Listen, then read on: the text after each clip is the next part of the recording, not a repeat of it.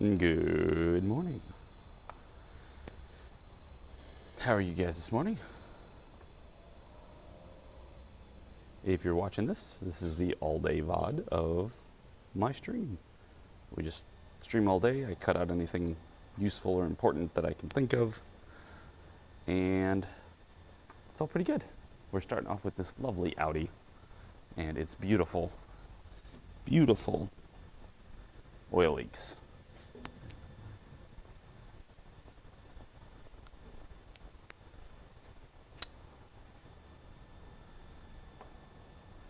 So why is the VIN saying mismatch? 2009 Quattro. This should be correct.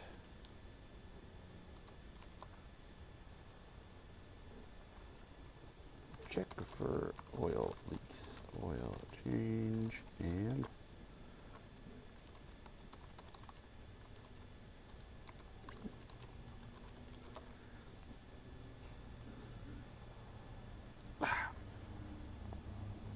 sweet.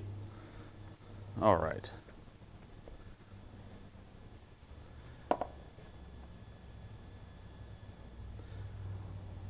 We have here 2009 Audi A4. As you can see in the top, it is actually correct. Sometimes in videos I forget to change the overlay, so sorry if that's the case, but I try to let you know. This thing's got a bit of oil leaks, as you can see, just a touch oily. He's got some modifications to it. You can see there's a blow-off valve up there. There's, well, different types of piping to the intercooler. Instead of rubber piping, it's metal piping, and it's making a mess. Also, it's been worked on before. As you see, we're missing some bolts. We got other bolts that are different types of all kinds and shapes and sizes. Hopefully he did not crack the upper oil pan. Also, the timing chain seems to have been touched, or the timing chain cover seems to have been touched. Yeah, so we're gonna, it's kind of everywhere. It's kind of everywhere. So we are going to clean it off, and then we're gonna run it some and see what we find. But clearly this is nothing new, judging from how much that hose right there has squeezed out rubber like it's cheese. So, let's get to cleaning. And I have something in my shoe. Nope, came out. Has this got any pressure in it still? Yep, it does. Good. Should grab us an oil bucket to help catch some of this junk.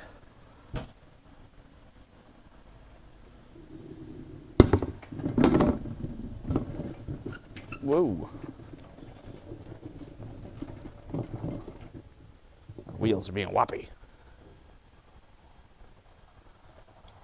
It's a little brisk this morning. Again, winter has shown up in full force, if you shall. It's not that cold. It's just, it definitely went from the 90s to the 70s during the day, and it went from the 70s to the 40s overnight. So it's gotten a little brisk. That is, of course, in Fahrenheit.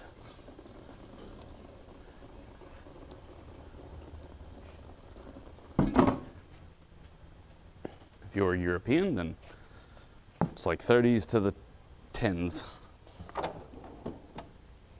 and 20s, which is nice. Don't get me wrong. I'm quite happy that we're getting some cooler weather, but I will be wearing a jacket till it warms up a little bit more.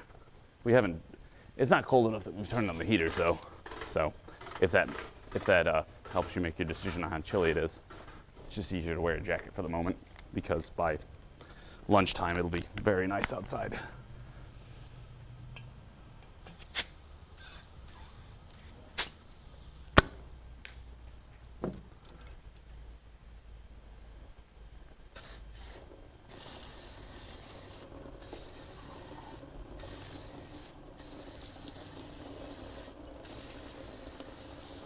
Yes, this thing is more like a super soaker at this point.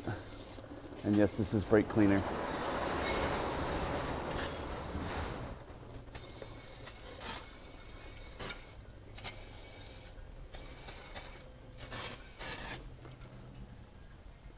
Let that drip dry for a few minutes, or seconds, and we'll go back and wipe it off. And have a look at how our cleaning did. But it's pretty gross. We might need some more.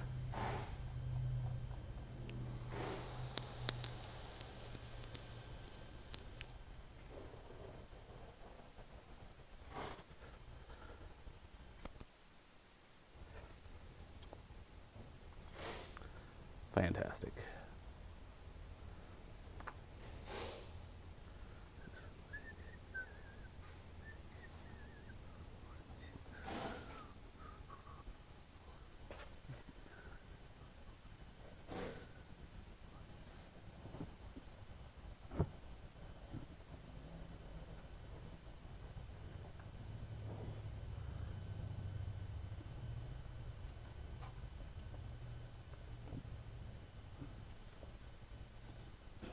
Sorry if you hear me whistling the Castle theme song.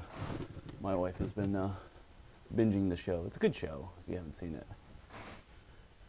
It's just your typical, you know, guy-girl cop drama. He's a writer, she's a police officer. It's funny. It's funny, it's cute, it's entertaining.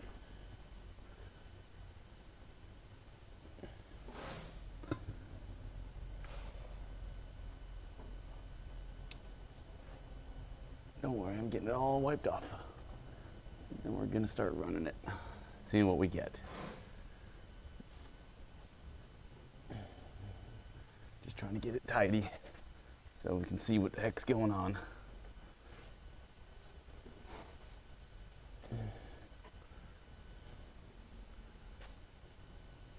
I don't know if it's the cover though. Usually it's the upper timing cover. It still very well could be, but it doesn't seem 100% to be that.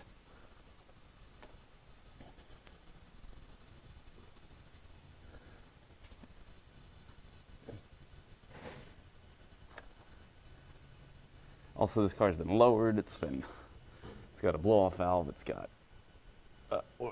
oil catch can. It's got a bunch of modifications to it, which kind of makes me wonder, like, you go that far. I mean, they've done something in the front cover. They've done the oil pan. Why not? How? It's one of those questions when you're working on cars and you're like, why did you bring it to me when you've done so much work to it? Yourself. I guess maybe they figure they can't figure out where it's coming from. All right, not ideal, but a lot better.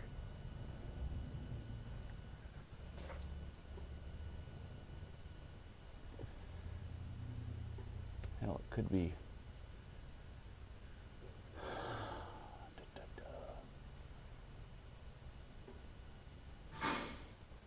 This side's not nearly as bad, though.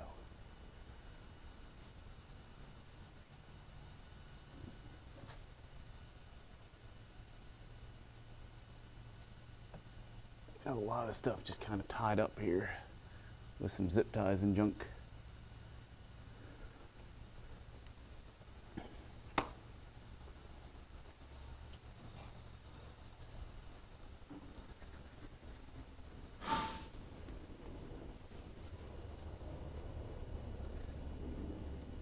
All right.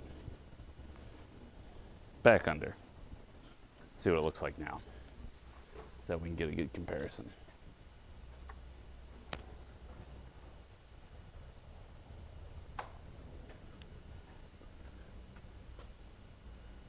Much cleaner than it was the last time, so hopefully this will make it a little bit easier to ID stuff. But you can see what they've. This is gasket sealer.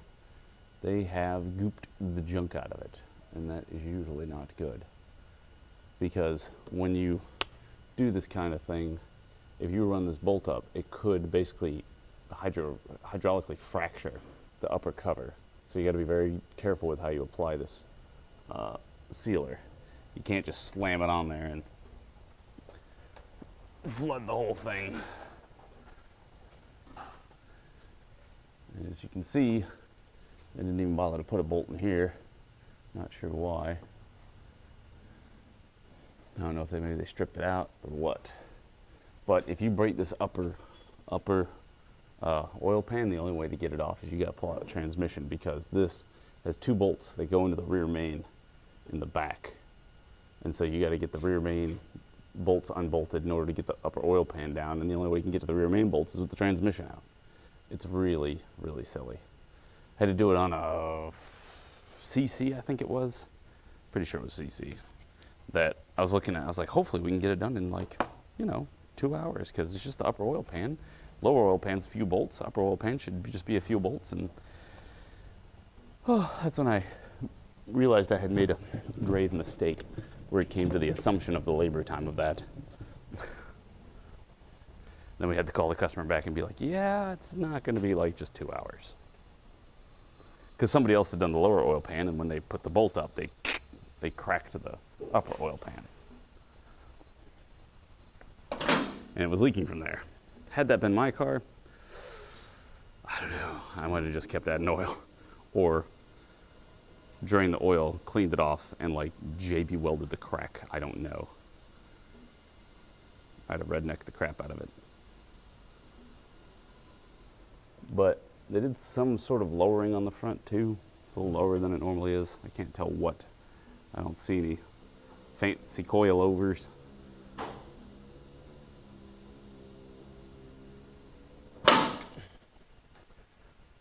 But yeah, up top here we got oil catch can. Good morning.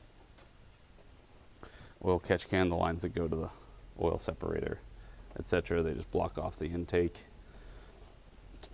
APR tuned carbon fiber intake here. It's not terrible. Seems kind of redundant though. It's the same setup that the stock has. Yeah. And they don't have that on quite all the way either.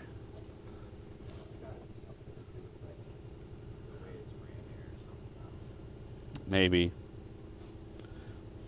I guess they think that the extra 1 PSI that they get going through there really helps the turbocharger spin up an extra PSI when you're going.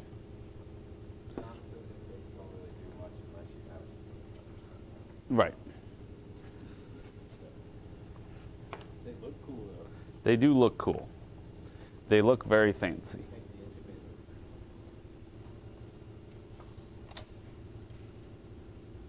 How much oil we got in here? Actually, I hadn't checked that yet.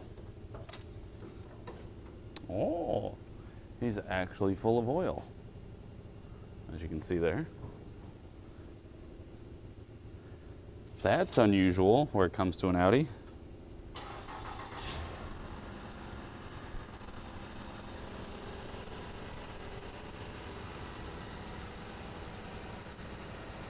What is the temp right now? The temp here is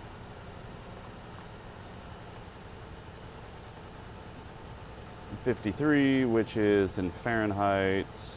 What is it in Celsius? It's 11. And that's about, it's probably like 9 this morning. It's been warming up a little bit already.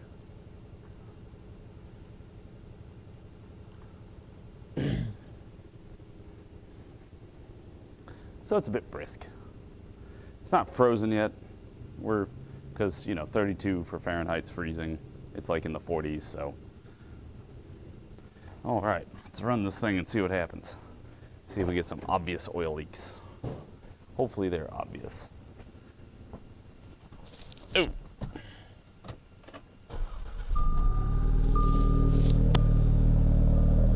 You fancy fart can.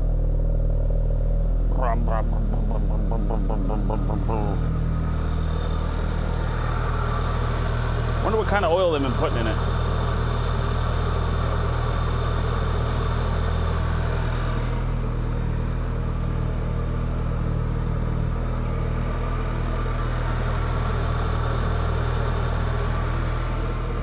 Well, like I said, it's chilly to the point that you want to wear something like this for a while, but come 10 or 11 o'clock, we'll have the doors open and it'll be sunny and warmer.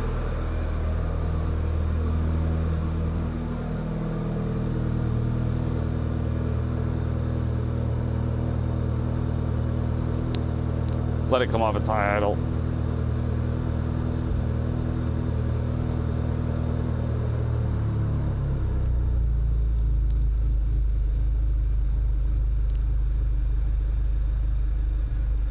Smelling really rich.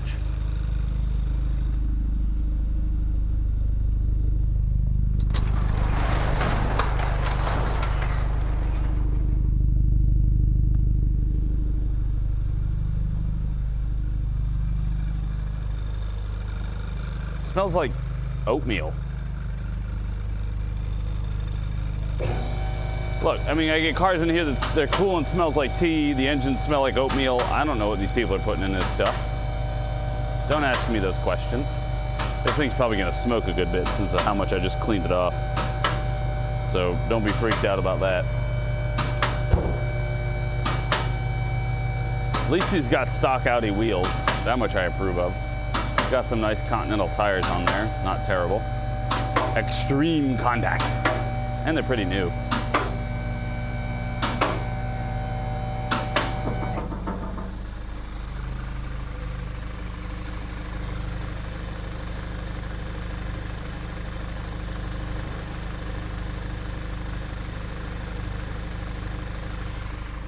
We might be fighting some really old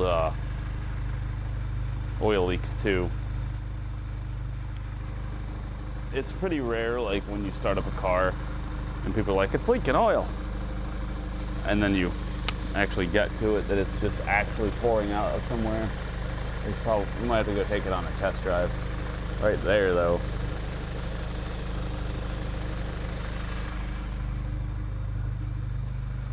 Wouldn't be surprised as lower oil pain still.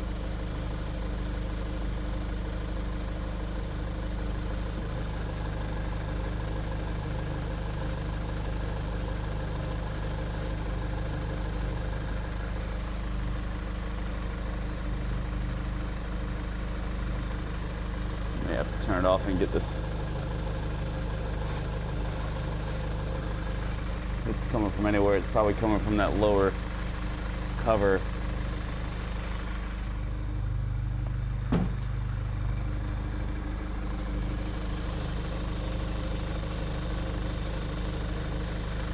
don't want to get my finger grabbed by the pulley.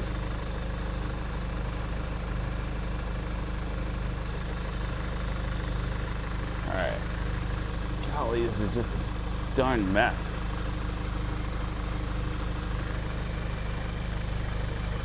Oh. Is that broke?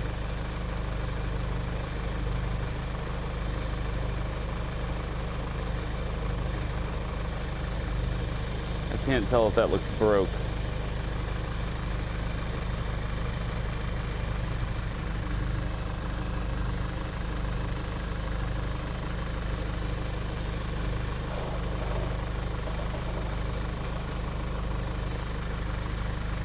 It looks like they came after and tried to seal this up.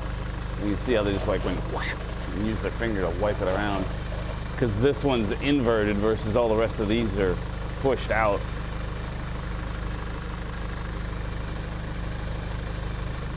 I want the dipstick.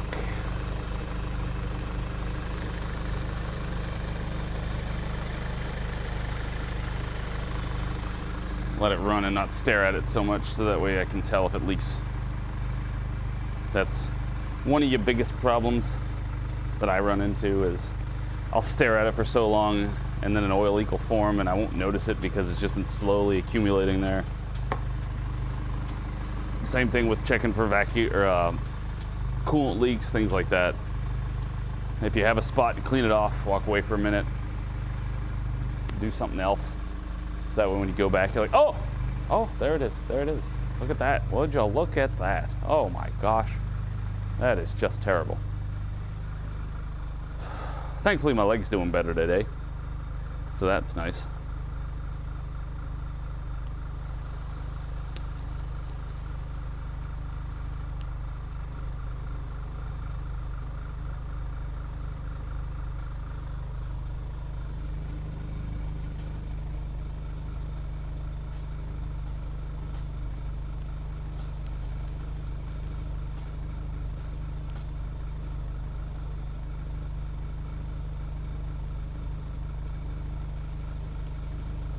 How are you guys this morning? Other than getting us to work a little later than I normally do. I wasn't late for work, but usually I get here half an hour early. Today I was only like 10 minutes early. Still that problem of getting out of bed. That's the thing that's killing me. Getting out of bed. Once it starts getting cold, I want to sleep. Yeah. See what I meant by not staring at it? Look at this. Look at. Ooh, tripping over my own power cord. Yep. They crack that upper oil pan. That's what I was afraid of. That's where the oil is oozing out of. Because it's not coming from up here. I don't see it. I don't see a little trickle coming down to here. So it's leaking right there. And they've been trying to deal with that.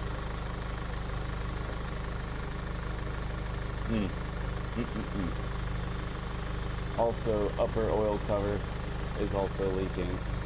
I can see that from down here. Or upper timing cover, not oil cover. Ah, crap, sorry. Audio. Yoink. There we go.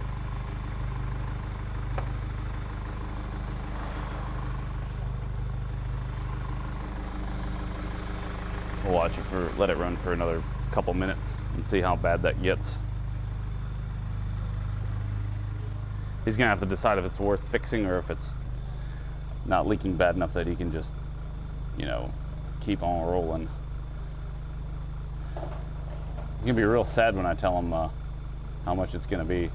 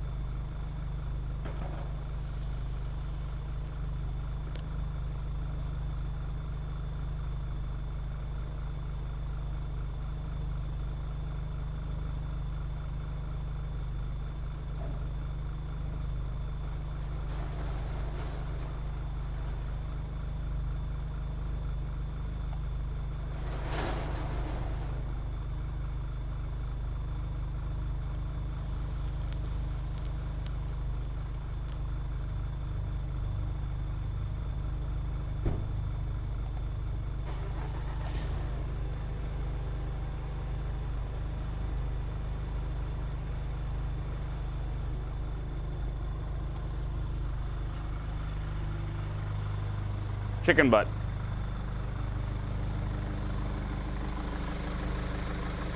It's not terrible. Like, it's not pouring out of here, but it's definitely leaking.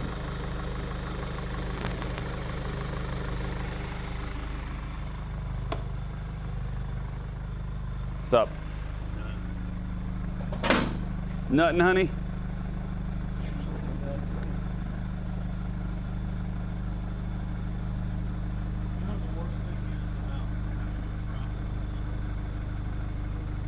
Not knowing a solution yet?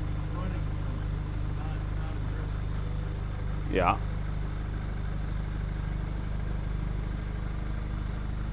So I don't look at my bank account. It's too scary. Not saying any names, since we're all on the worldwide interwebs. Yeah. But that, Yeah. he's not called me back yet. You know you got a problem. I called you twice. Yep. You know? Yep. If we had a problem with a customer and they called me twice and I had not returned their calls, I would be falling on my sword apologizing. Yep. Because that's not how we do things. Nope.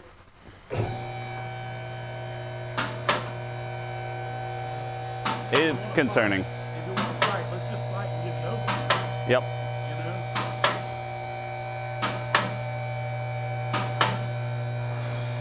Burying your head in the sand. Oh man, but I've tried that so many times and it's just worked so well. They just stop calling after a while.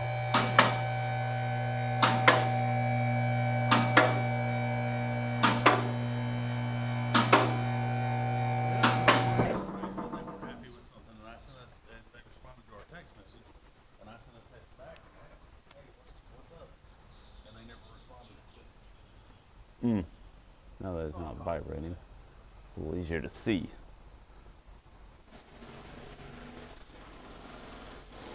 You know what? Here's a better way of doing this. Oh man, that won't work either, because that sucks. I need to get my new borescope. I don't know, maybe it'll be easier to see with the camera. Oh, the camera can't zoom in, because it's a GoPro.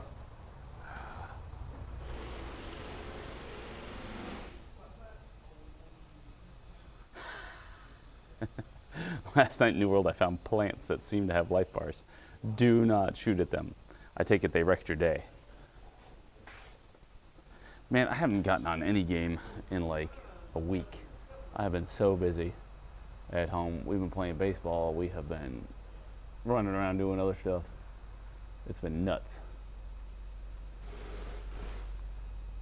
I can see the bolt. They destroyed the upper oil pan.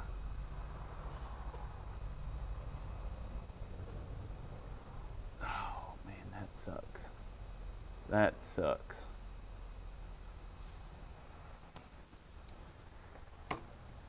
Leave the funny plants alone. So leave the hemp plants alone? All right. Let me get a screenshot here so I can easily post it on the ticket. So what we have here is, let's modulate the light some so this thing will pick up better. Print screen.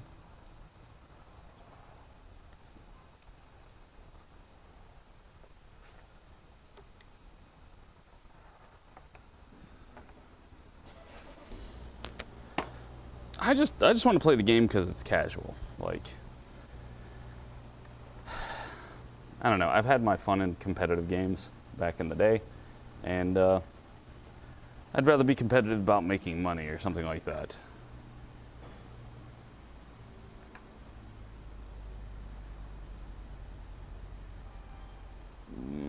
Sure. Under hood, other items. Oh, I need paint, paste, crop, yoink. And it's still kind of fuzzy. Save as, Audi oil leak. Add a picture, Audi oil leak, bingo bango.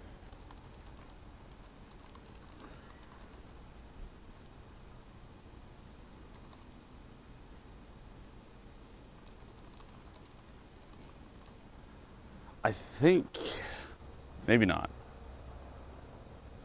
This is going to require a lot of disassembly. I can't remember if you had to, I know you have to take the oil pump off to do the upper oil pan. And I can't remember if you had to take the timing chain loose. I think I managed to get it out without having to do that. Not the upper timing chain, but the timing chain in general.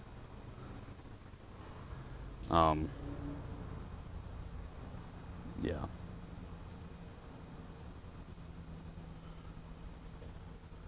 So, of the rest of the leaks though,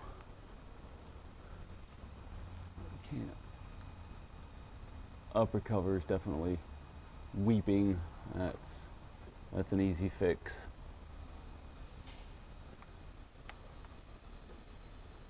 I don't see the timing cover leaking, although they have absolutely ruined those bolts. Some of the front cover bolts are stripped out. Oh, this thing's gonna be a mess. Ah. Hair. Eyebrows, hairs. I've got the greatest eyebrows known to man. Brakes are okay. Let's see, axle boots are torn on the outer side drivers. It looks like the axle seal's leaking. Could be. Still got a decent amount of oil leak. Rear main's likely leaking as well. because we got a bit of an oil leak back here. Wouldn't surprise me, especially since they got the catch can. I don't know what that does where it comes to vacuuming the crankcase. I'll have to check that. Check the vacuum pressure.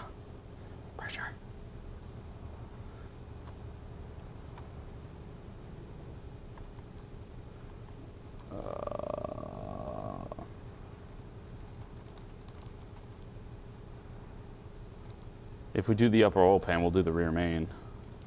So, darn it, I shut down the screen cap too soon. But yeah, I washed that off. I know at the very least, if I didn't wash this off, I wiped that off. I know that. So it's leaking from somewhere around there. Could be something else contributing to it, but if we have to do the upper oil pan gasket, then we're gonna end up doing this too. So, kind of a moot point. Wrong way, sorry. Trying to keep my cords from getting tangled.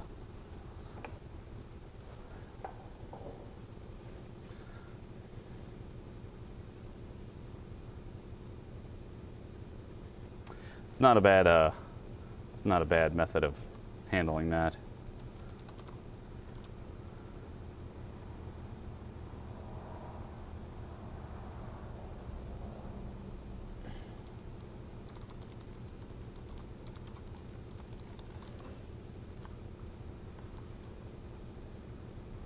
Add another picture, oil leak rear main.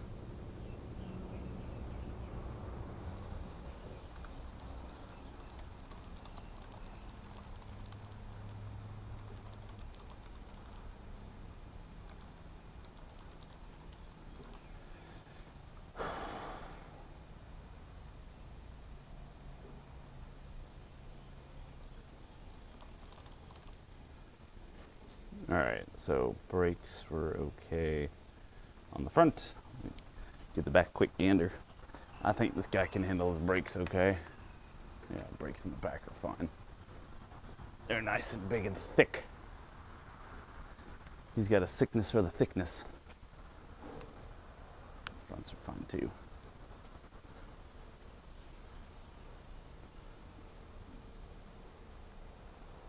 Tires are new. Let's see. Hood shock's terrible. Air filter is aftermarket. Drive belt, nah. We could use one, honestly. Hoses are eh. Transmission fluid we can't check without a specific procedure. Front shocks, rear shocks. I'm pretty sure those will all be fine because he seems like the kind of guy that's going to be installing his own shocks. Yeah, not leaking or anything. We'll give it a bounce test and make sure that...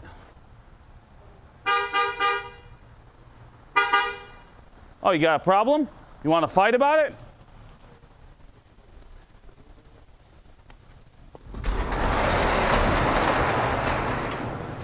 You got a ton of room over here. You can go this way.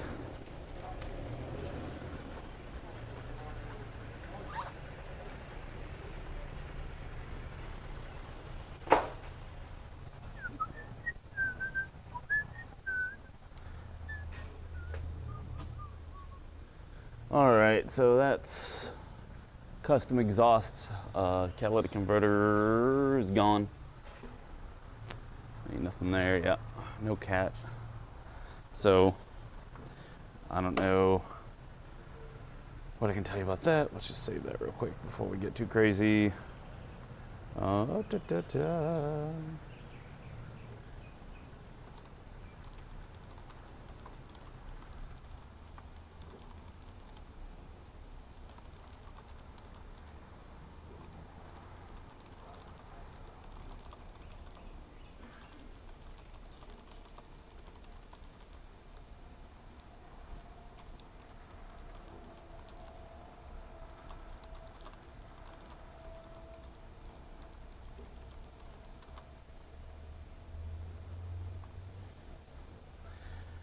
So here's the question. If I wanted to learn about Audi tuning, I guess I would have to ask our other shop, not that we have another shop, but another shop that was opened by a guy that used to work for us.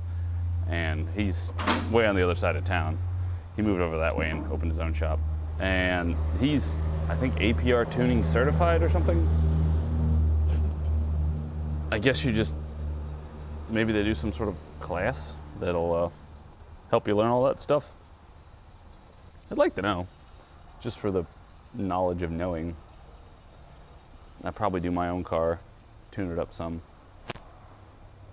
My Audi. Now that the van seems to be doing pretty well, I can spend a little bit more time doing that. Maybe we can get ourselves some more interesting videos, or just generally have more knowledge about that.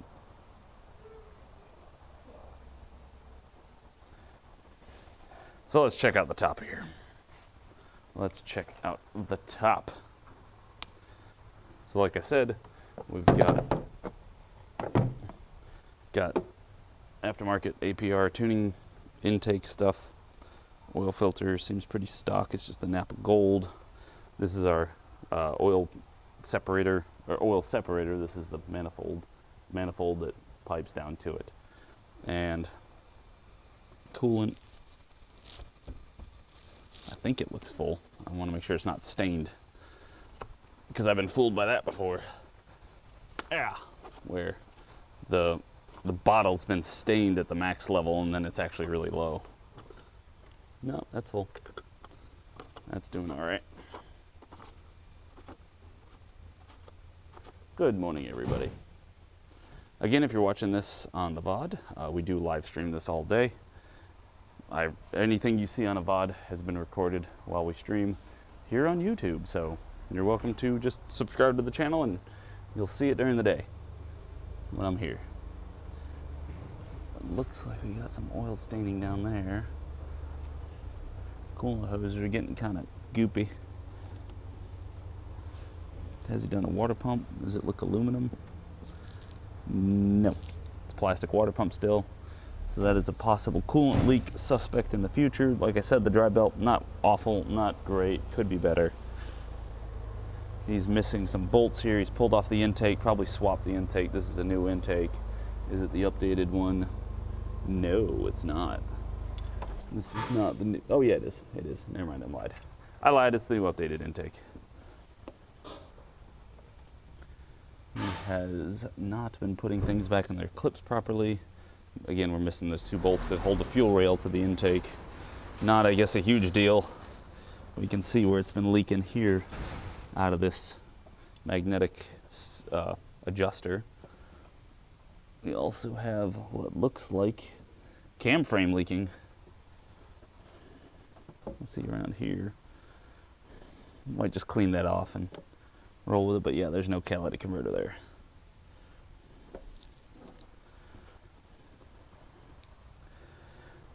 All right, although again, this is a cam frame. This is not a valve cover. So these bolts, that's literally the bolts holding down the bearing on the camshaft. So if you have to change this cam frame, you got to pull the entire timing system apart, because you're going to be taking the cams out. Yes, I've done it. Ooh. So, gives us a good point to start with. I'm going to clean up this top.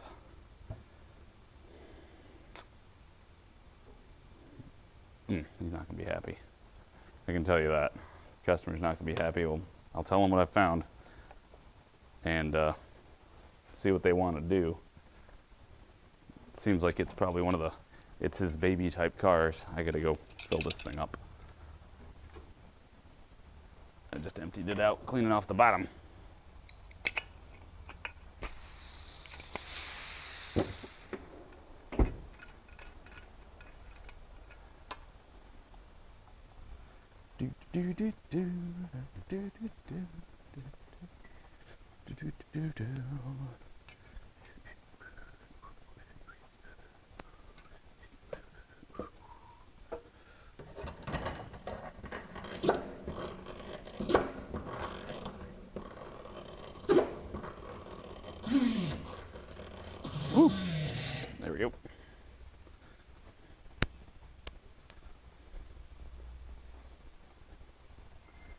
wonder we're gonna need another tank of that.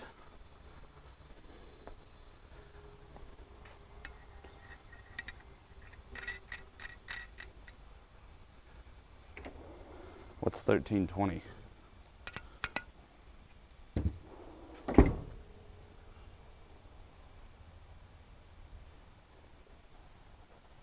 If you guys don't mind, if you are enjoying the content thus far, give it a thumbs up. It's really helpful. I appreciate it greatly. And it helps more people find the stream. And generally just more people show up, hopefully. The algorithm likes it, and so do I. Because let's be serious, I want to help you learn about cars, and I will also want to learn about cars, but I would also like to make some money. I have to hose this or wash this off.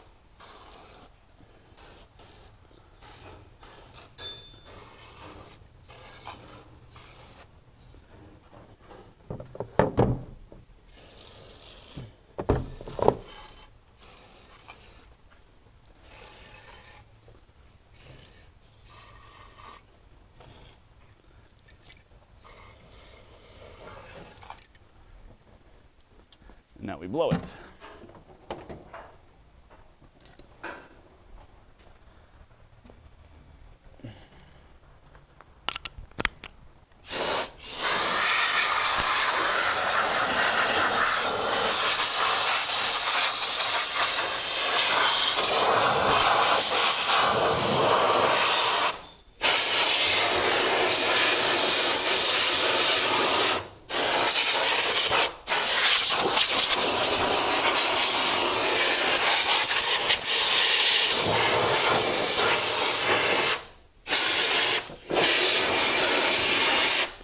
I also don't know if we want to do an oil change yet, because he wants us to do an oil change. But if we have to do the upper cover, or the upper oil pan gasket, or the upper oil pan, we need to change it.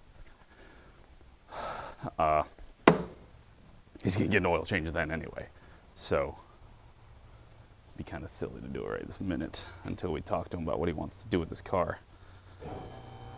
He might decide to do it himself. I wouldn't really complain if that was the case, because this is going to be complicated. And if we do that, we're going to have to look in all the procedure of what we got to do to this thing.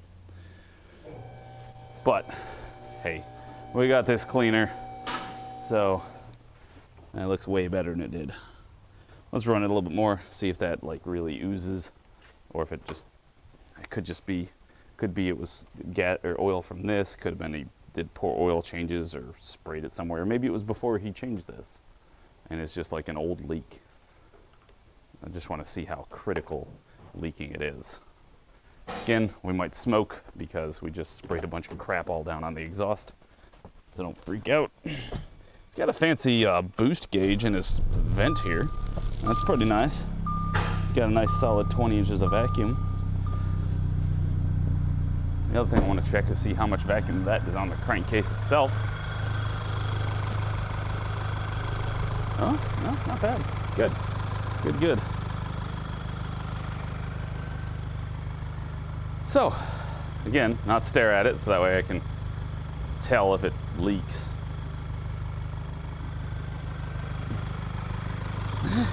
The universal remote.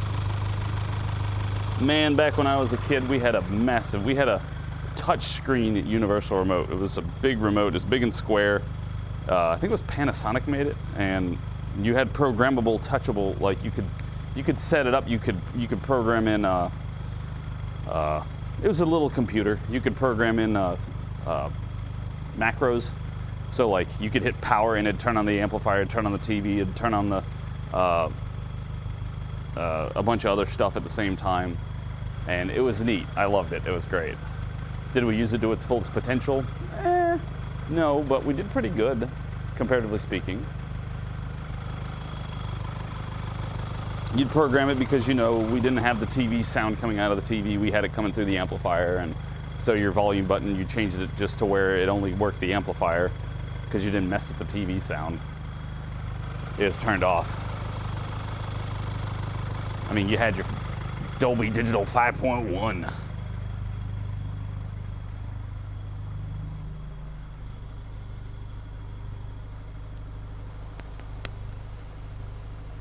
It was nice. Oh, I asked this question to Jason the other day, and I'm curious of what you guys say. I want you to tell me, this isn't not in a political sense, like I don't care about the politics of the decade, but if you could pick a decade that was like, this is the decade now, what decade would it be? Like we could just, it's happening. 80s, 90s, 70s, 60s, something in the past century. And like I said, we'll leave out all the wars and the politics and stuff, but just like generally, what decade did you like the most? 69, giggity.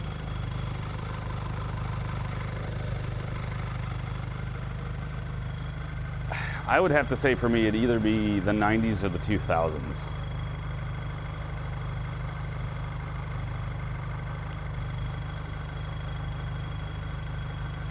I was a big fan of the 90s. I was a teenager in the 90s. It was, I mean, I know there's a lot of other stuff that was going on in the 90s that were other things going on, but generally, I mean, the advent of the computer, like the real consumer level of computer stuff. Although I hate 90s cars. Oh, they're awful. Most of them. The early 2000s where it came to automotive work, I couldn't really complain a ton because that's when they started doing pretty well at implementing some computer systems, yet not taking over everything like this, where it's too much. Even this isn't terrible. But when we look at things that like that BMW R or M8 yesterday, that thing is just, ooh. Need to be a mechanical engineer, electrical engineer, then a physicist to work on those things. So you guys that work at the dealerships on those really, really, really expensive cars, you are a more patient man than I.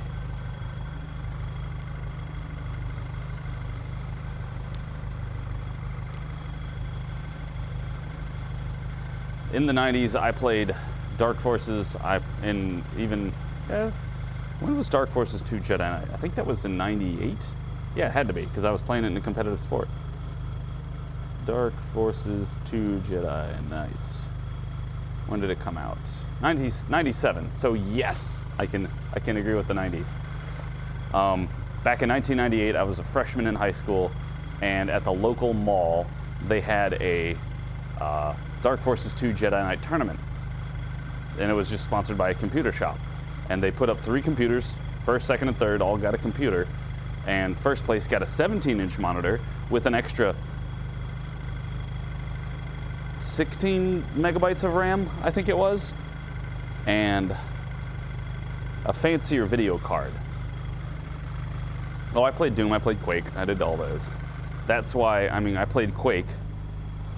That's why when I went to school and they told us to label our tools, I used the Quake logo as my tool label because I figured nobody else had it. Because I didn't figure many of them were computer nerds that played video games all day. So, it's not leaking from the cam frame to speak of, it's pretty dry. But anyway, high school tournament, I signed up because, hell, it's free to enter. So me and my friends signed up. And there was like 84 people that signed up for the tournament. It was free for all because they'd have a max of 4 people, and then you just kill as many people as you can, and whoever has the most kills or points. Mostly it was kills first, then points. And the first round that I played, it was a 1v1 because 2 of the other people didn't show up. Oh my God, that was the most stress I'd ever been under in a competitive sport. Like, because we'd finished the round and we were tied. And the only reason I won was because I used the force more to kill him. And so I had like 3 more points. And so I won, and I was like, oh my God. Oh. And what was sad, it made me so sad by the time, because I just steamrolled through everything else. Just absolutely destroyed everybody. I was like, if he hadn't faced me in the first round, he would be sitting next to me with a computer as well. So I felt bad. Like, he was the best player that I had to compete against that tournament, and it was the first round. Oh. But yeah, I got first place. So I won myself a $1,500 computer when I was 15. And that was the start of the end. That was the start of the end. No, it's good. It was good. All right, it's run long enough. We'll pick it back up and check under it real quick and see if anything else has displayed itself as being worse than before. But yeah, the top's nice and clean. It's staying dry. Other than where it's smoking because of crap I sprayed down on it. Has it got wheel spacers? Why does it say ECS tune? It's got to be a wheel spacer. Why would it have wheel spacers?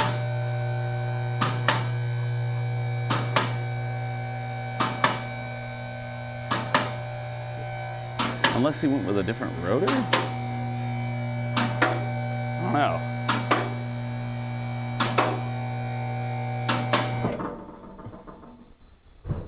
Yep, that's formed into a droplet. And I mean, we made a little bit more oil up here because of what we sprayed down. So I'm not really going too crazy on that.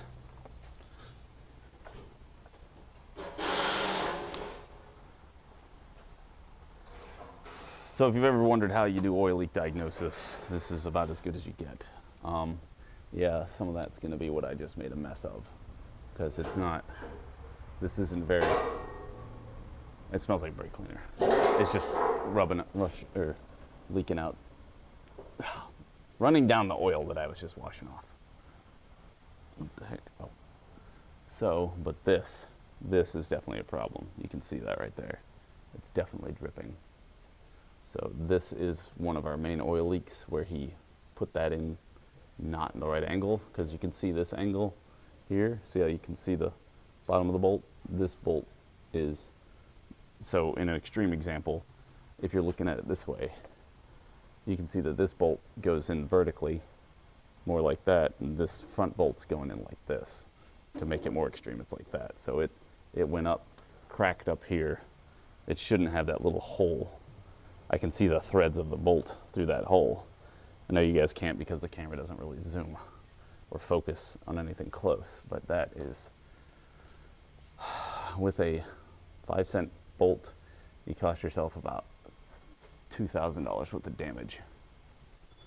And you see we wiped this off too, and then that's leaking too. But again, if we do the upper cover or upper oil pan, then we'll do the rear main at the same time. So, but this thing, Oh, I'm coming. Calm down.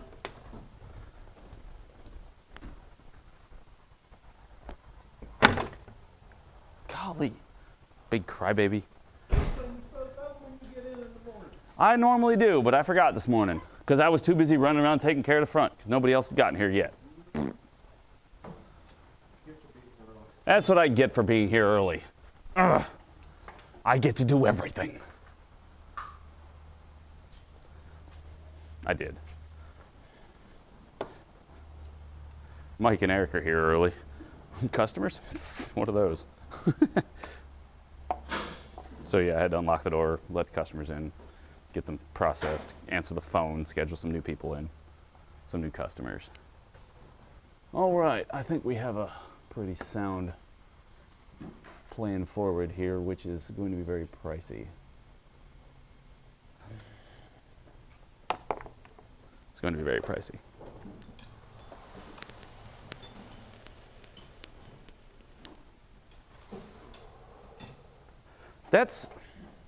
You see, that's the thing that I can't get over. Jason, if you are going to buy a car and you see somebody listing off like it's got an ECS tuning kit and it's got lowered springs and big rims, does that add or subtract from the price? Usually it would subtract. Usually it subtracts. I mean, if it's done really nice and professionally, then it could add to it. If it's done well and professionally, it could add to it. Professionally-ish. Oh. What you getting?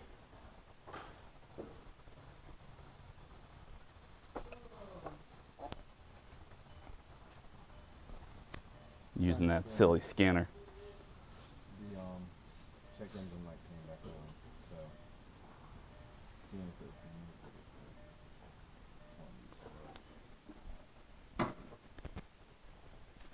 All right, I gotta remember to end that video. Stop this one.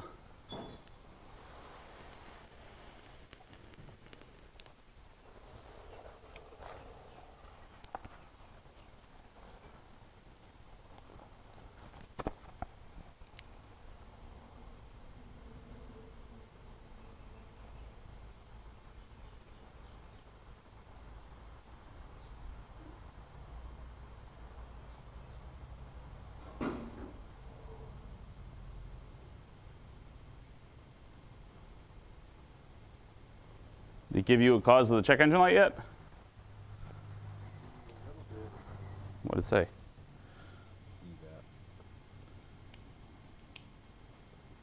EVAP system stuff. Pop the hood.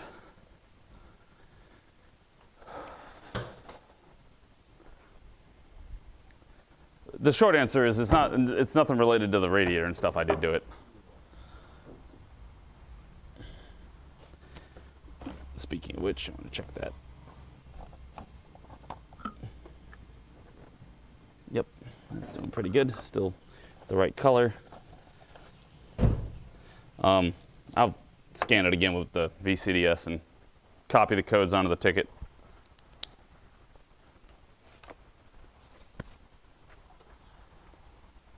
We're going to write down stuff for the other car here in a minute. Let me scan this real quick for Noah.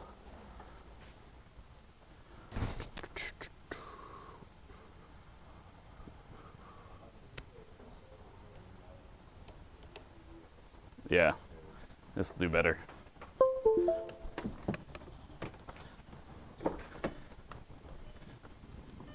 You got a Pappy Lappy Top you can bring in?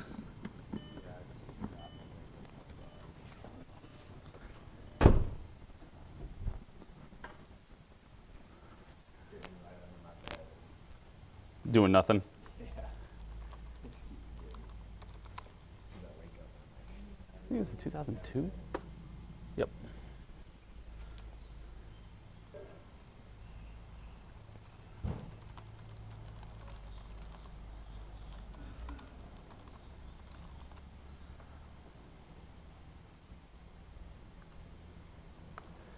VCDS. Select. Warranted. Warranted is good.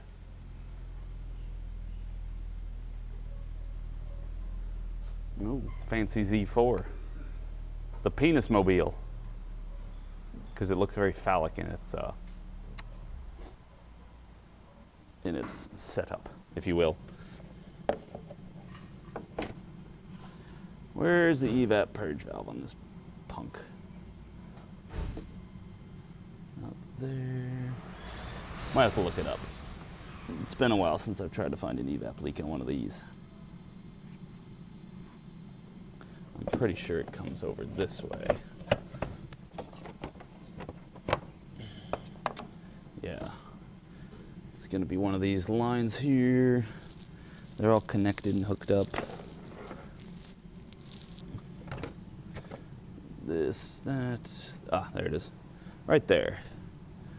So, and somebody's zip tied them. So somebody's been up in here. So what we can do is you can turn the key off. We're done with the check engine light part.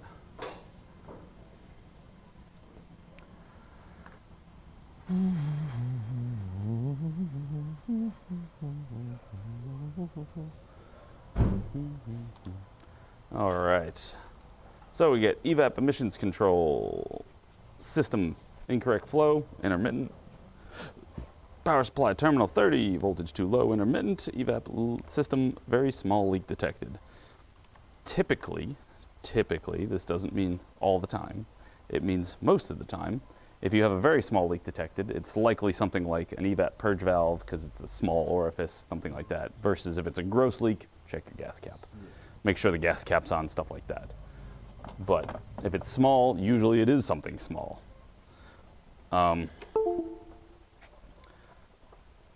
Just put this out of the way for the moment. So what you can do is if you want to pull this piece out, unplug it and take those two hoses off, pull the piece out, and then we'll use the vacuum tester and we'll pull a vacuum on it to make sure it holds a vacuum, because it might have just a broken diaphragm in there. So you can just cut the zip ties, and or just might pull them off with the zip ties on there.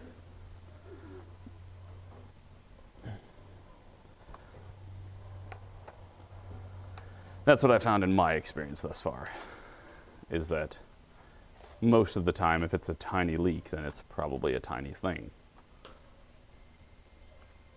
However, in the south here, we have a lot of different evap diagnosis than a lot of, and especially down in our state, because we don't have any emissions laws with that. A lot of people will give them the evap codes and they'll say, what is that? And I'll say, well, it's emissions related. It's about like gas coming out of, instead of it being vented into the engine, it's leaking into the atmosphere. And they're like, oh, okay, do you have to fix it? Like, well, in our state, no, you don't. You can run around with a check engine light for on as long as you want. And they're like, cool, give me the keys. Okay, it's your choice, it's your car. I'm not gonna tell you what to do with it. All right, back to our Audi. Boop. All right, what haven't we checked over yet? Tie rods, ball joints, and other things. Let me give those a quick gander. I know I glanced at them, but I didn't really pay attention to them. Tie rods, ball joints, yeah, all the boots are intact.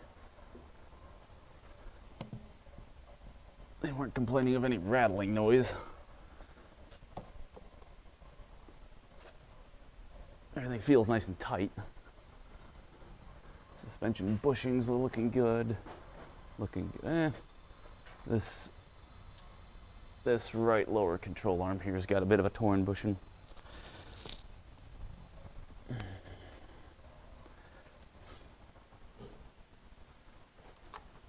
I just hope we're crushing it today, because I want to make you guys enjoy it. Do what? Yeah, you can leave it like that, and you don't have to take off the connector.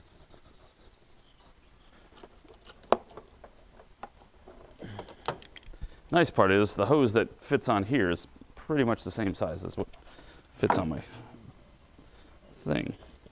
So you want to check the side that points to the engine, because that's what it's going to be checking for vacuum from. And you see what's going on there?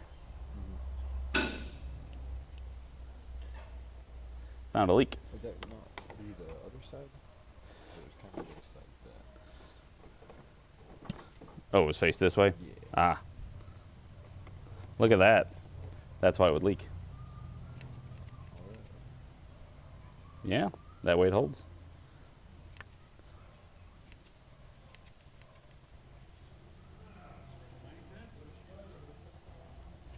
Good job making sure I head it in the right direction. So yeah, that's at least holding a vacuum for now. It could stick open. Your next, would be the next possible test, would be get a power probe and then pull a vacuum on it, activate it, make sure it lets go and then seals back up. Because you might pop it open a few times and then one of the times it doesn't seal up. Too big. Just right. This is why I make testing things. So, show you what we just did. Evap purge valve. We're gonna test it by powering it and seeing what happens. And instead of trying to reach in there with that, I made testing connector just out of an old harness. So I can plug that in and then we can hook it up and power it and do all that stuff. So we'll just use this Audi because I'm gonna put it down in a second. You can use the jump box, I mean hell. Yeah, you can just do this. You can take that.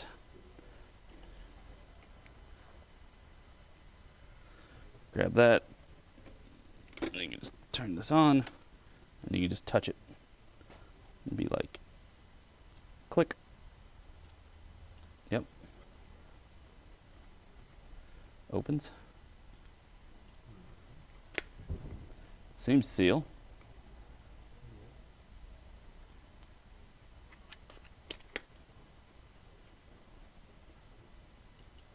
Yep. Seems to function normally. So, yep.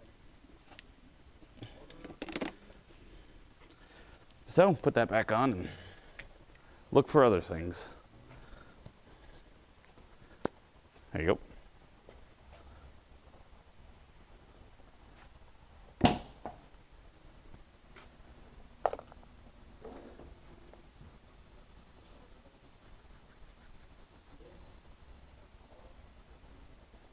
You know, Alan, that's what my wife says.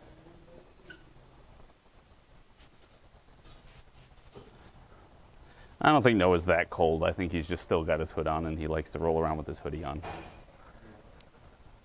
He's not actually like freezing or anything.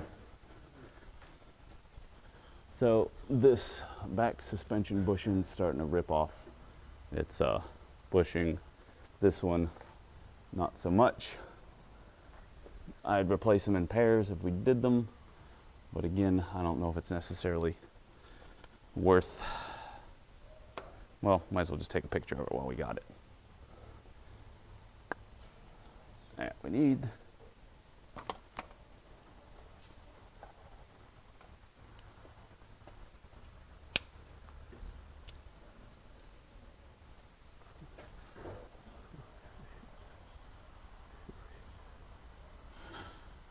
Print screen. Sweet. I don't really love coffee. I don't mind it. I'll drink it, but it's not like my day is ruined if I don't have it. The only reason my day would be ruined if I didn't have it is just because I'd probably get a caffeine headache.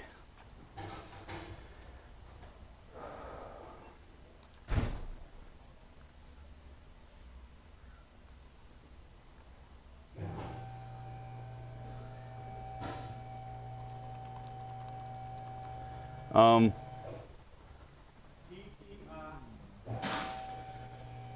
looks like someone tried to seal that up. It does. Because I mean, it runs straight back to it. Yep.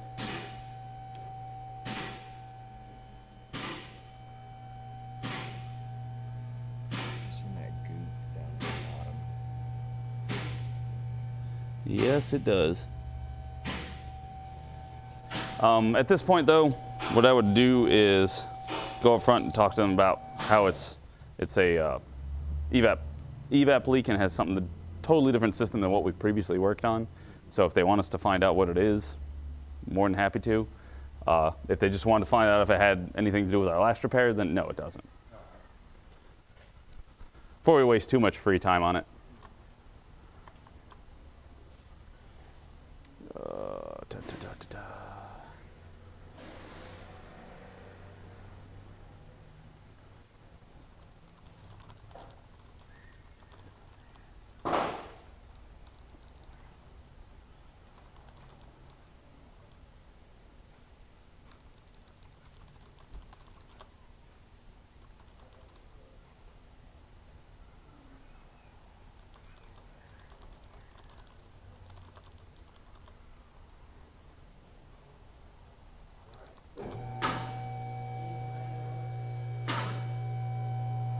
All right, cool.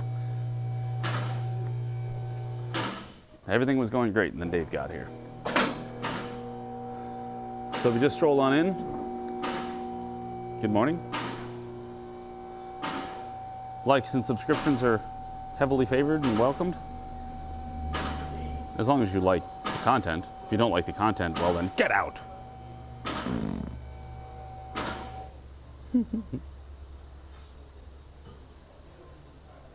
I didn't pay attention. Is this thing Quattro? I don't think so. No, it's Quattro.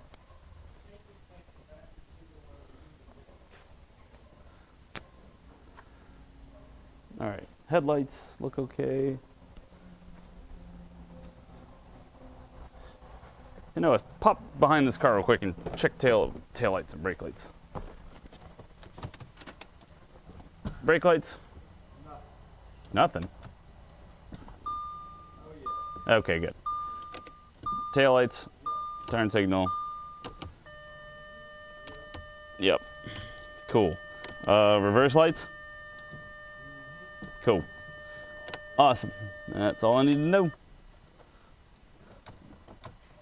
Let go. Let go of L key. I don't see anything else like obvious.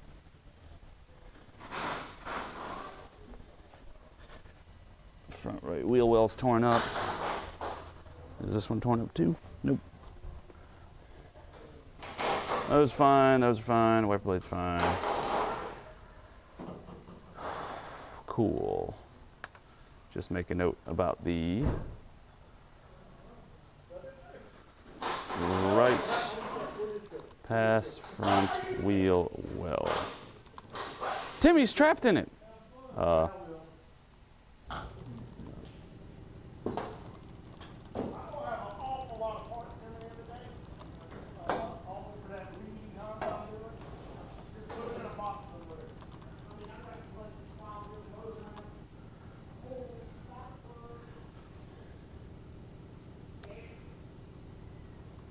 All right, let's get our typing fingers stretched and prepared to write up this long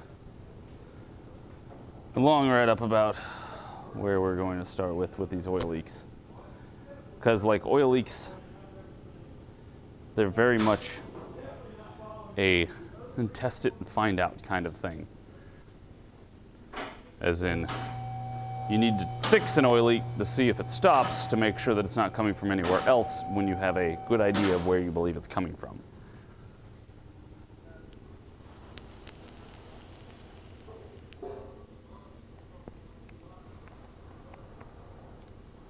I don't hate her.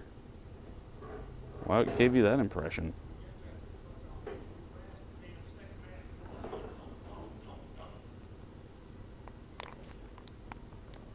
Hey, Jeffrey.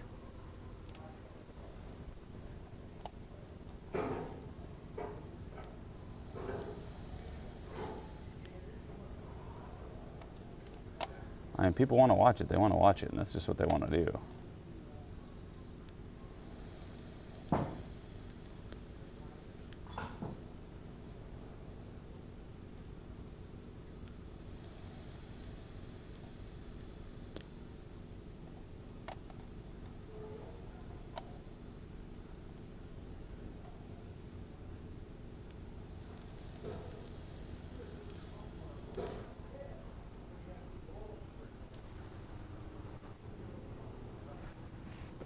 All right, so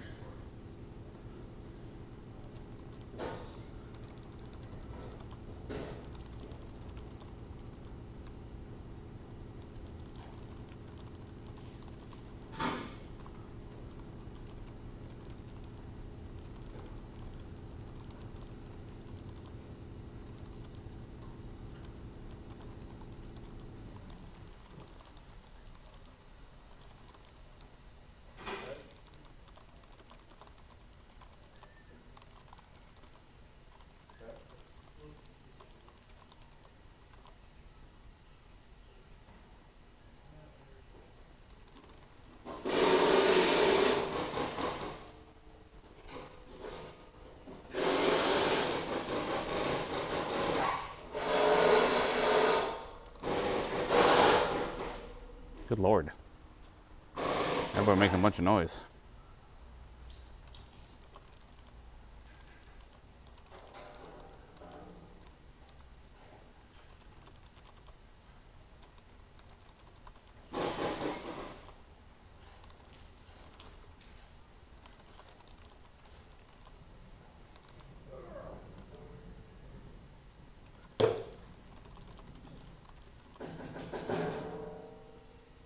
Why are you throwing things? Is it rusty? What happened?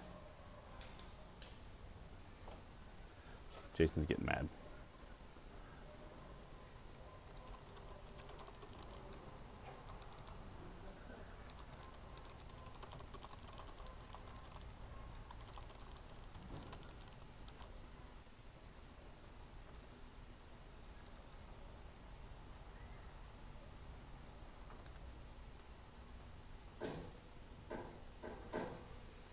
Okay. Upper oil pan is to lower oil pan gasket. The pan is cracked from where a bolt was improperly installed. Crack the upper oil pan. This will require removal, transmission removal to replace because the rear main bolts into the upper pan, which is a fantastic segue into the rear main seal is also leaking. This would be done at the same time the upper oil pan. Upper timing cover, seal cover.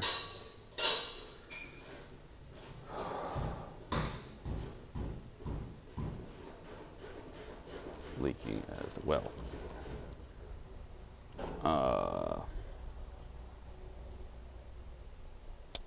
What else was I going to mention?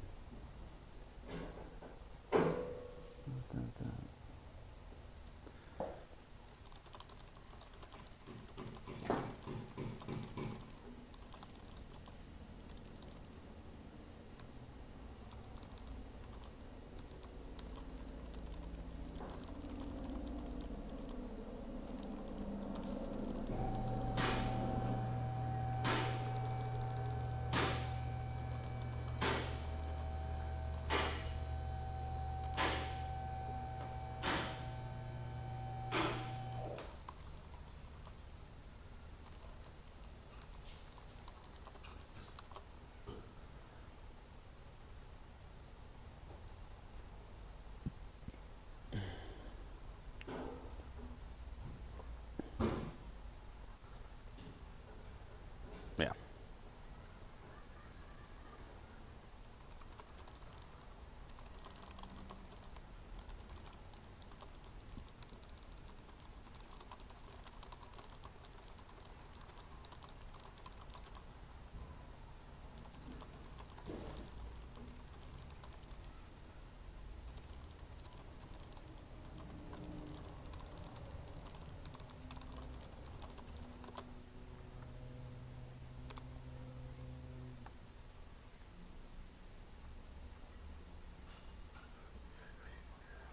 Mileage is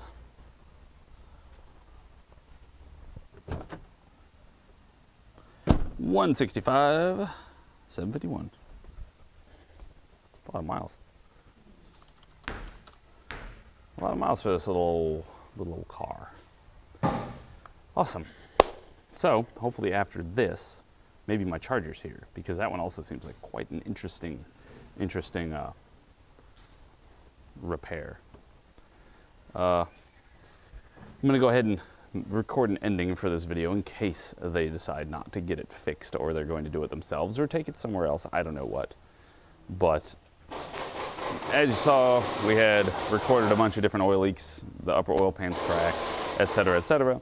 So if we do something, I'll document it. If we don't, then this will just be its own little standalone video, and you can hopefully use this to locate some of your own oil leaks, or use it as a guide to give you an idea.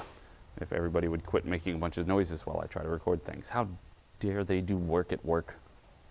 But thanks for watching, and I appreciate it. There. I'm gonna go up front and tell them what I found on this thus far. Well, what I found on this, and see if my charger's here.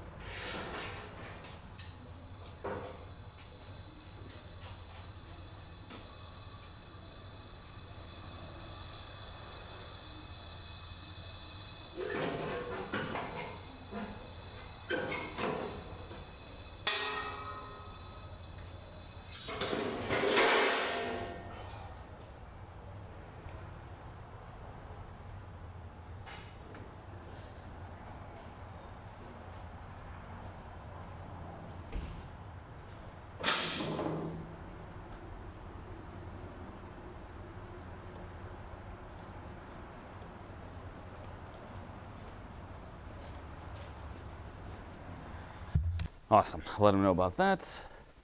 And yes, our charger is here. So we are going to get that in.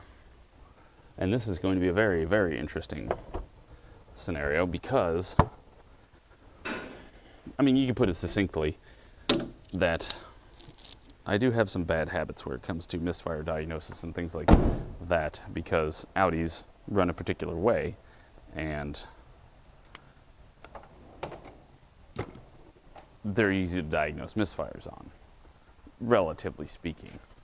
They have a misfire counter, etc., that'll help you narrow it down.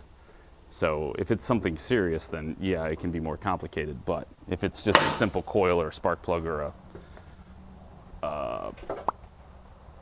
the injector's a little harder. But if it's a coil or spark plug, it's real easy to figure out quickly.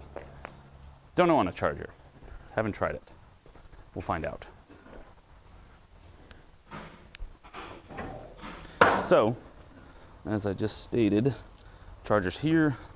If they're going to fix this, it's going to be quite a bit of time before we can locate parts and get it all, the ball rolling, so to speak, on getting everything here because upper oil pan might be kind of hard to find. And also there's some differences that are critical. Anyway, charger time. Let's get that in. Put this out back.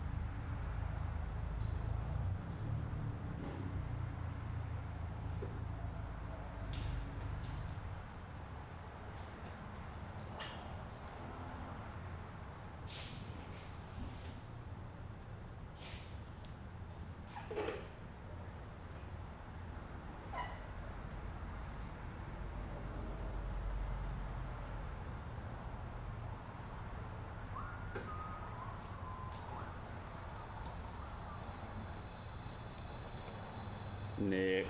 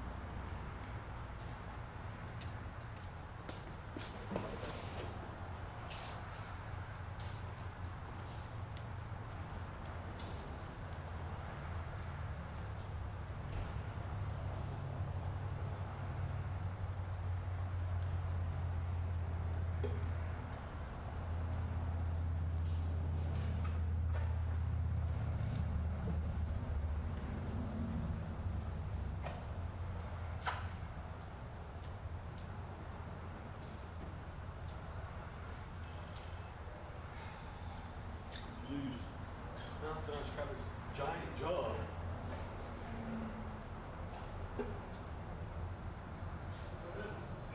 Fucking brake fluid.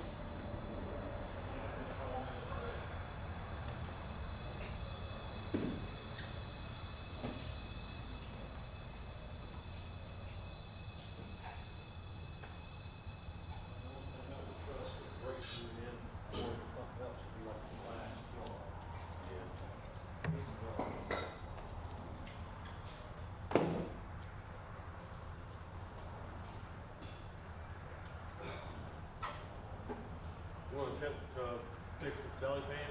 It's gonna take a while. A bolt broke. We'll try to drill it out. I mean, figure it out.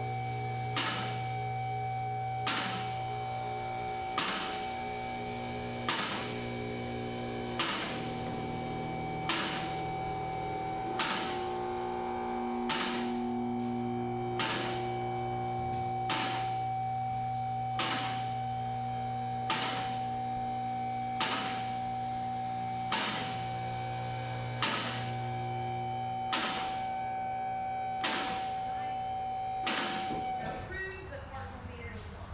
I mean,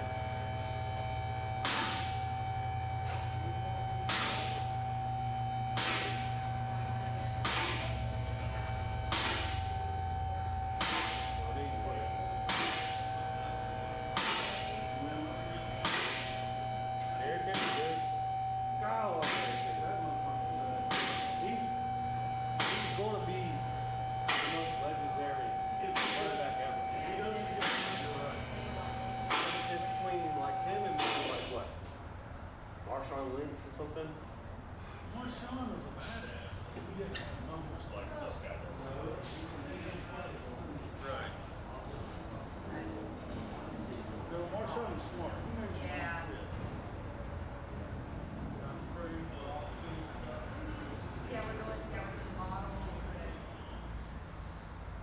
That's great. We're having something to do.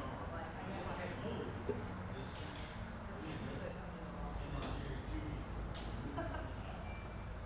that's kind of crazy.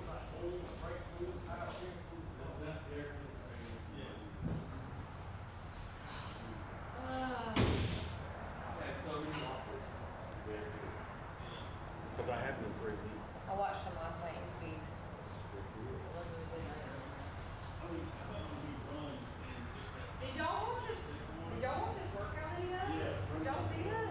Did y'all see him on the one-leg bounce ball? Yeah. He stiff arms people. I mean, he was a beast in college. I mean, look at him now. I just showed him a picture of him standing next to Mark Ingram, and he towers on him like Oh my God, that guy Beasley on the Bills. He's like the tiniest little man ever. He's good though. I'm He's surprised been around they for a let while. him play. He's been around for a while, He's man. got to be like my size. Yeah, but Cole Beasley's the one that was so vocal about non-vaccinations. Oh yeah, yeah. Oh, and in New York. Kyrie Irving's at the house. Because he can't play basketball. That's crazy.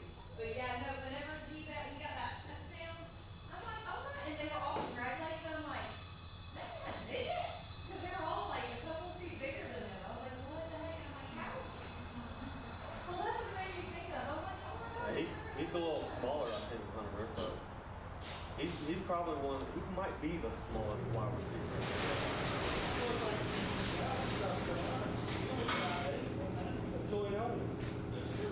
That's so wild, though. I mean, I didn't know.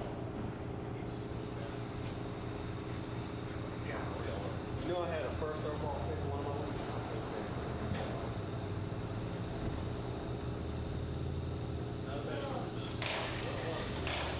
Especially considering I would have picked up McCaffrey and look at him now. Always hurt. I gotta go to work this week. I got them Dallas on the highway. I've been riding the market with my nose. Throwing two wide open. Throwing two wide open. Yeah. Dad's got a quad in it.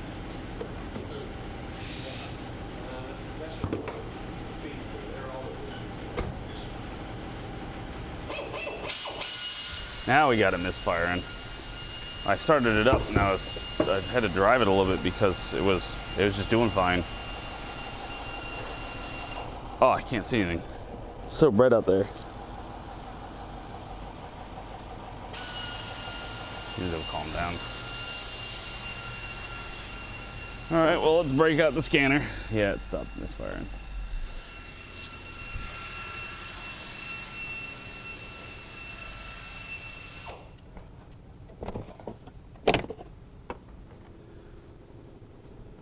Oh yeah. Woo. Nice big V8. Hear me. Oh, hear me.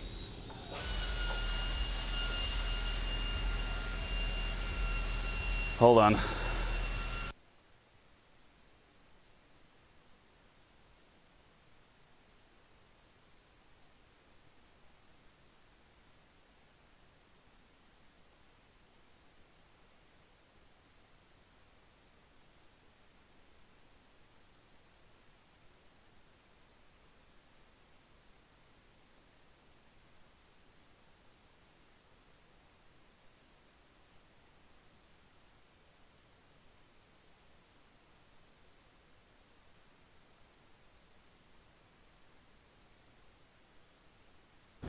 All right, sorry, I was just moving my microphone so I could take off my shirt. Jacket. Whew. I should probably drink some water.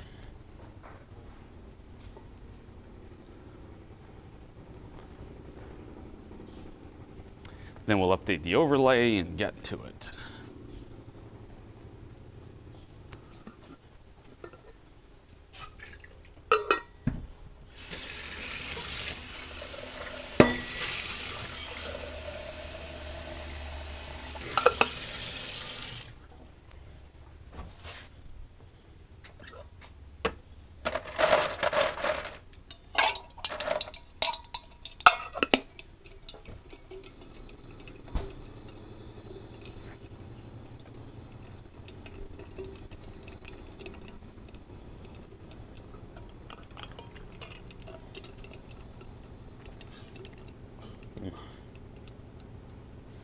Wabash and Lake.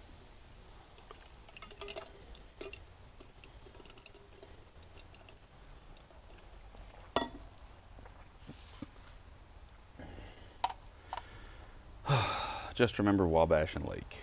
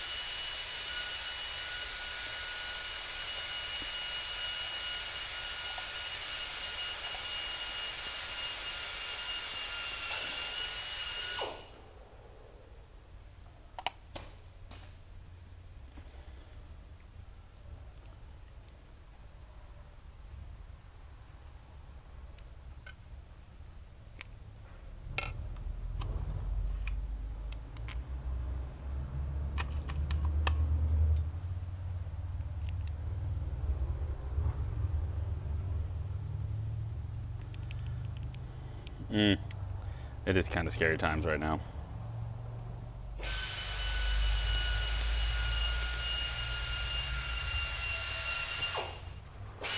All right, let's go get our scanner and scan the charger. What's funny is the check engine light would flash, but it doesn't stay on.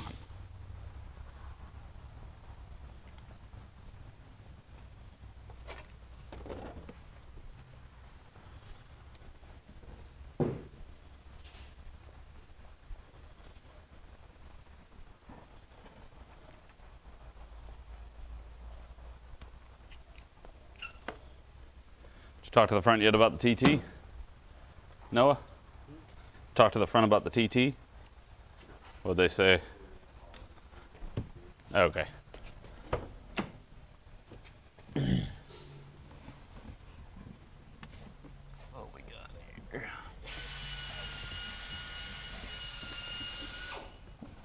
bloody connector.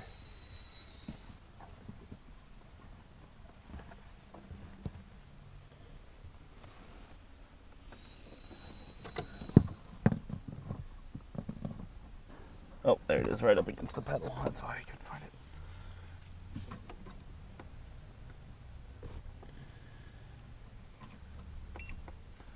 There's that.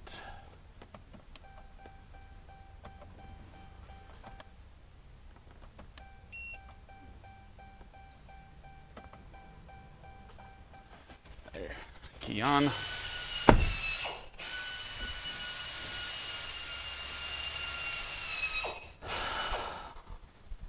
Why, thank you. I have no idea how to say your name, but for the 20, I don't even know what currency that is. Loading the Charger. 2011 Dodge Charger 5.7. Code scan, pre-scan. All right.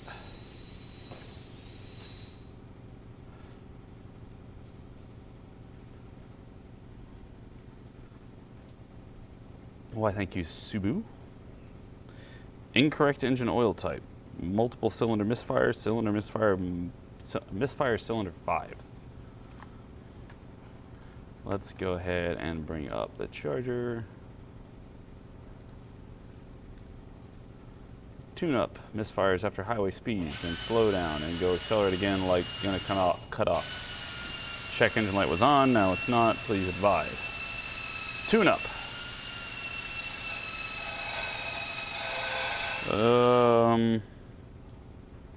Nothing else particular.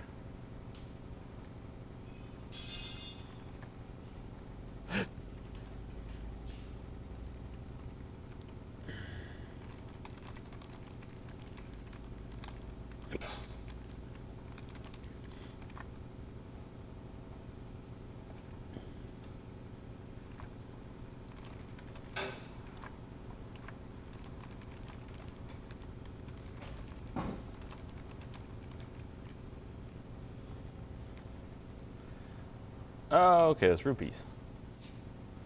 Nice. Alan, did you change your name?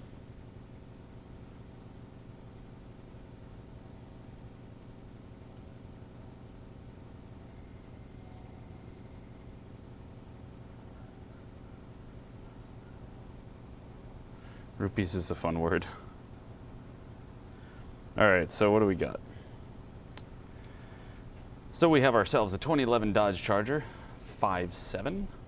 The customer's complaint is specifically tune-up,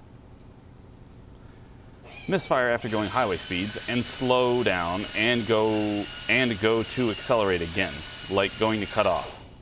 I love the sentence structure and the way they put it, which I'm sure it's my service writer that wrote that down. And then following that is check engine light was on and now off. Please check and advise. So we've already scanned it. Why, thank you, Alan. 3 codes in the engine. Incorrect engine oil type, multiple cylinder misfires, P0300, and P0305, which is a misfire on cylinder 5. So, I guess we're gonna get to looking at this. I would say the first thing I'd want to do is pull out cylinder 5's plug, see what it looks like.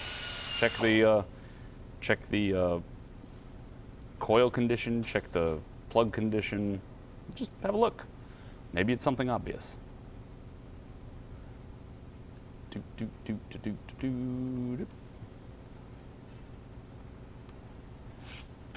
So we can turn the key off now that we got that. Let me print that real quick.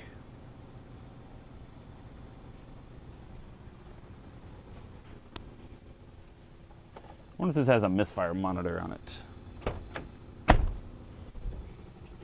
I open and shut the doors because a lot of cars, you gotta open and shut the doors to make it like shut off. Like if you just turn the key on and cycle it through the accessory modes, it'll keep the car awake. Like you can still use the windows and other stuff.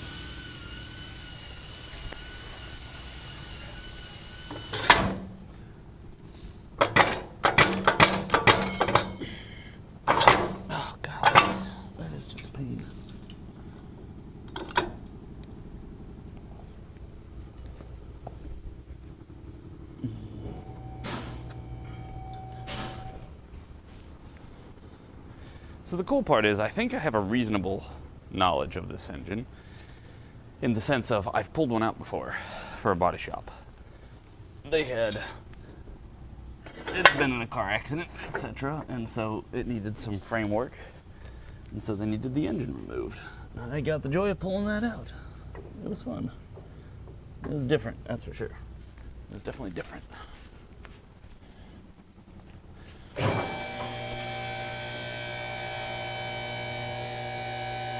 I like to pick up the cars to get them to a height that I like, because this is just a little low. So, which one's cylinder 5? That's the first question. Go ahead and pull out the scanner in case somebody else needs it.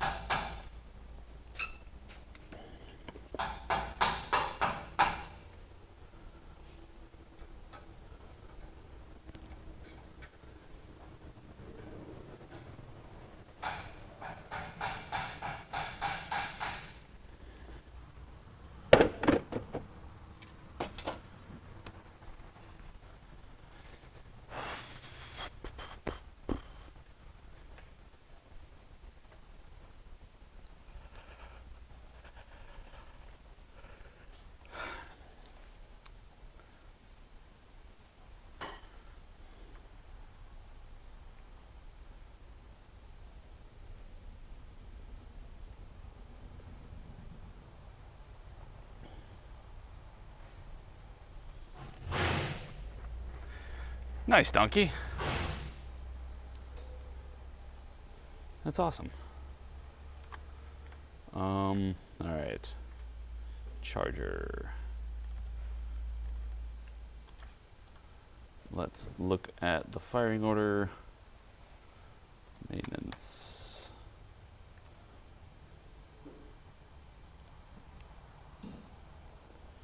Right bank. 1, 2, 3, 5, 2, 4, 6. All right, so 5 is the rear of the right bank. Oh, sorry, that was a 3.6. That was a V6. This is V8. I would hope that. Anyway, so actually, it's the third one back on this side.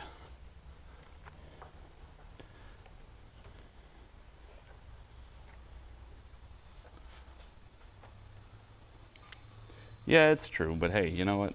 Every little bit helps. I don't mind.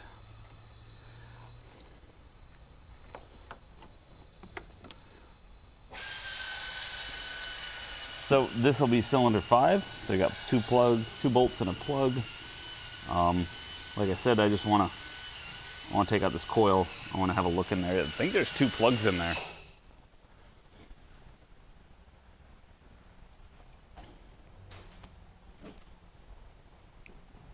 So I'll have a look at the coil, look at the plugs. If we really want to get special, we could even swap this coil with, say, an adjacent one.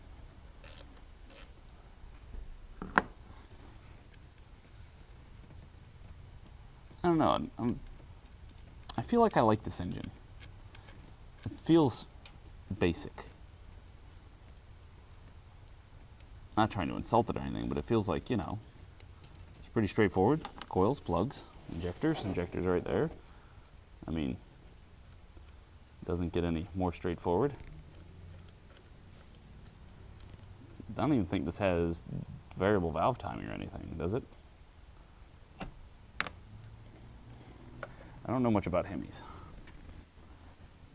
All right, 2 plugs. Coil doesn't smell burned or anything.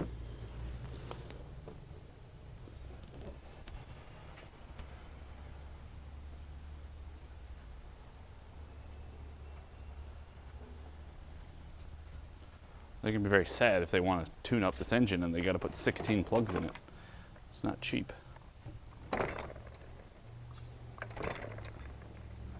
Not cheap at all.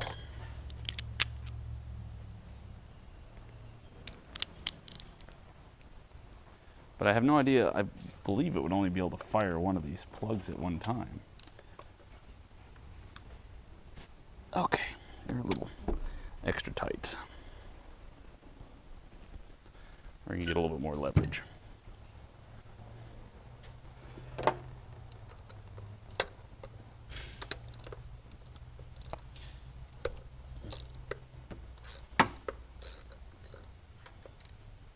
Also, I don't know what pitfalls I'm going to run into with a Hemi.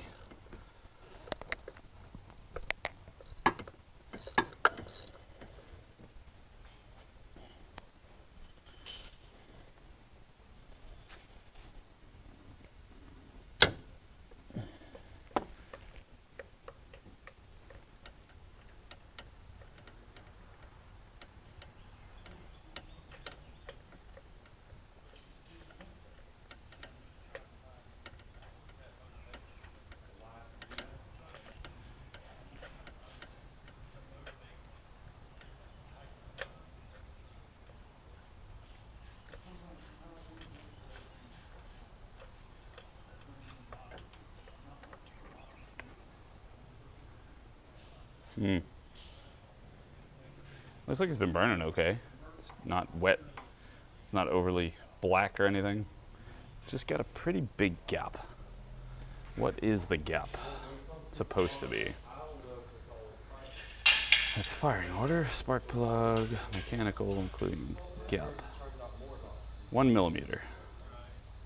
Torque, 25 to 30 newton meters.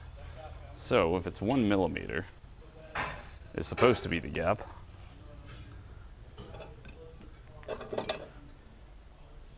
We got 1. That's a little bit bigger than 1 millimeter. A little bit bigger. Just a shade. Got your, where's your spark plug gauge? Right. Where's that? Yeah, the sliding one. There it is. This is 1.3. Yes, he's doing fantastic.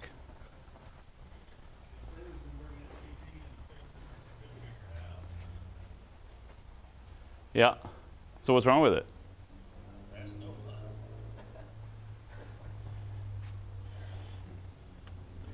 Ass. I guess I could close down the... I don't want to do that yet. I want to check the other plug first.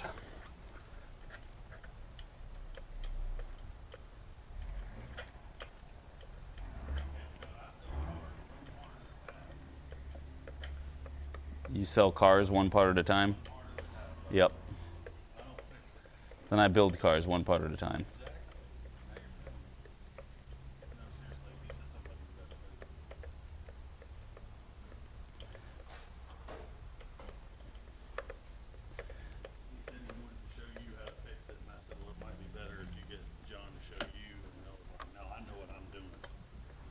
I'm pleased with his confidence. Yeah.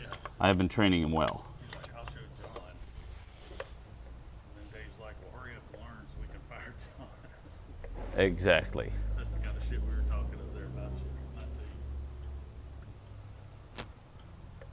you. No, what we need to do. Do they want us to figure out the check engine light? Well, then we gotta start looking into the evap system as to what could be a minor leak. Is it worthwhile to dig into What do you mean? that? No. Okay, because she just did the coolant stuff. You knew all that, Right. And then she said check engine light came on, so she was concerned that it might have something to do with that. No, it had nothing to do with that. Okay. It was evap. Basically, it's got a small evap leak somewhere in the evap system. Where it is, I don't know. We have to start digging, like smoke testing or things like that. A couple hours smoke test. 2 hours. That'd probably be fine. Okay. And that's all I need to say. I don't know. You think this plugs are a little worn out? Maybe just a bit. Just a bit. Yeah, I can see what I thought. A little used up.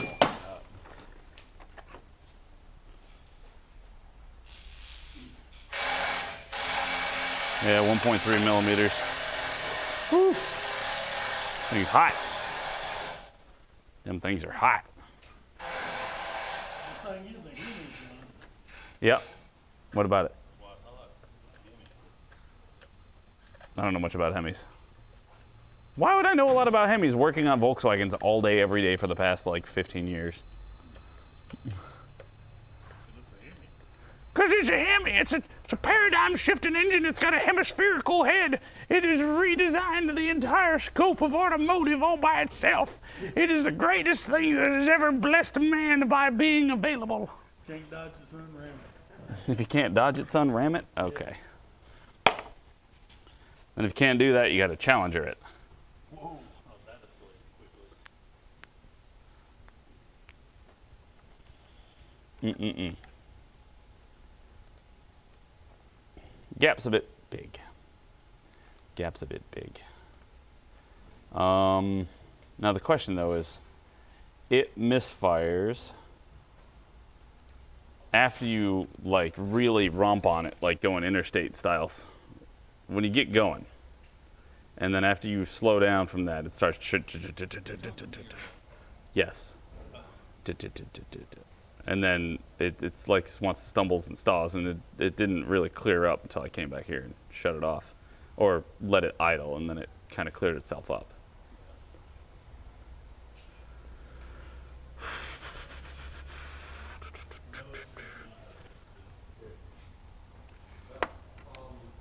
Audi 16 hours, bro. 16 hours? Nice. Just for the rear main and the upper oil pan? No, just the upper whole. Well, you gotta take out the transmission, so you might as well do the rear main at the same time.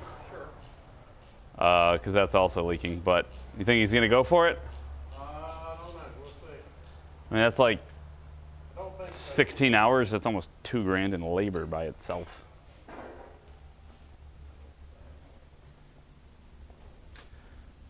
Probably worth more than you pay for the car. You ain't lying. And all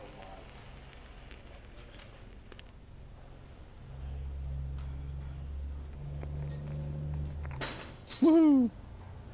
80 cents in chat revenue. I appreciate it.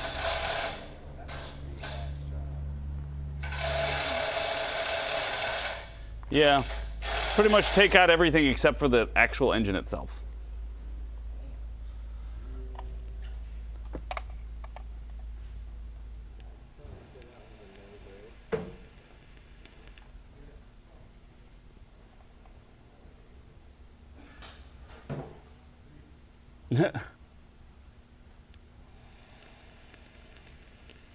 Good job.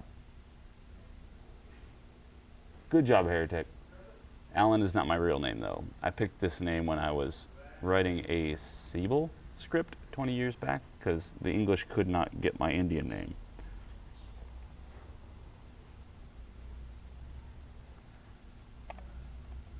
name. Heretic accidentally banned Alan. Nice. We've had our first misfire. Hold your fire! Hold your fire!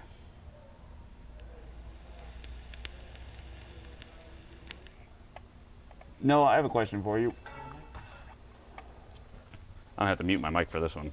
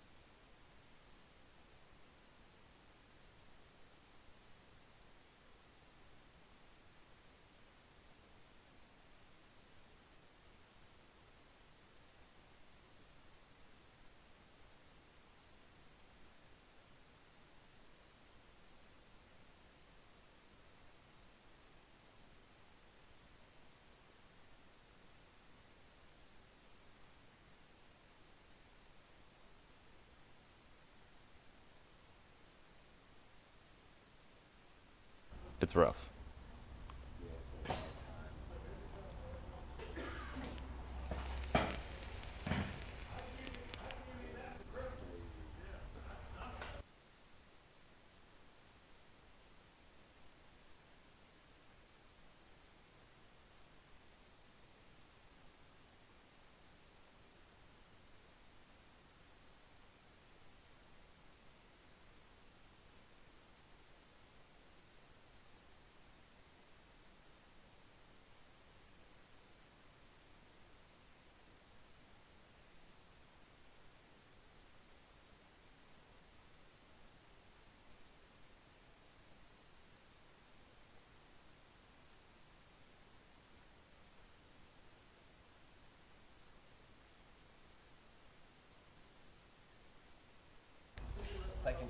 everything causes cancer. Yep, it does. The severity of the problem is what really matters.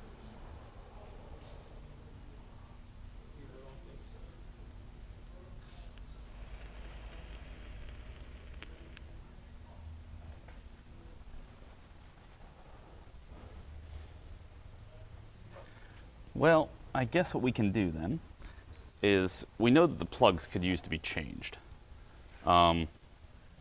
So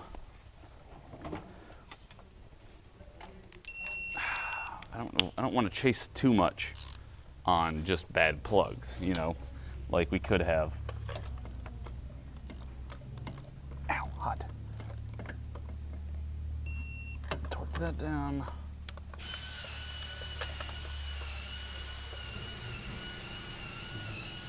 I don't know any common issues with Hemis, so let's go look to see if there's anything that I might be missing.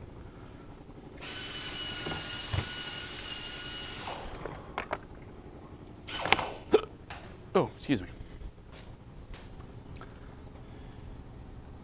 Like, is there a common failure for injectors? Is there a common failure for coils? Is there a common failure for something else that I can look into to see or test quickly and see if we get where we want to find the problem specifically?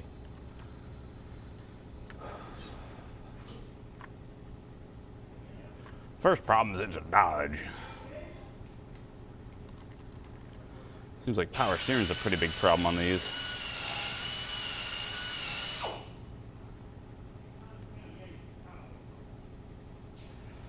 If the engine is only misfiring when cold, be sure to check the engine vacuum to see if the needle is fluctuating at all when the vehicle is misfiring. If it is, it indicates a valve train problem. Carbon can be a problem as well on cold engine. Try carbon cleaning the system at least one time, maybe twice, if it improves the condition. Check compression of the offending cylinder. If near 0 PSI, then check for a broken valve spring, damaged lifter, or camshaft. Okay. I don't think it's any of those. What year is this? This? It is a 2011. Okay, some of the, I forget what it is, but some of the Camshafts. stuff, the journals or the bearings or whatever, like go bad and it just eats into the cam and can cause misfires. Interesting. I only know that because my stepdad had a 2012 ultralight Dodge.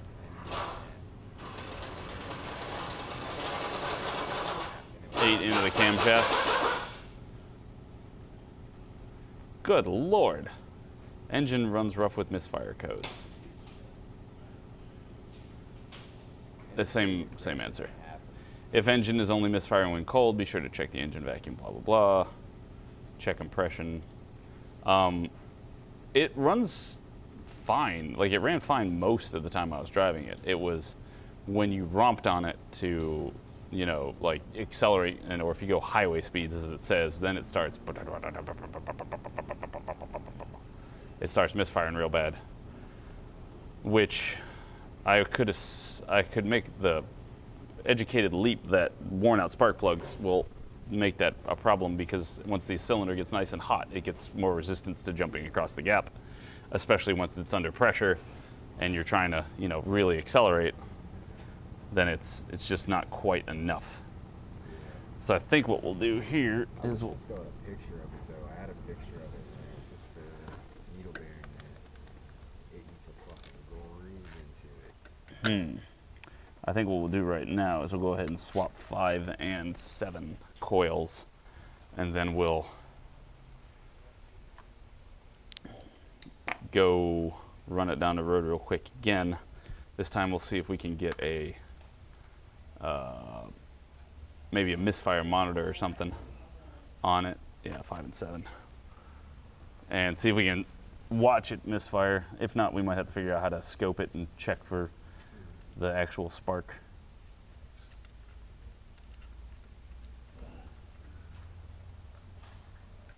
Because that's something I want to learn how to do better, is be able to monitor the coil pack and while it's running to see what the spark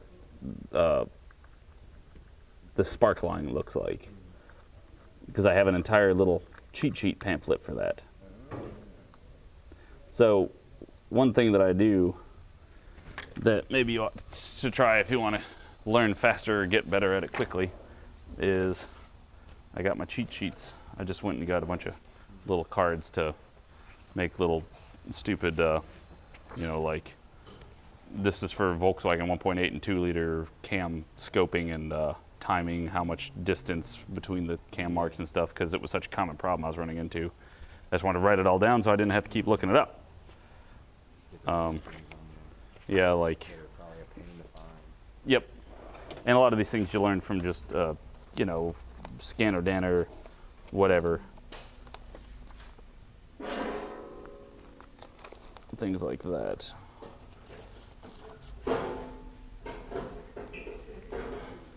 Where'd the rest of them go?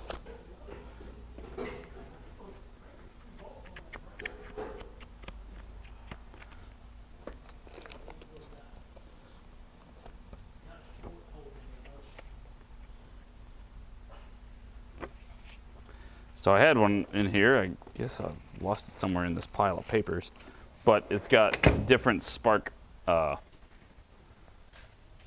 Like you should see the initial spark, which is the firing spark, and then it comes. It's where it drops, and then it comes after in like waves, which shows the sign of like a good cylinder. Or if it sticks high, it's something this thing. If it sticks low, it's something else. And so I had all those written down as to what it looks like when it goes bad.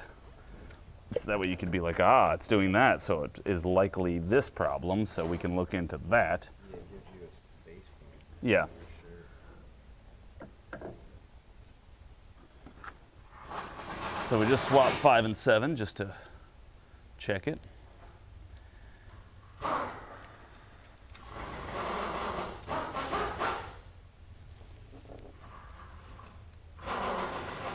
But you want to watch the secondary spark, secondary coil firing, because the primary coil is what makes the secondary coil have the really high voltage shot.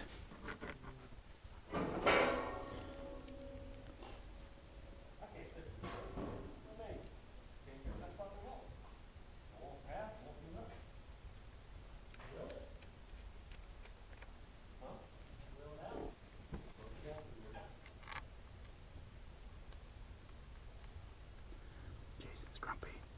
Shh, don't say anything. I mean, I would. Shh, Jason's having an average day.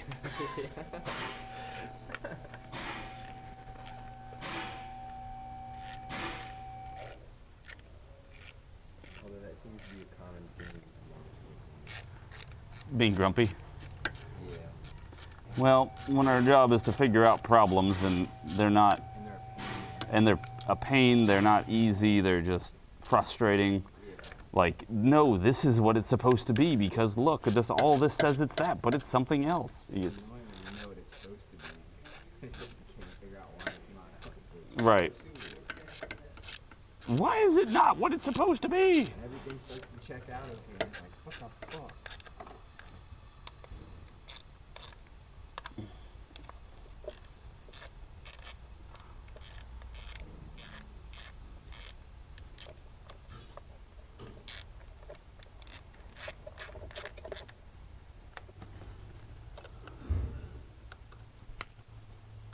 Is it Misfire off startup? It didn't the first time I started it up, so we're gonna find out right now.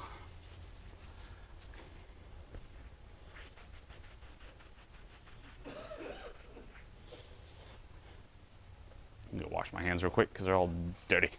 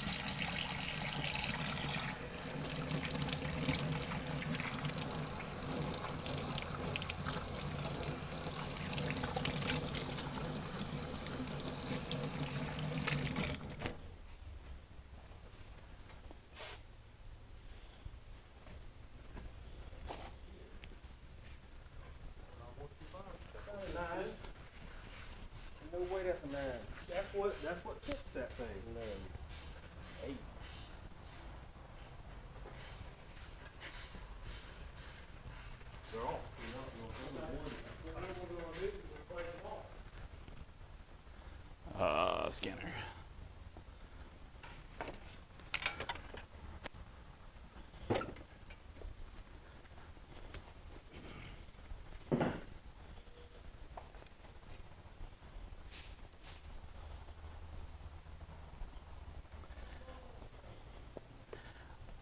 If there's one thing that I figured out thus far is if you're going to be a mechanic, I hope you have a lot of patience.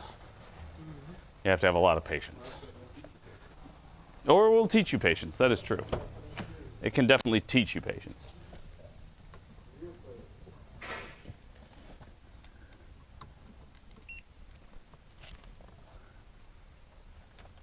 Where's the button? There's the button. All right, key on.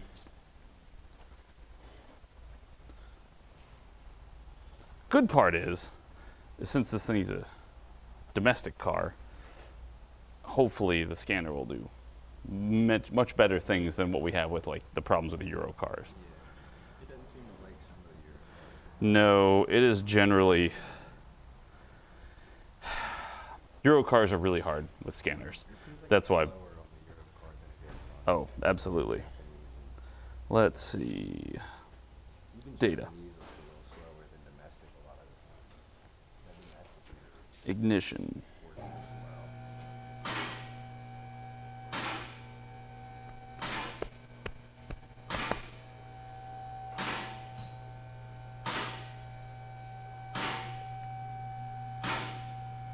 well. Oh, it does have VVT. VVT oil tank. No misfire monitor that I can see.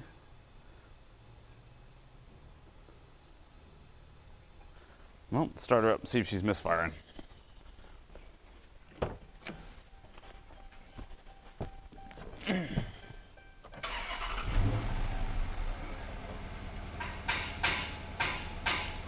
Maybe?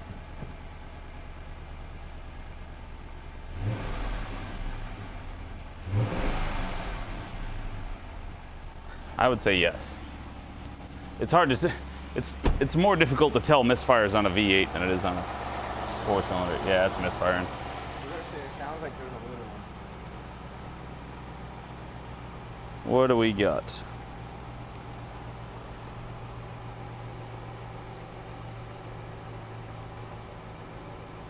Crank system fault in limp home mode, nope. Crank signal missing, no. That's good.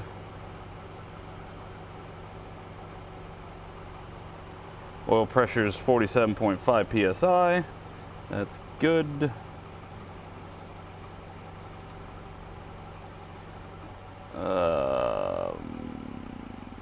O2 sensor, let's see if it's running at super rich or lean.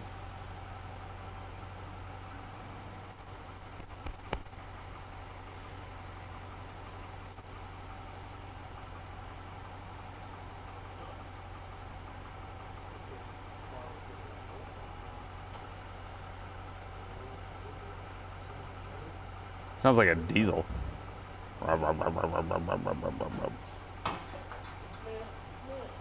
Closed loop.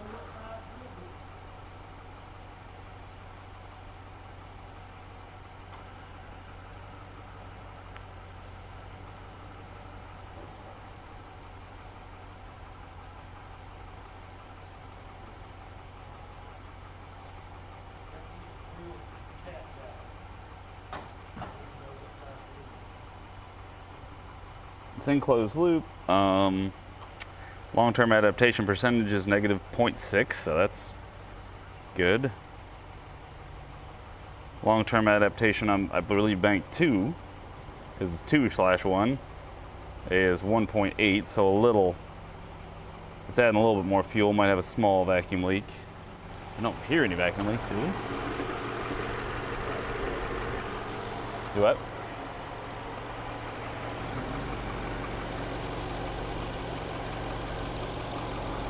I don't hear anything obvious, at least. Not like where it's, you know, hissing everywhere.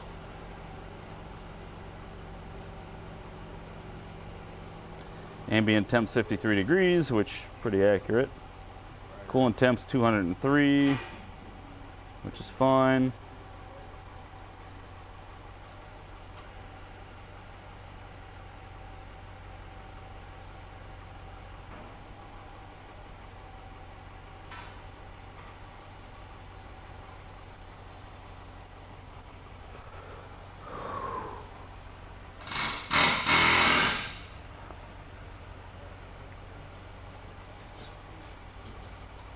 It's a Dodge. It's a Dodge.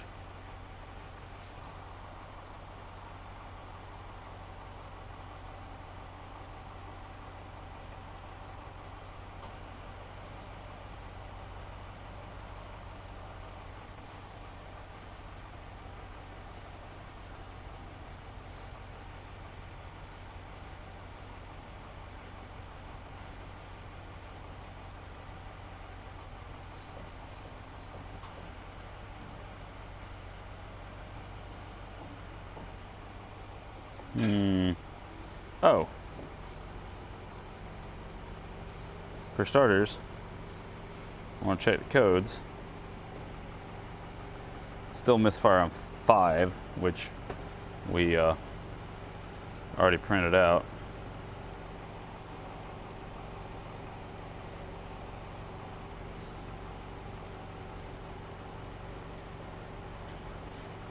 No.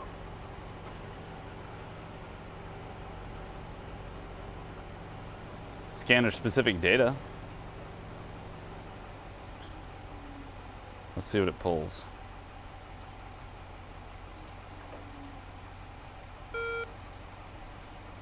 Huh.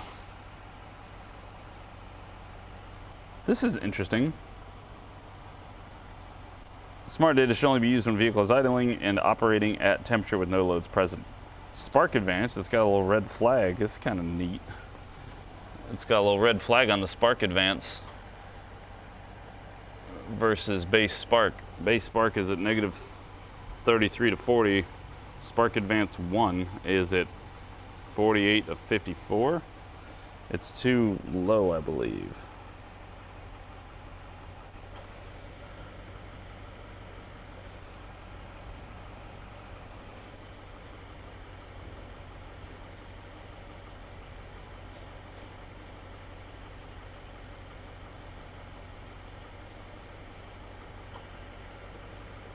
Oh, I see. It's the AC. Ooh.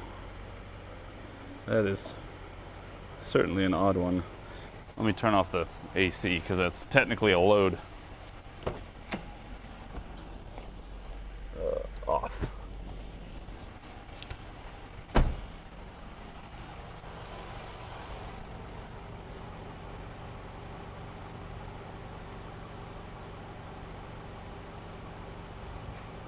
Question, I don't know what the stack or stock base statistics should be for that. The spec, there we go, that was the word I was looking for. Max is 58. But it's sure leveled out once we turned off the AC. Big time. But this one seems much more erratic. The Spark Advance versus the base Spark, which... It doesn't seem like it's spiking as much since the AC's off. Yeah. So engine coolant temp's fine. Crank state, sync state's in sync. Ignition starter switched off. There's no timing retardation there. That's really interesting.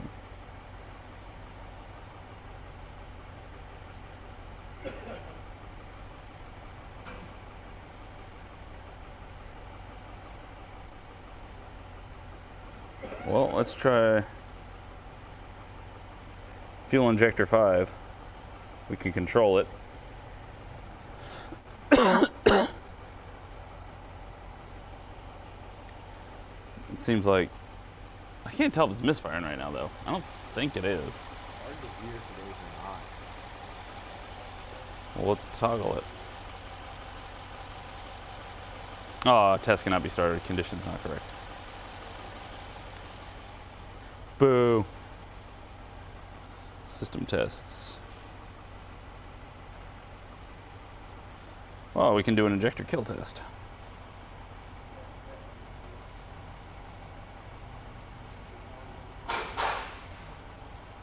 All right, it's got, so let's disable some injectors and see if we have a significant disable injector 5.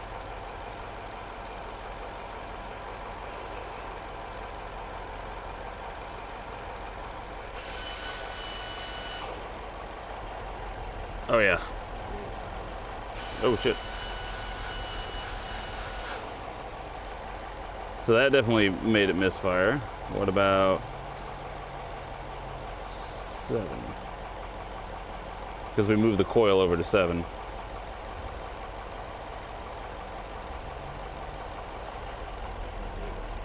Yeah, that makes a difference.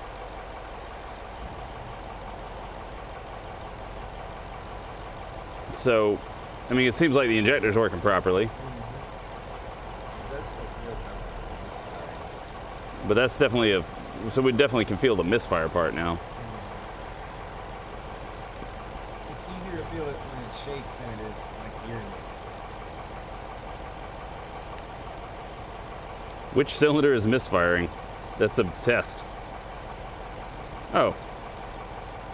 There we go. Oh, when we made 1 and 7 misfire a bunch of times. So now, this is a misfire monitor. It's just under test. It's not just under PIDs. So, let me rev it and let's have a look at that and see if it shows one of them dropping out.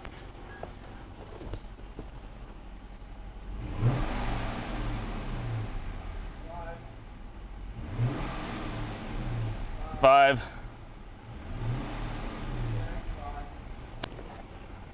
So we swapped the coil. It's 5 for sure. It went from 0 to 24. And that's the only one that's jumping to. That's the only one that's jumping around. Everything Cool. else stayed the same other than the rev counter, but I mean. Right. Now clear it out because it's been high enough. So whenever you, here, go in and pop the throttle like that and watch it. And I'll let everybody else watch it too. I just kind of pop the throttle.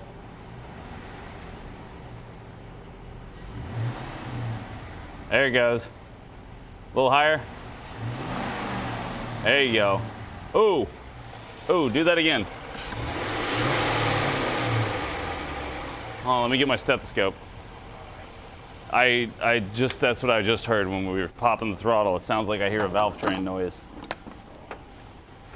Because when you did that, I hear more clicking. Yeah. I thought I heard something. Go ahead.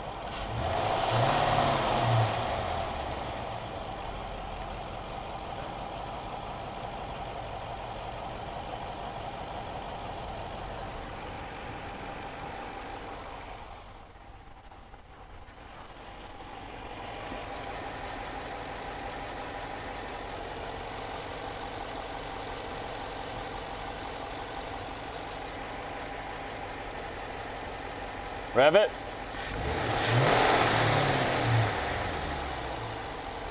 Do it again.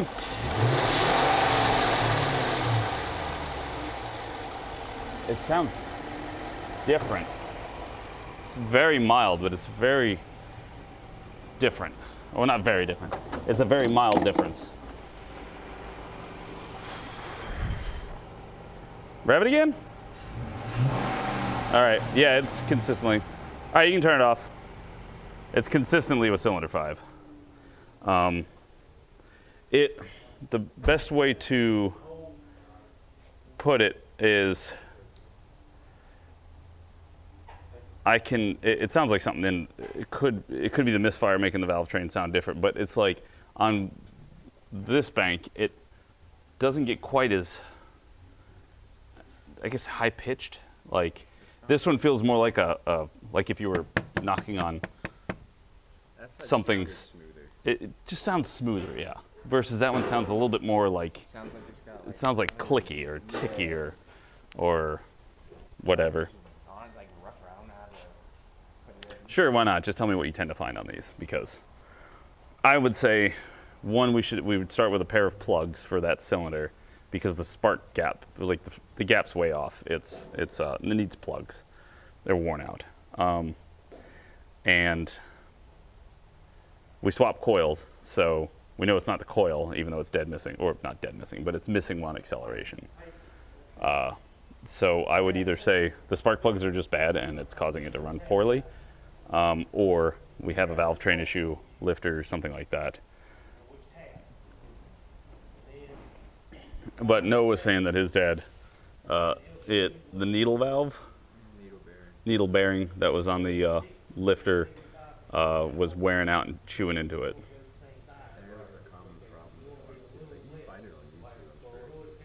Low valve lift due to worn out lobe on the camshaft is a known problem due to poor oiling at idle. You got to pull the valve cover and measure valve lift on the offending cylinder.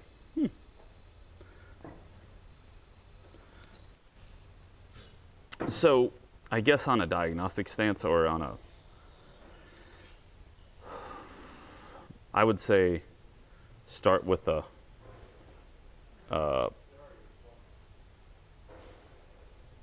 pair of plugs in that one cylinder, just a new pair of plugs. Run it, pop the throttle. If it fires okay, just put plugs in the rest of the cylinders and be like, you need to do your plugs more often. If it doesn't fix that and it's still doing that, it would be the quickest, cheapest, check or test, I guess. Other than that, yeah, it'd be pull the valve cover and do all that, which looks like it'd be quite an interesting, not terrible, but just irritating valve, or just because of how close it is to that fire or the side of the thing. But the thing I do need to do is I need to hand them bastards this. I could swap the plugs too. Or I could recap them. That is also a possibility, but I hear y'all need to look at this. What's that? Yeah, we gotta update it. Yeah.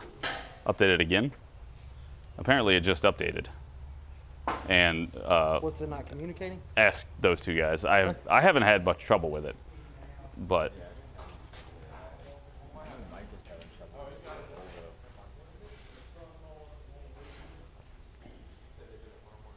it has NGK, looks like copper plugs. They don't look like iridium, they're not platinum, they're just regular plugs. But I am not a Dodge aficionado, although I hope to be more versed in it after this.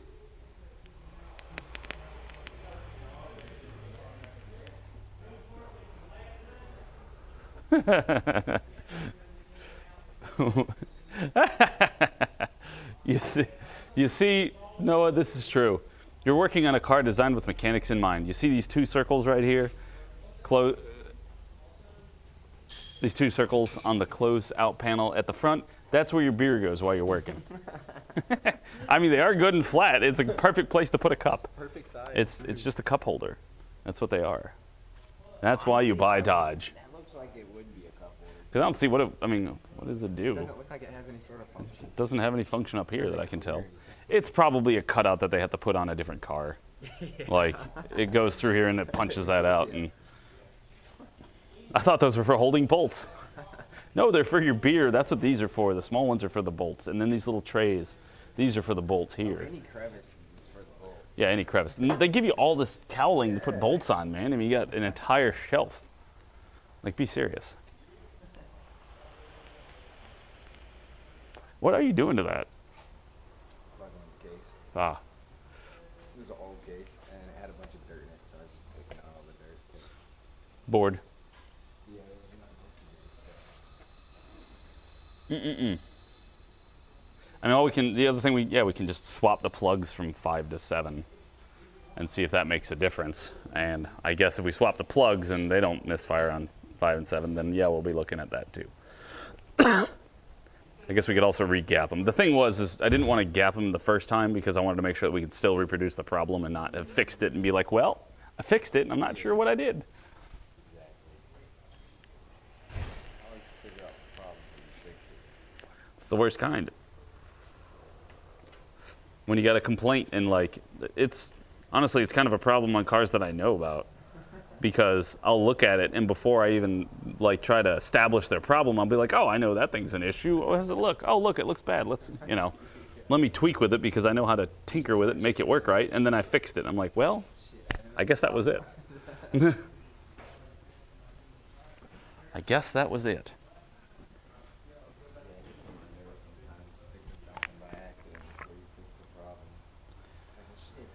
The worst problems are when they're not happening. It's misfiring and it's running like crap, and you're like, I just drove it down the interstate and I raced a dude in a Supra, and it's running fine. What do you want me to fix?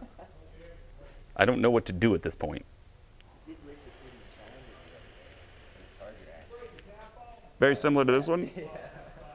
Not like that, except this one's red. So when we can start upgrading your car with its turbocharger and Ooh, that's a lot of money. That's a lot of money. I'm trying to save money. trying to save money, Yeah. what could you possibly need to save money for as a 20-something-year-old? More cool stuff. More cool stuff? When are you going to move out of your parents' house? I don't know yet. I was waiting for the market to go down a little bit because renting anything's fucking ridiculous right now. It costs Yeah. so much to rent a I mean, bedroom apartment. that would be one of the... If I could go back and like have changed anything in the past, it would be not move out so early. I moved out when I was 18, so It's just expensive right now. it's very expensive. But of course, you know, I wanted to have parties, have my own place to have parties and get drunk and stay up late and play video games. It's just it's so expensive to do that. Oh, shoot. Bad lifters? Possibly. We already swapped it's misfiring on number 5 when you pop the throttle. If you let it idle, it won't misfire. So I don't think it's the plugs and or coils. But I went ahead and swapped the coils. That didn't change it, so I'm gonna swap the plugs now and see what happens. I'm also gonna properly gap them because they're pretty worn out. They could use to be replaced just for maintenance. Yeah, well, at least I'll tell you if it stays on 5. Yeah. So if it stays on 5, then we'll just have to pull the valve cover. Had a code for Misfire 5. Yep, and multiple cylinder misfires. But it did have one for 5. Well, there again, these cars don't use an airflow meter. They use a map sensor. So anything that goes wrong with the valves screws everything up. Yeah.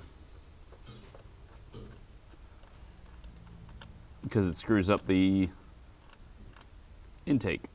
Right. it Airflow. screws the vacuum up. Yeah.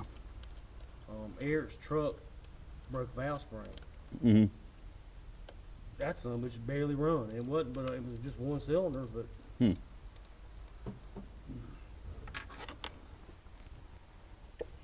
There's 7, which was 5, and this is 7.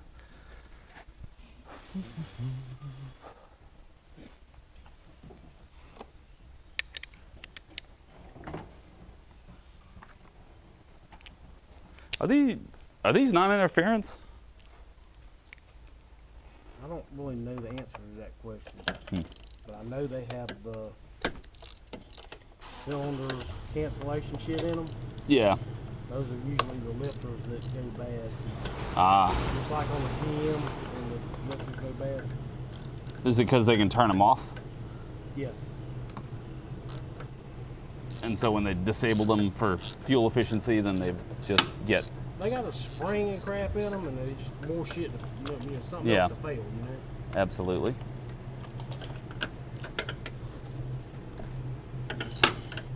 You know, like for the LS motors, they got a delete kit. You just put all regular lifters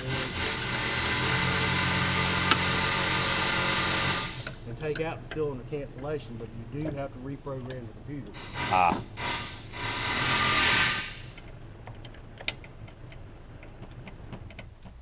Better catch a broken valve spring quick because it'll drop a valve real soon. As long as the keepers don't fall out. Chat was just noticing that this is a car built with mechanics in mind. Here's your beer holder and here's your parts holder.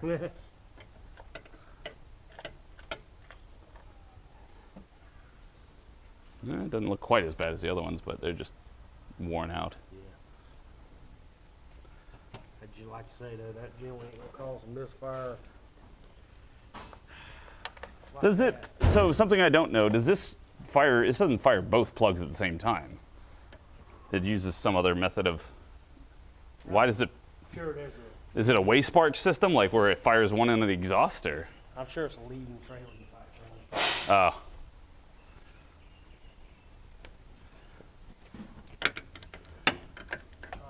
Fires one on the up swing a little bit that gets it started, and then it like finishes the burn using the second spark plug.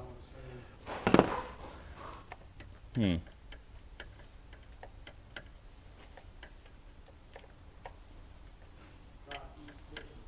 you guys know for sure? Apex, both at the same time. Hemi chambers are not known for good combustion.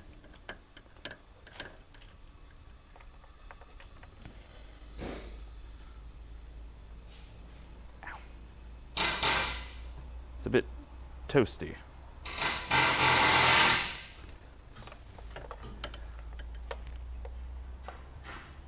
A bit toasty. All right, so I'm just gonna pause the recording so we don't have to, because I'm just gonna cut all this later. So we'll get back to it once we get all this.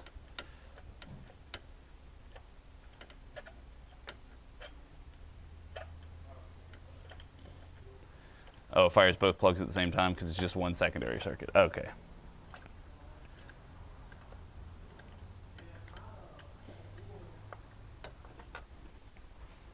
All right, let me get my gapper, and we're going to gap these correctly just so we can try and eliminate all the variables with the plugs.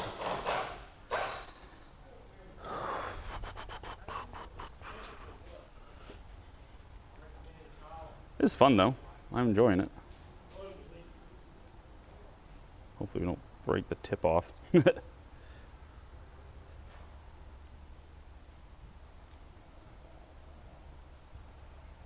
one's better.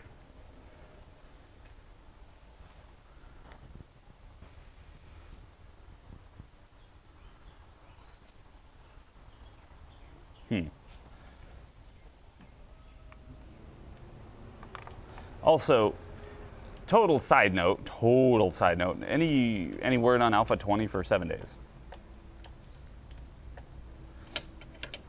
Because I hate to break it to everybody, but when Alpha 20 for 7 days comes out, we're gonna play it.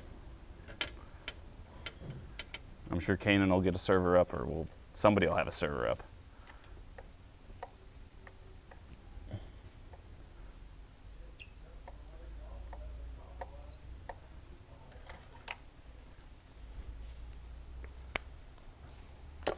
Oh, speaking of.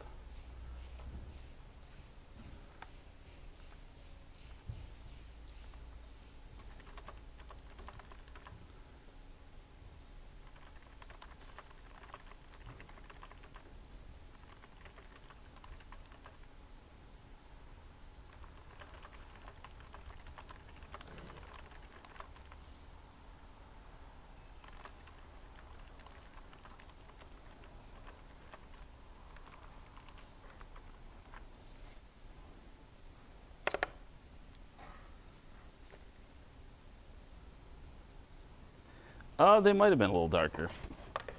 We'll check, we'll compare this one. Which would mean it's running slightly richer. Correct?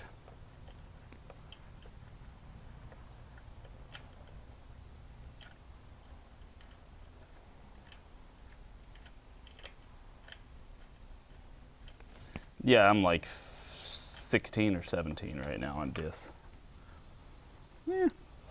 Not wholly different. So this is 5, this is 7.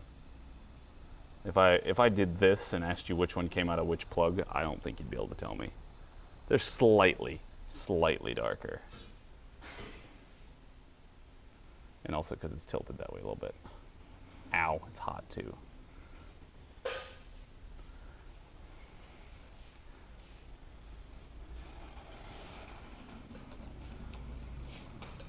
Also true, if it is misfiring, it might affect how the plug color looks.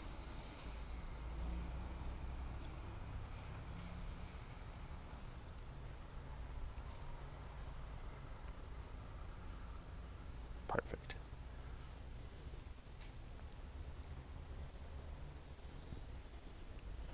Not playing what game? New World? Because you'll end up broke?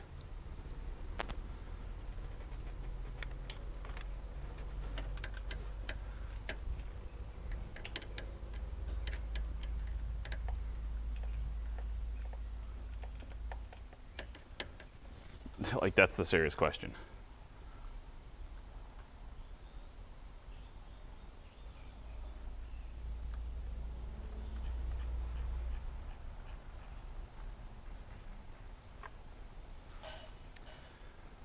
What's up, Jason's new longer username?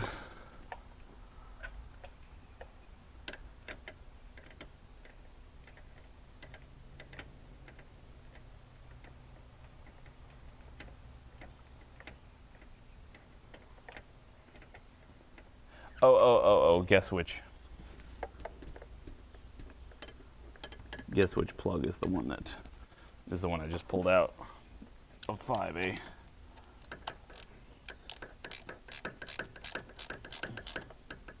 Well, I hope, okay, I don't hope it for the customer's sake. I hope we just have crappy plugs. But if it's not crappy plugs, then I hope it's something interesting, because I'm pretty excited to see if this is like, you know. So we're gonna put these in 5. Make sure these gaps are good. They're closer, that's for sure.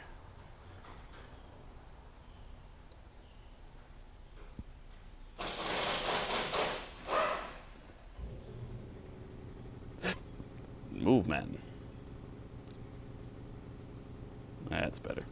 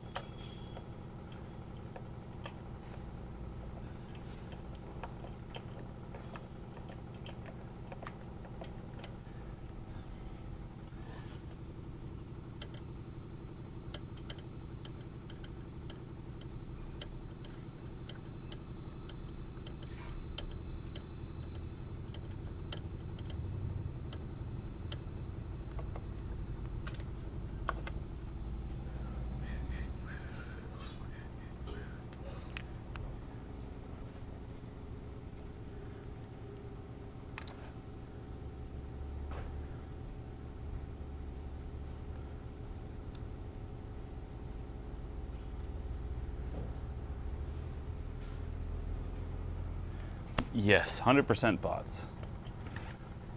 You mean like exclamation point something? What Nightbot's in here?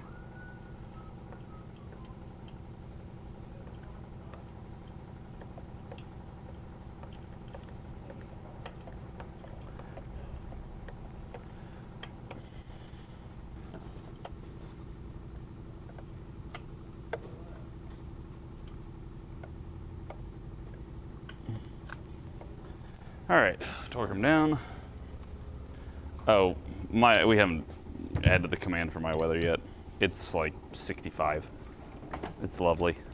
Starts off cold, ends up warmer.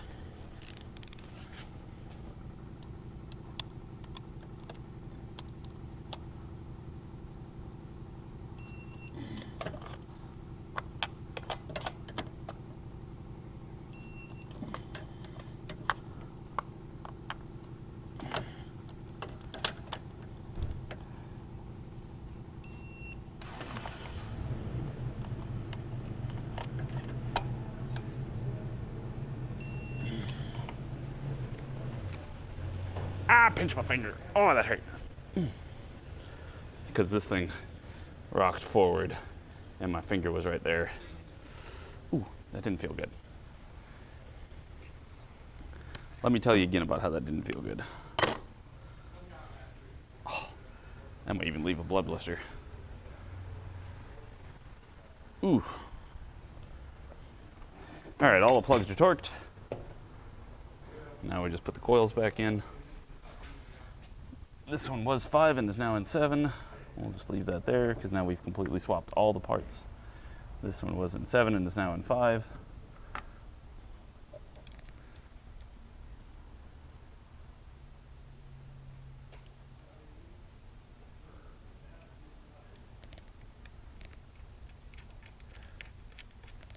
Oh, Alan. my kids are quite fond of, at least my youngest son is quite fond of pineapple curry. Chicken pineapple curry, I guess.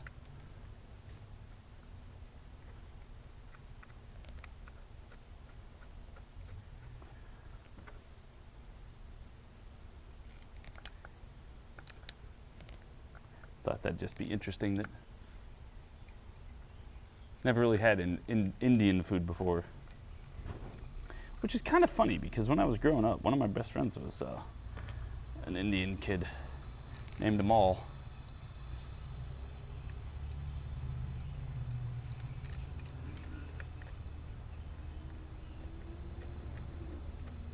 Yeah, I've seen Uncle Tony's Garage.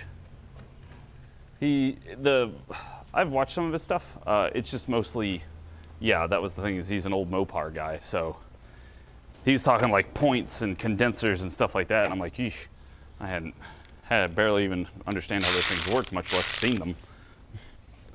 So,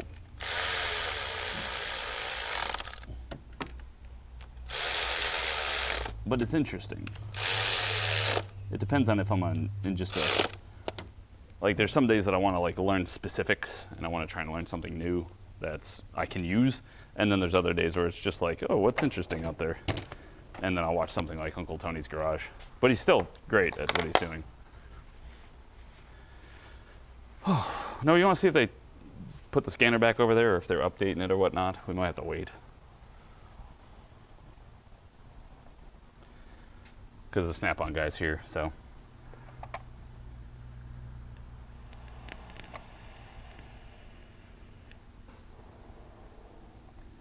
Uncle Tony. They got it? Do what? I don't see it. Okay. Snap-on guy's got it right now.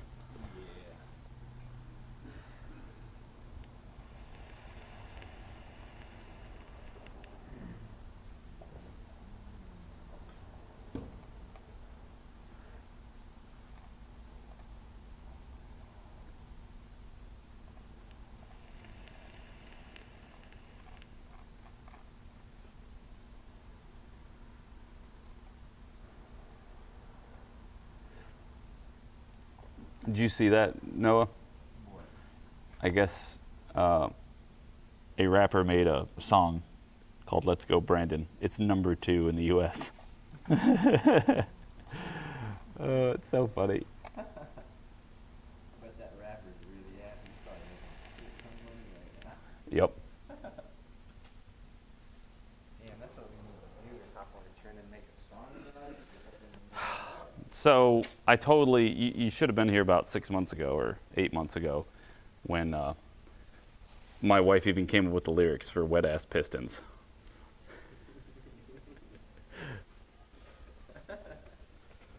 I was like, she's like, you're gonna do this, right? I'm like, yes. And then I totally didn't. Because it hurts my soul. Oh, my scanner's in my van.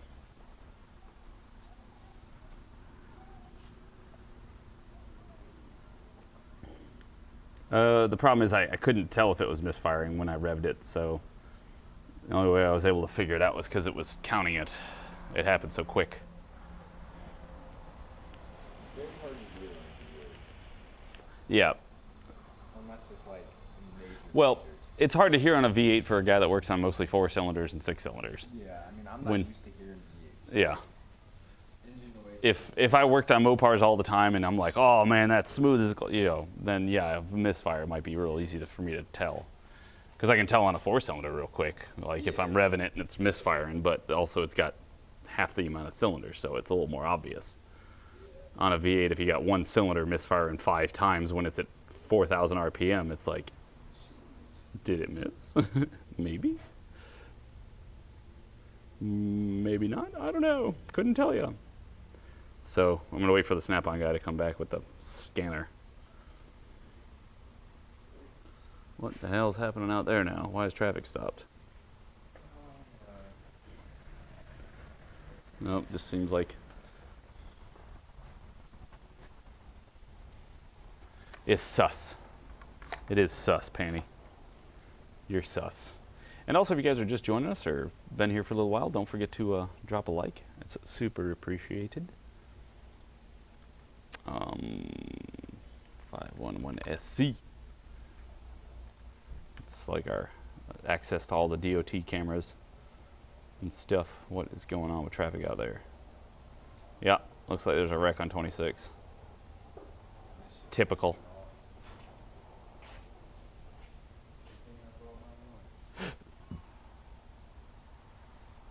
What is happening? There it is. Incident, crash, mile marker. Oh, it's in the construction zone. Nice. Of course it is. And that's why traffic is stopped.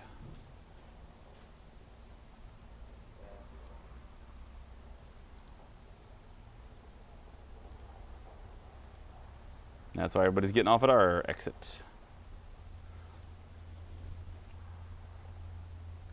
New potential customers, Pog.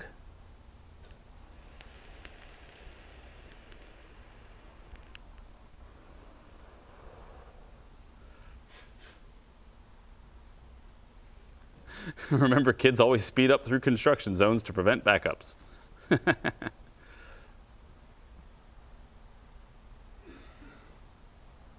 Thank you, Jeffrey. Hopefully everybody else will notice too. I'm having more fun. I think I'm having more fun because, I mean, we're not limited to what we can discuss in the sense of other things like games and tech, stuff like that. Just, I don't know, avoiding politics is nice.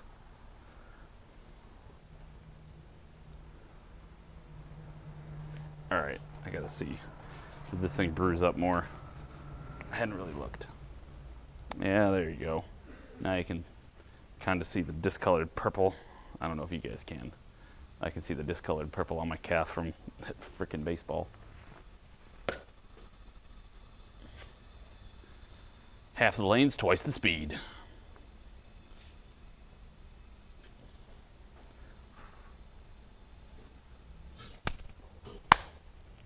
Damn mosquitoes.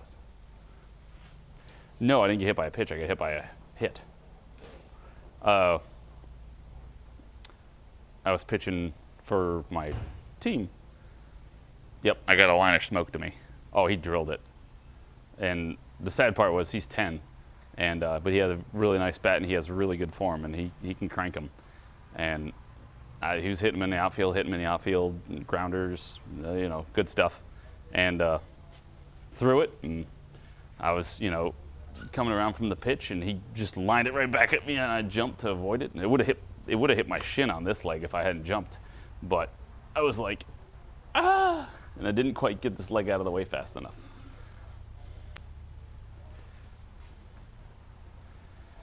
No, Twitch is on Sundays, but that's when we yell about politics. This is where we come to discuss automotive, because YouTube has a significantly larger automotive community. And I've pretty much worn out my growth on Twitch.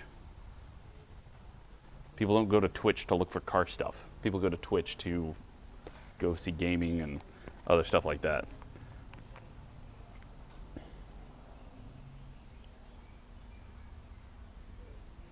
Are we what? Heretic? It's a 10 to 13-year-old league. It's a church league. It's a little fall ball. It's just to keep the kids doing stuff. And so it's kid pitch though. But I was doing batting practice. We were doing a special Sunday practice where they could come practice if they want to.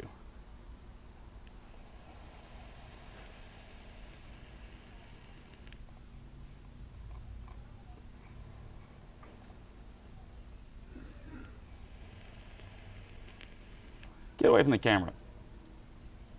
Stupid bug. It was trying to eat you.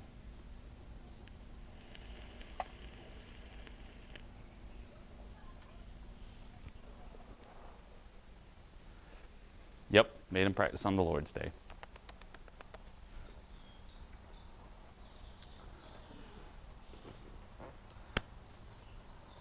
How long is this gonna take?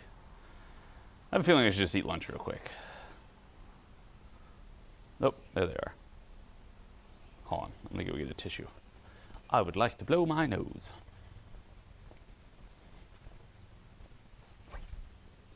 One second.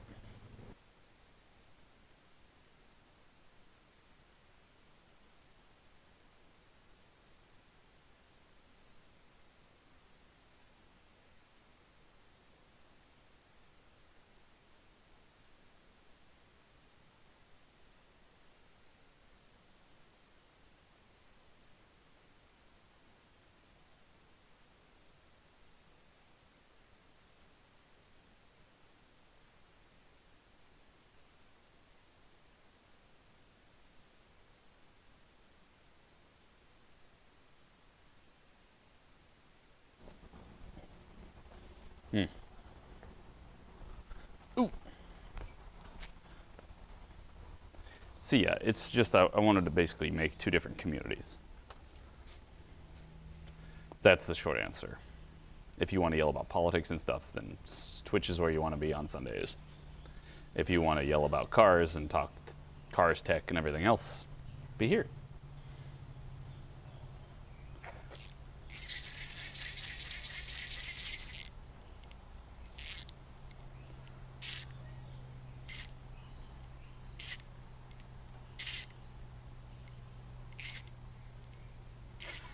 If you use propane for heat, you want to order it now. Yeah.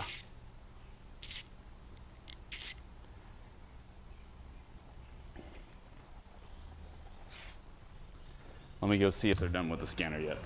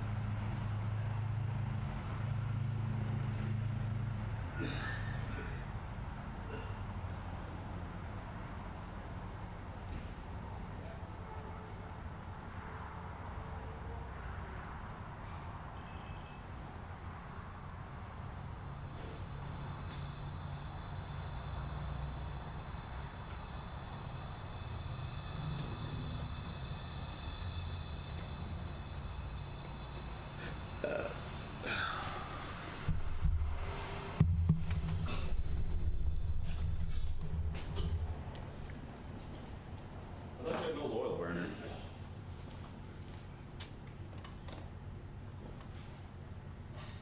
It's less dangerous too.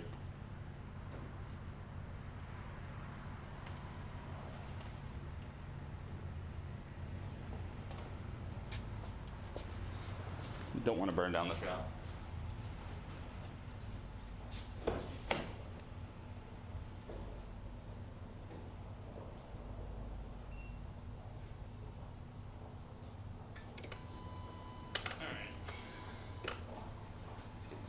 Hooked up and ready to go.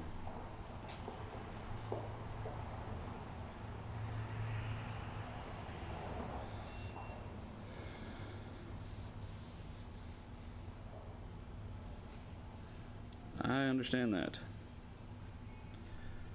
I turned on the heat last night just to make sure it didn't get too cold in the house, but to be honest, I turned it like really low, so like if it got really cold it would turn on. But when I get home today, I'm gonna just like turn on the heat to make sure, one, you get that burnt smell where like all that dust that you get on your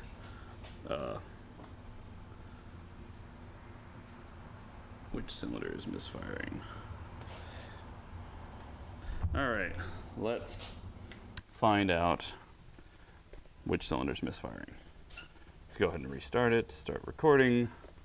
Cool, so we got the plugs and the coil swapped totally from 5 to 7, 7 to 5, etc.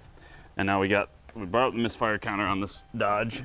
It misfires when you pop the throttle. So we're gonna find out, it's already misfired on 5 11 times.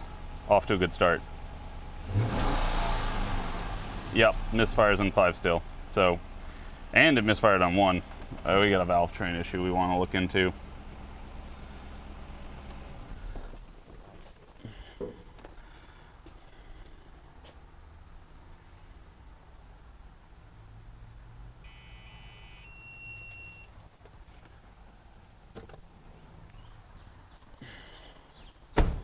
Now, here's a big question for you guys and everybody else. This type of issue where we're going to be pulling off the valve cover, probably want to get a valve cover gasket because you have it off, etc. As far as I'm aware, like I'll tell the front what we need to do, like we need to pull off the valve cover, call a customer, get approval, do it that way. Or do some of you guys, is this what you include with your diagnostic fee, like pulling the covers off and checking the valve train before you call the customer to give them a report on that?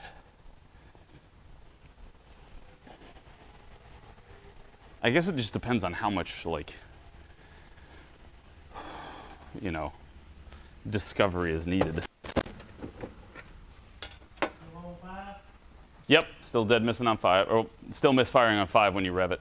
So I'm gonna recommend we pull the valve cover off and inspect the valve train for any damage or things like that, broken springs. Need to measure lift on that one cylinder, take the cam and out. Yep, that too.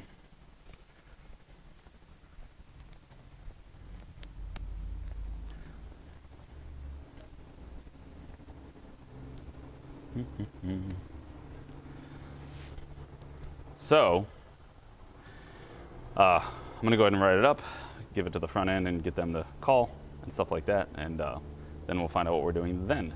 And hopefully we do get to diagnose it because I'm very curious and I've never done this before, so it'll be interesting. All right.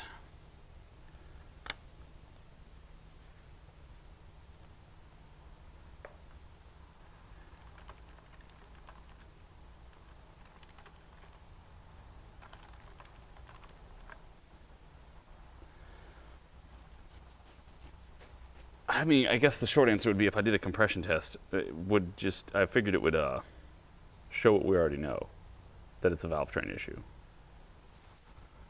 Might be a little low on compression. I would expect to find low compression, how's that? And if it did, then still the same problem. If it didn't, I mean, I have nowhere else to go at this point, so would do it anyway, or would still want to pull the valve cover. All right.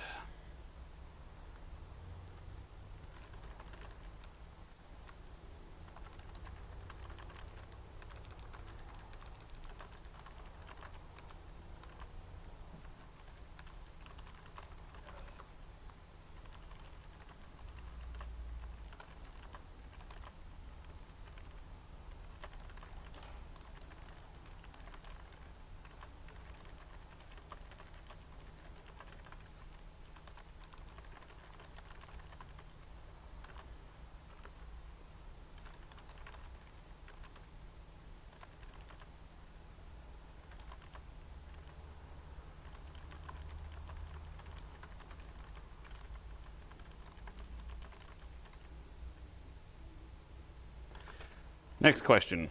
This is something I'm not sure about because it's Dodge. Would I just go ahead and recommend pulling both valve covers to check both camshafts and lifters and all that stuff to make sure there's not any damage to the other one that just hasn't presented itself yet. You know, catch the problem before it becomes a problem.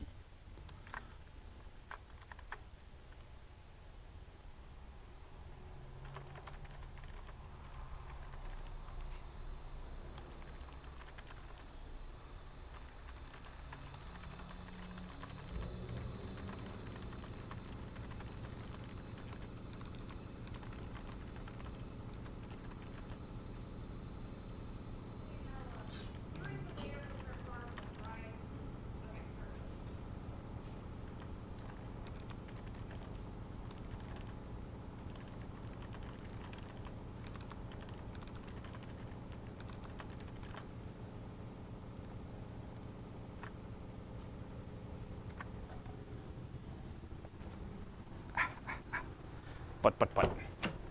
Mileage is 123,650. 123,650.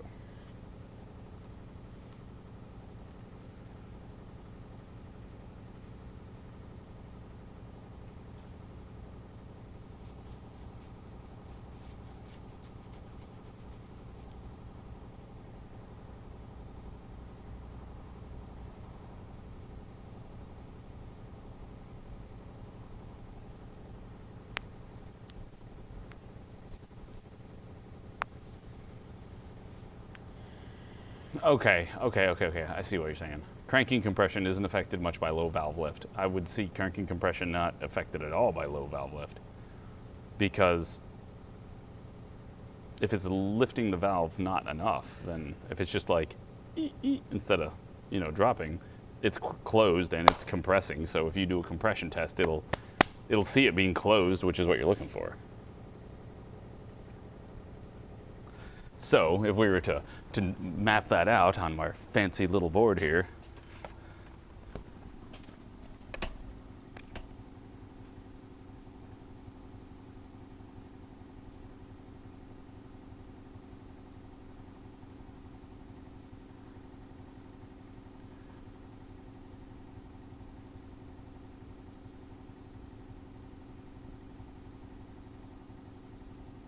to make sure I'm right.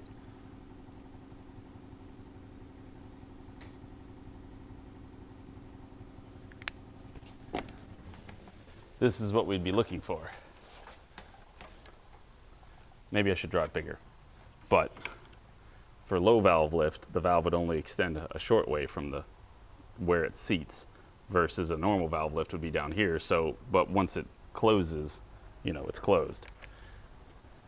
And so when the piston comes up, if it's low, then it'll just seat faster, and then you'll still get compression.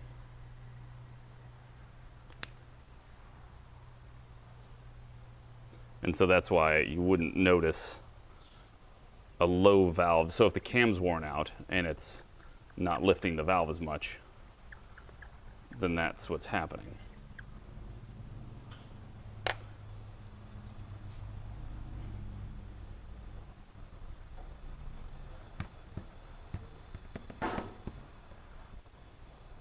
Was that nice? I liked doing that. It helped me explain it to myself too. Any arguments there? Was that correct?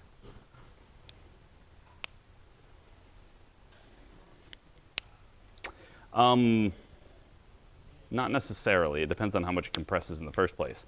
You would assume if the duration of it lifted, it would only let in so much air. So what? If you had volume over time, and you had low valve lift, it might not pull in as much air, and then when you go to compress it, it compresses, versus if you had a valve that fully opened, it might get more air and then compression. I don't know. I have to think about it a little more carefully.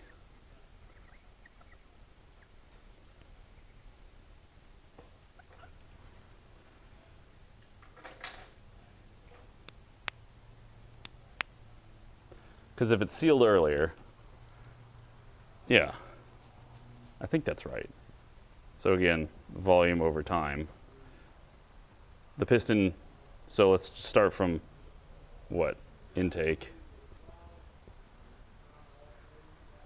So the volume of the cylinder goes like up as it sucks in air, or is pushed in, however you want to say it's done. And then it'll peak out and then it gets compressed.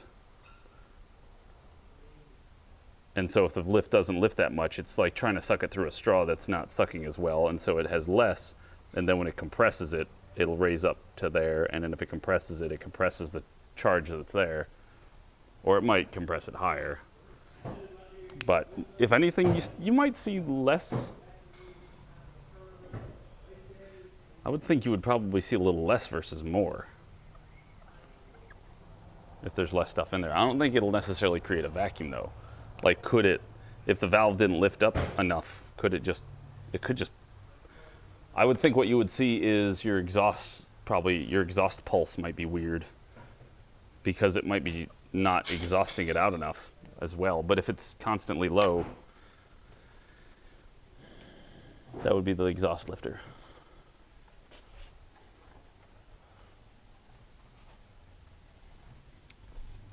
I'd have to, let's see, we'd have to really study that one. That is very interesting. So Noah.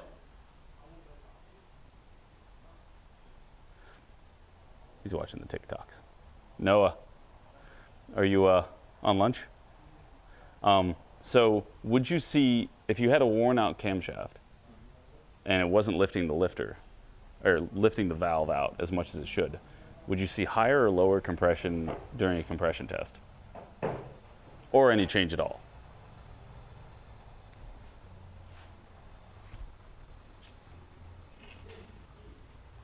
I'm kind of under the opinion that it would like cancel out its own issue. Because if it's not opening very far, it's not going to let in as much, which it's not going to have as much to compress, versus if it's opening regularly, it's going to have more, it's going to compress more, but it's still probably going to be like the same pressure. I was gonna say, I wouldn't think it'd be higher compression.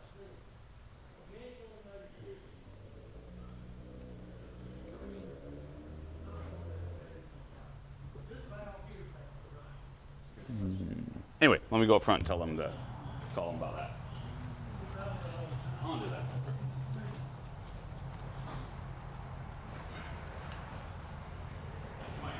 Look, people think we got this magic machine that we just plug shit in and it's like, and that's what everybody thinks.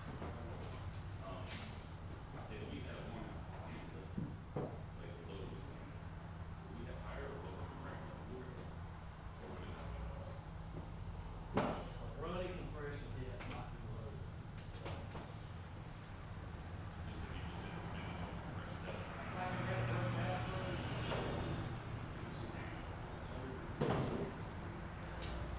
I need to call six years smoke test.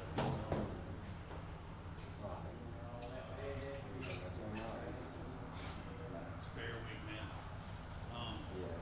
Last week, we saw it at the beginning of the week. And then and then last week we did well. This week, it's full-fledged fair week. Towards Friday, so they die out last week. Yeah, fair's gonna be here. Yeah, people are crazy. But you know what's funny? You go anywhere else in the country and you tell them it's fair week, they'll be like, what the fuck are you talking about? Seriously. And, I've had that conversation all the years as in the corporate world. No, I would take them reports and say, okay, here's Fair Week 2015, here's Fair Week 2016, and you just slide it in front of them, and they're like, you're for real. And I'm like, yeah, we don't just make this shit up. People love it.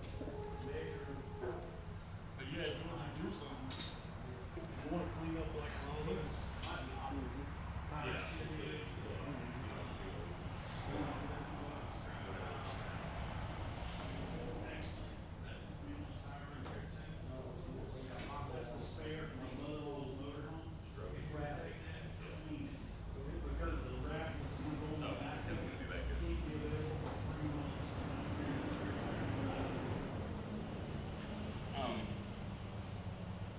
Basically what I want to do now is swap out everything to check the chargers, camshafts, because I swapped plugs, swapped coils, No change in the misfires as to when it's misfiring.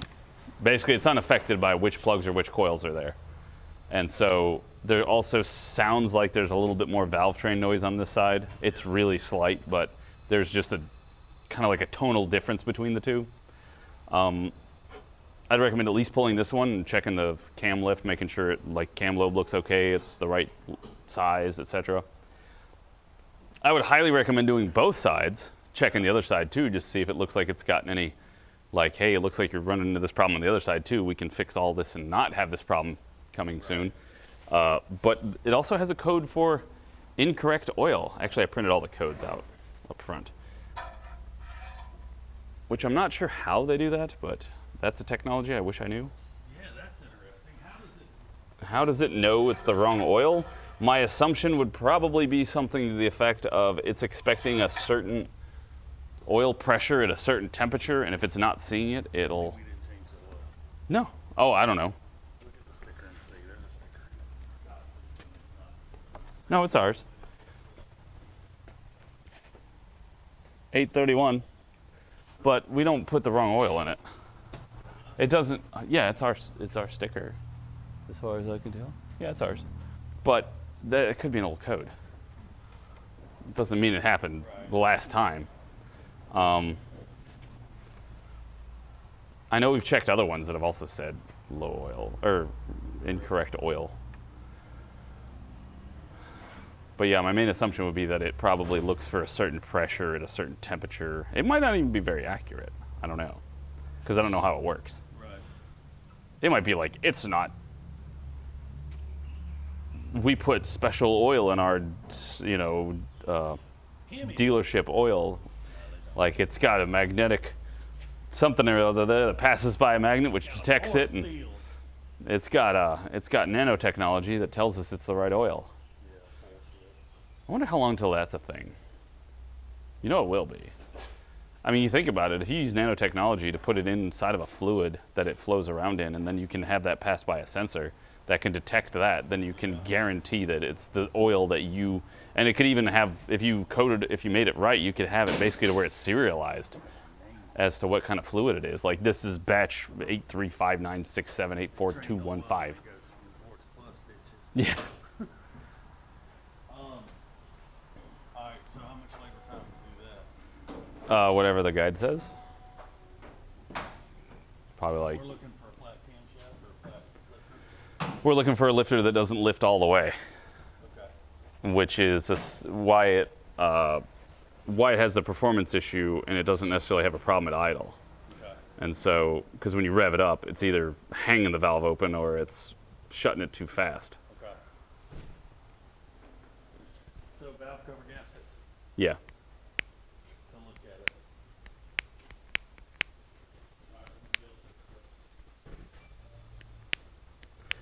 Electric cars need oil. They need oil for other things. There's still moving parts. Like, there's still moving parts. They have, but anyway, I was just thinking about how that, and also hydraulics in general. Like, imagine if you had like a earth mover or something, and you needed to use the correct oil type in it.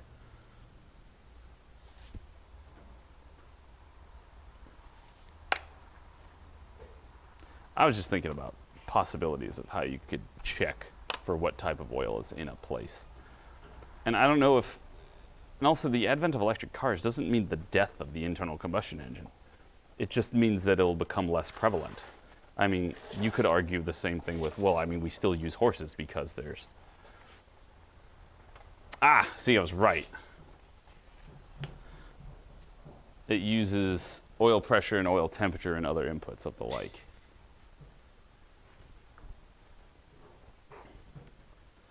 Interesting.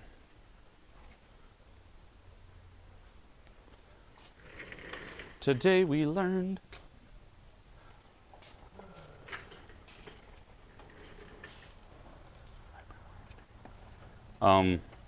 What car? What do you mean drive by wire? Do they have cars yet that don't have a physical linkage between the steering rod and a rack? or the steering column.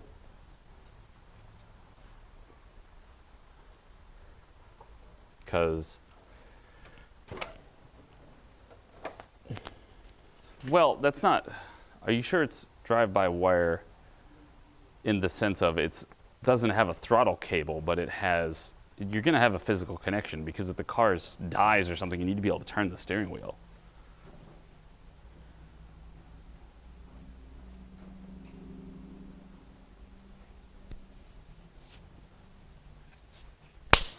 Got him. Flat. Little bastard. There's no steering linkage. I'm sus. We're going to have to look that up.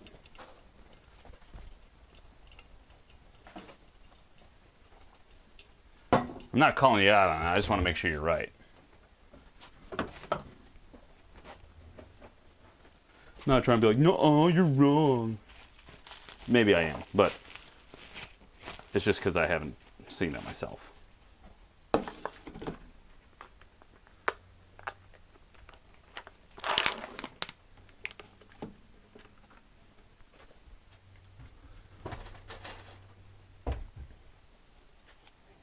Yo! Plugs and coils on the Dodge? No. It's exactly the way it was when it came in. I just moved some things around.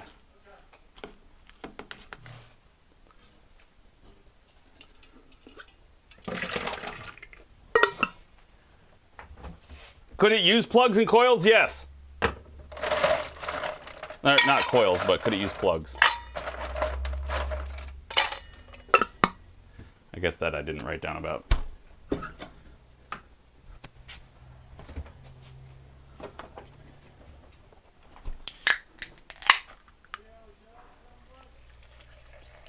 Sounds about right. Well, it depends on what we find. It depends on what we find. Like, yeah, that sounds about right. It could use plugs. Like, the plugs are pretty worn out. So, but they don't seem to be the cause of the problem. So would it be a good idea? Sure. Is it the reason? No.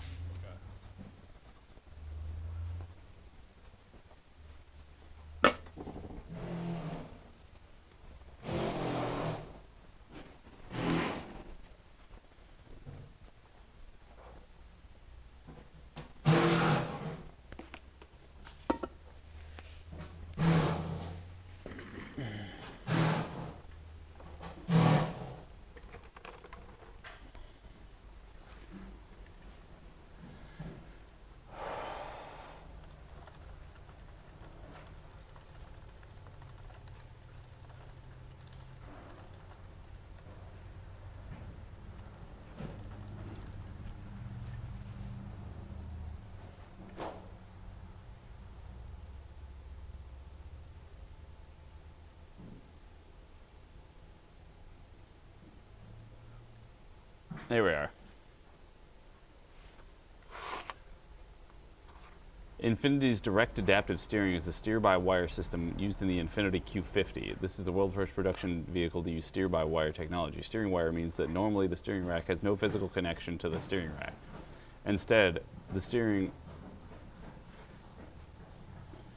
there's no physical connection to the steering rack. Instead, the steering is controlled by sensors that detect steering wheel movement and convert that into electrical inputs into send down wire, blah, blah, blah, blah, blah. Potential advantages is that the system includes less maintenance and lowers weight, and there's also easier handling and custom. Direct adaptive steering can also reduce the need for constant steering corrections caused by uneven roads, while eliminating the direct connection between steering and wheels. Make more comfortable. The direct adaptive steering system is fully redundant with 3 independent electronic control units, working together to monitor each other. There is also still a direct connection between the steering wheel and the steering rack. However, there is a clutch between the two that remains disengaged unless a problem with the steering system is detected. When the clutch engages, the system behaves just like a normal steering column or allows the car to remain under control. Cool, so both. We're both right. in a weird way. There is a physical linkage, it's just not normally in operation.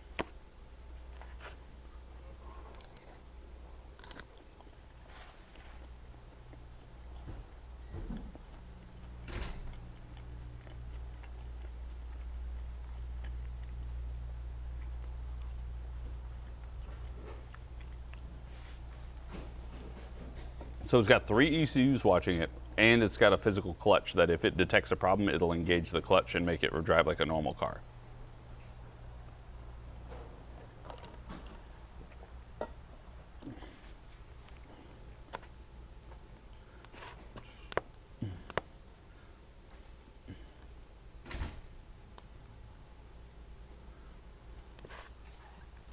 Hey Noah, you hear about this? We just looked up because you heard of steer-by-wire in the Infinities? You know how it works? It's a system that's monitored by 3 ECUs for redundancy, where they monitor the steering wheel for movement and then it tells the rack to do stuff. So there's no physical connection between the steering wheel and the rack, except there is a rack like stuff, but it's got a clutch that'll disengage when it's using the sensors. But if it detects a problem, it'll lock it up so that way you can steer the car. I was wondering how because we were arguing whether it was a physical connection or not. And I was trying to figure out how that could happen. Technology's getting wilder and wilder.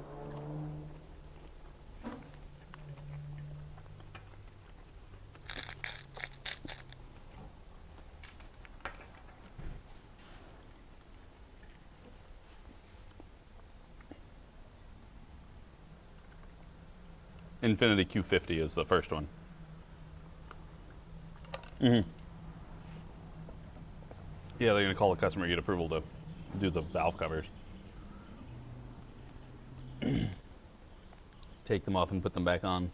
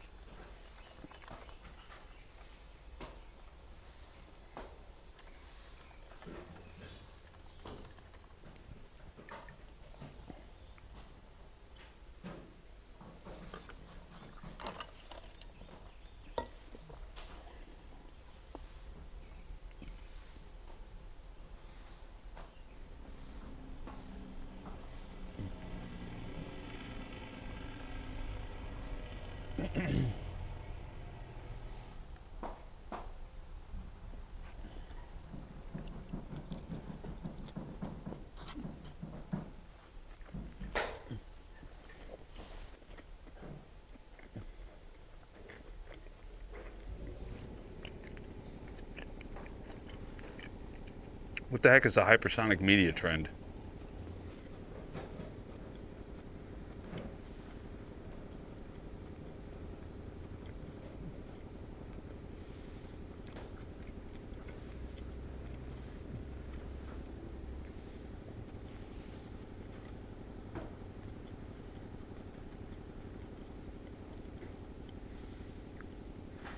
Noah got bored and decided to start sweeping.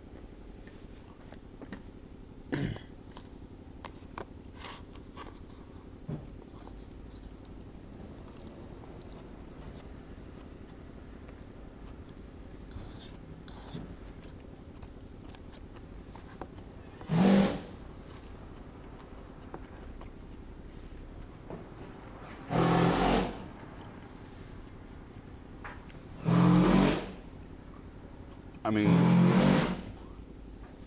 I don't think it flies at the speed of light.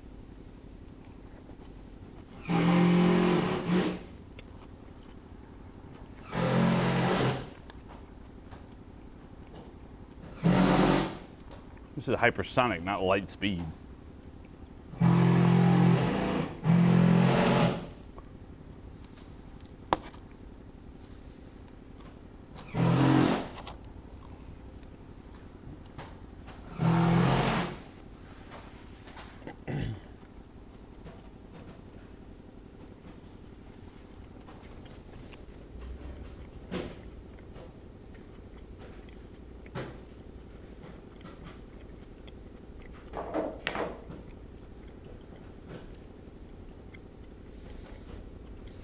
Just due to the air resistance.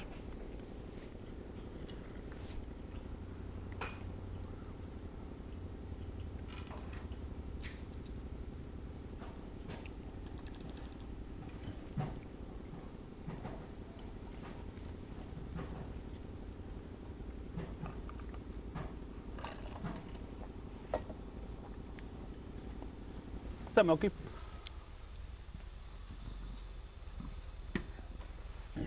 What the hell you...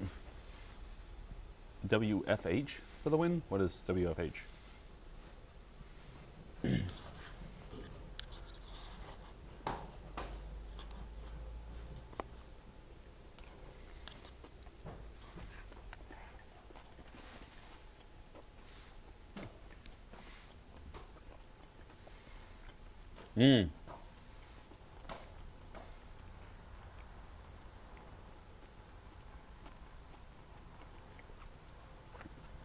Yeah, work from home.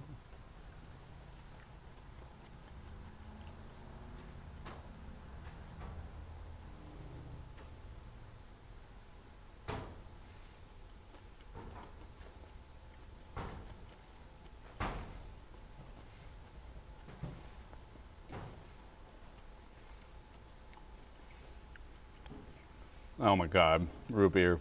I called a florist, but they knew nothing about carpeting or tiles.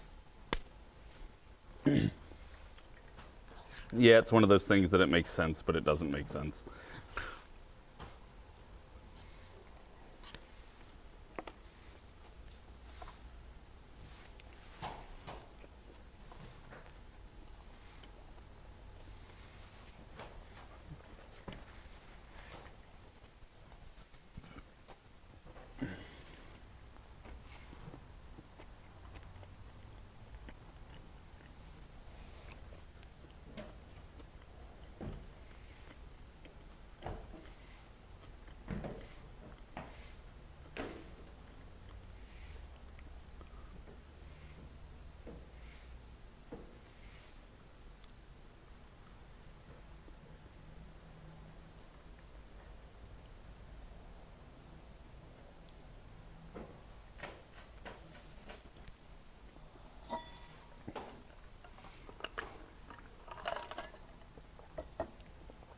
Hi, Jeffrey.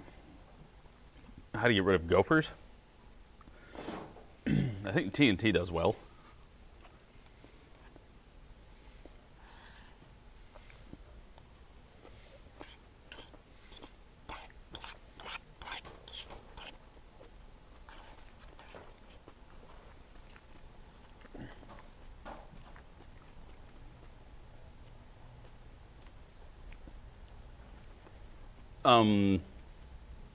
From a dude at the flea market.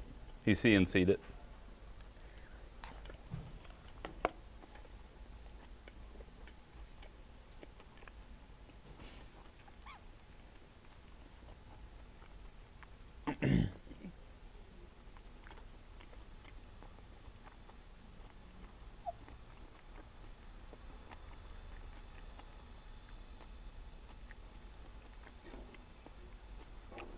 Ha!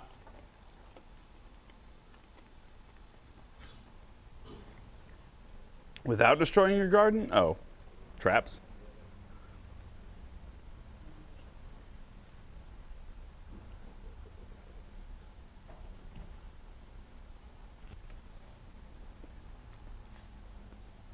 I don't know, what do gophers eat?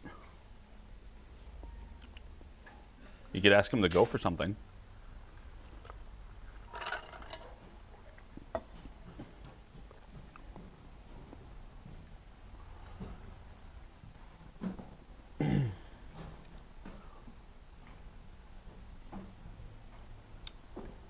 I am not wise enough to know what causes a misfire on a diesel. I would assume it has to do with either A, there's a lack of fuel, or B, there is a air leak. No compression, a mechanical problem.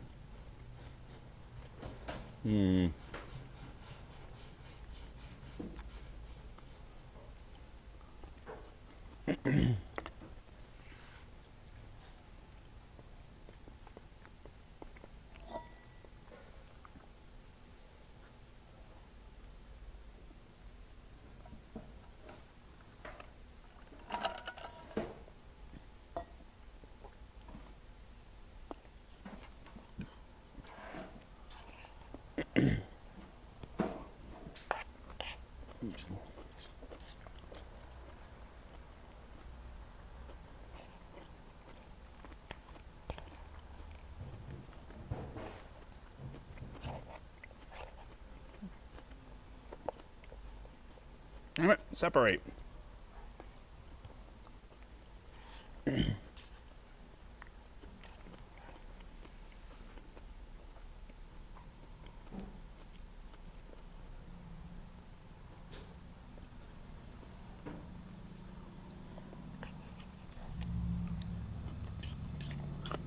What'd you figure out on yours, Milky? Did you get the timing off?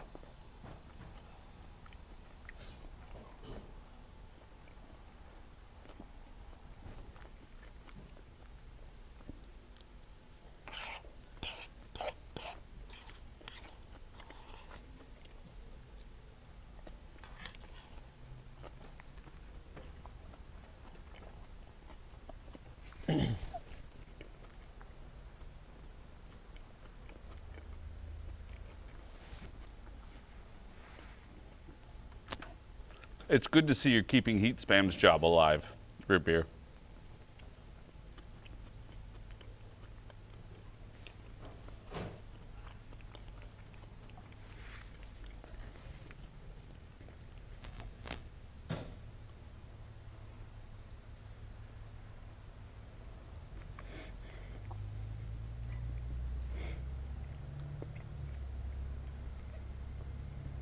So, Heretic, I read that totally wrong. I saw woodpeckers killed my parents. And I was like, what? I was like, that's some aggressive woodpeckers.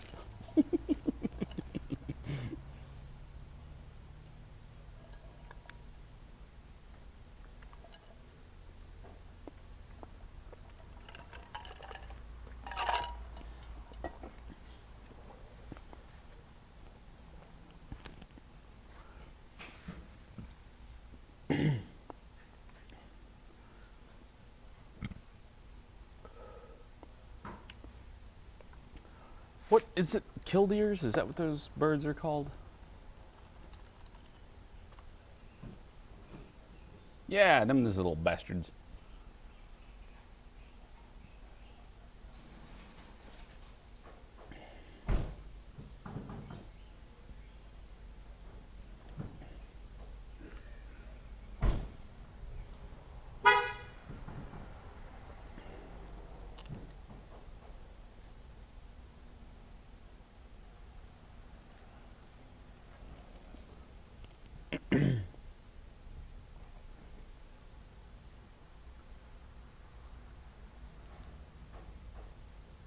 Huh.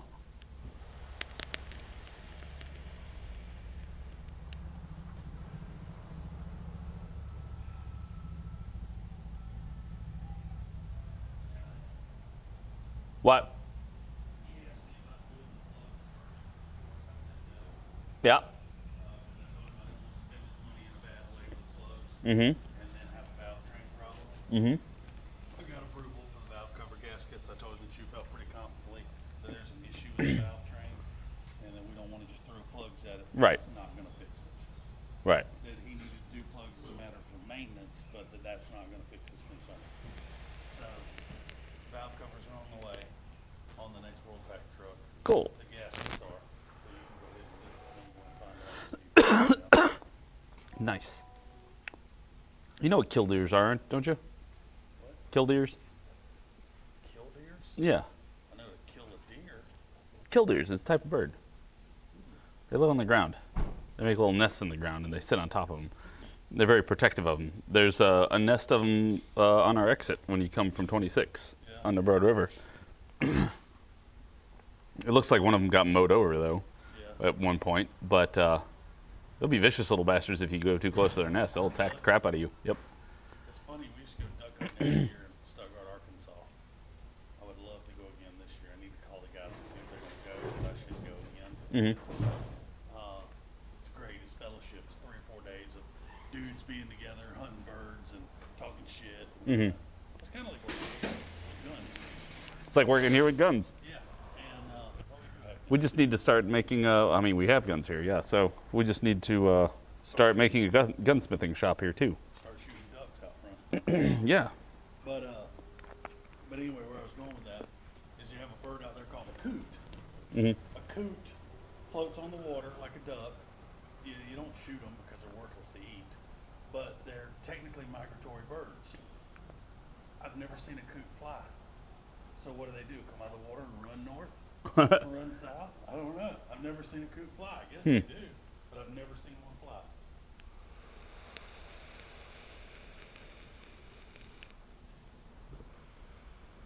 Alright. So this one I need to tell her 2 hours to do the smoke test to figure out what's up. Yeah, it's a good start. But with no I mean, I would also let her know that that car is, it's rough underneath. Like, I don't know how much she wants to spend on it. right, And also, it is an Audi, so they're not cheap. right. Rusty, man.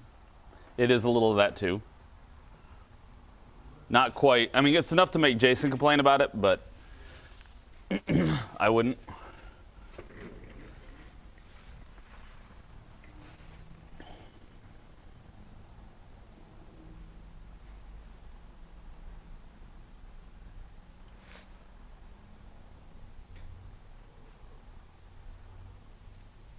The hell?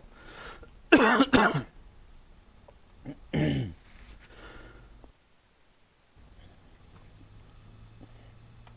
never heard that about gunsmithing. Like, you have to have a direct link to the ATF that they can just watch you whenever they want to. That's wild.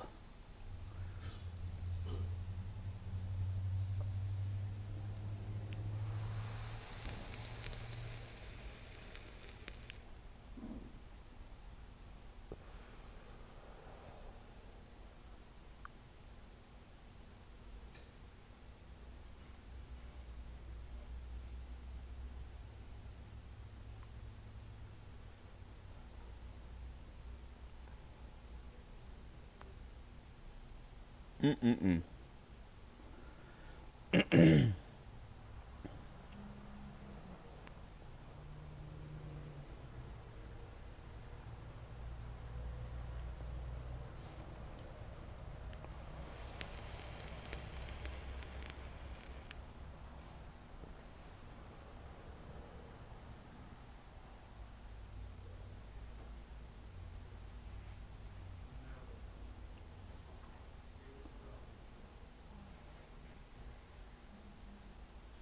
I got a piece of lettuce stuck in my teeth.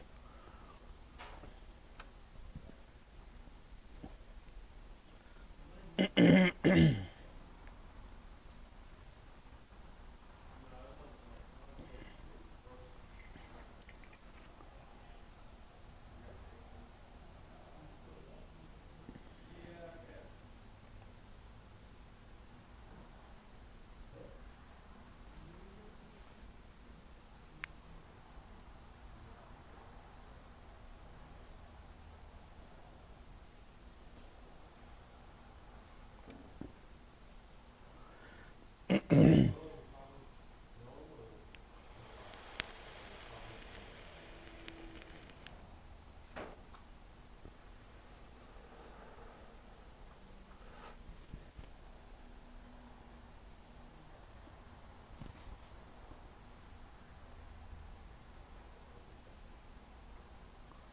I'll be able to get back to that and pull off those valve covers soon.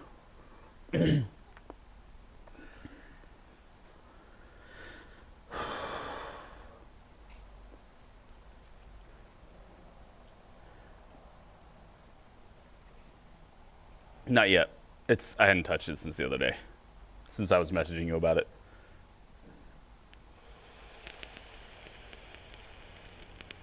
It's gonna take a hot minute. But I'm still gonna attempt it.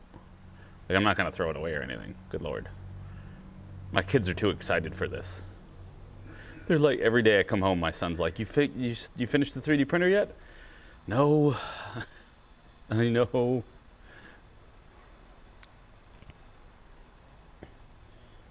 I'm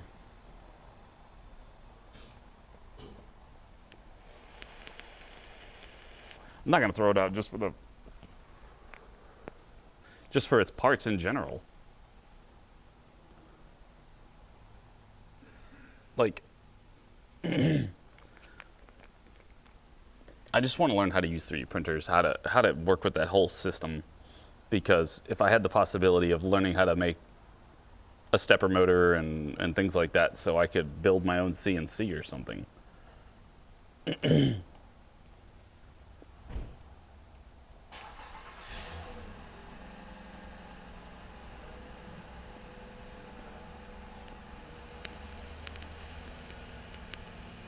I think it'll be very interesting. It's just, it's going to require a lot of patience and a lot of studying, and I just haven't had a lot of time.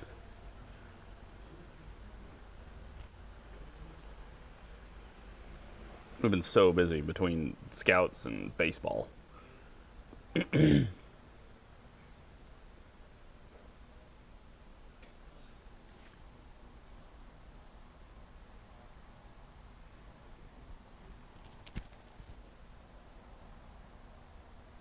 Yep.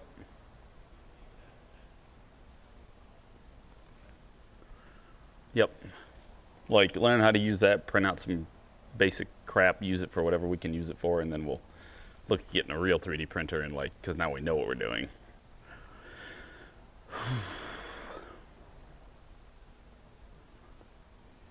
It's just gonna be a lot of information to take in.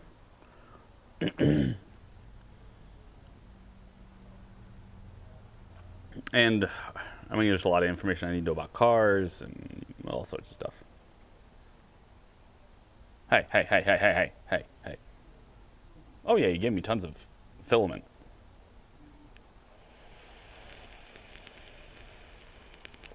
Probably print out half a car.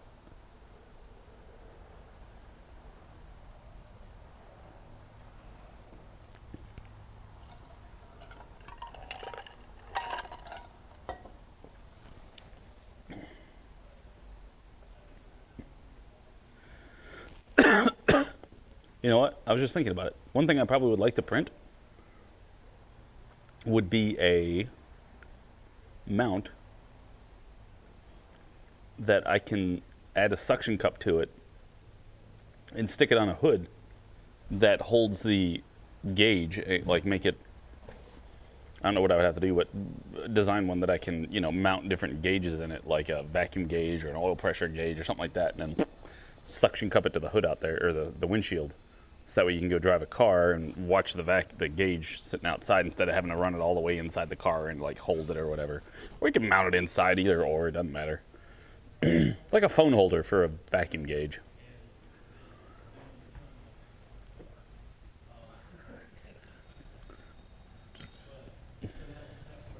That'd be kind of neat.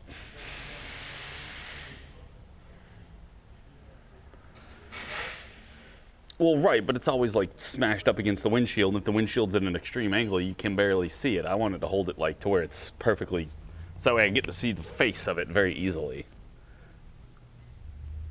I mean, I've done taped it to the windshield, like up high on the windshield or whatever, so you can look up and see it. But It'd be more convenient to put it in a nice place.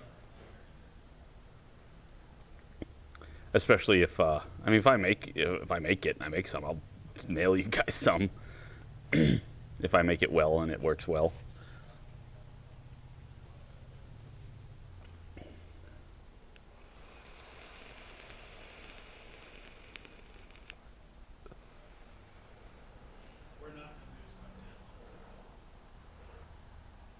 Yeah, I haven't done the oil pressure, fuel pressure, driving it, except for that Subaru in a while.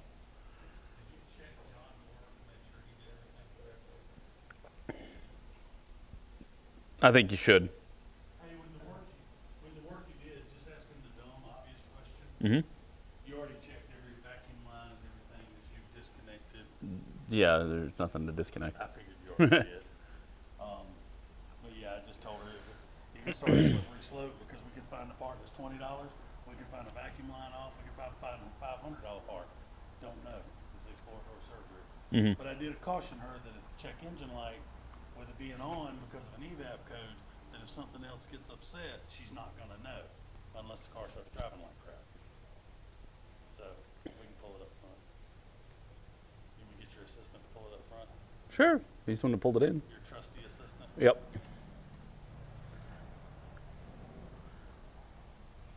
I'm enjoying fucking with Noah almost as much as I enjoy fucking with Jason. No, it does. He doesn't have a problem with it, though. No, yeah, Noah doesn't get fired up. Jason gets fired up, which makes Jason more fun. Right. But Noah's still new. You know, he hadn't got Jason's. A sour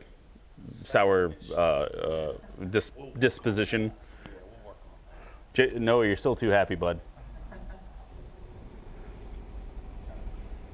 No, I can assure you that 100% of happy people are behind that previous wall. I'm asking. Huh? Where the wall used to be, Oh. 100% of the happy mechanics are behind this wall on this side of the wall. You on the World Wide Web. This is like an interview. It's an interview. Yeah, you're happy, aren't you? Yeah, I'm fine. See? Other than money.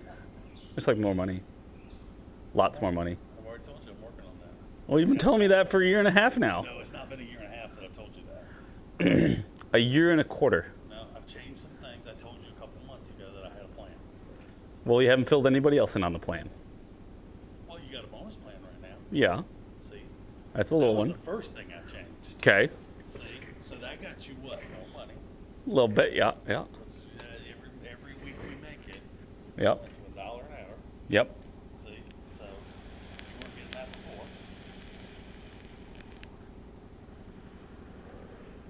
And the thing I'm going to make a YouTube video on just like how much do people make working on cars, because everybody's got that question and nobody knows. Well, it's different because Oh, I know it's got flat rate and regions and what's the cost of living and et cetera, stuff like that. But it makes a big difference too.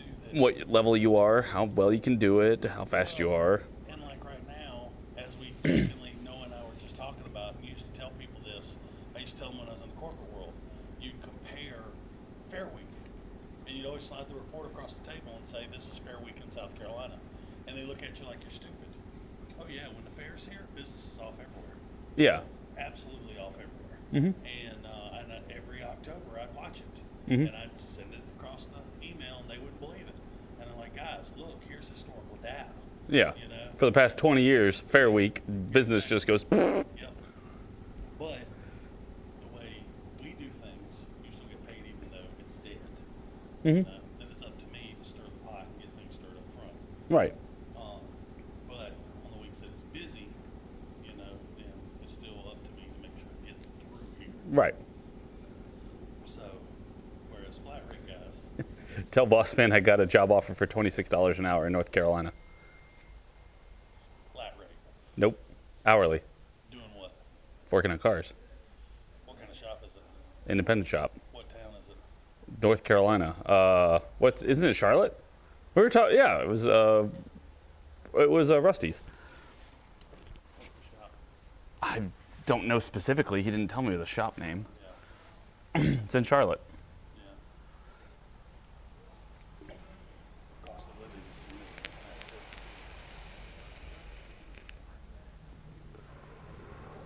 cost of living's going up here too. Everything's going up. Living everywhere is going up.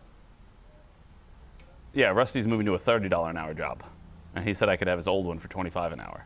Did he? Mm-hmm. Do they pay his medical insurance? Oh, I'm sure he does. You have to, if you work 40 hours a week or more. Or sorry, 32. I've never had an employer. Well, I have one, Rick Hendrick. They paid my medical insurance. No other place I've ever worked in 25 years ever paid my medical insurance. But that's a huge cost. But I absorbed that. Yep. I don't like that though. What? I don't like that. I don't like the general. It's granted we're gonna get really quickly into politics, but I don't like the fact that your health insurance is tied to your employment. I think they should honestly ban or companies from paying for your health insurance, and that it's all individual pay, because then the companies have to figure out how to sell it to every individual, and then your employer also has to pay you to do that. You have the option to go on your own health insurance anywhere.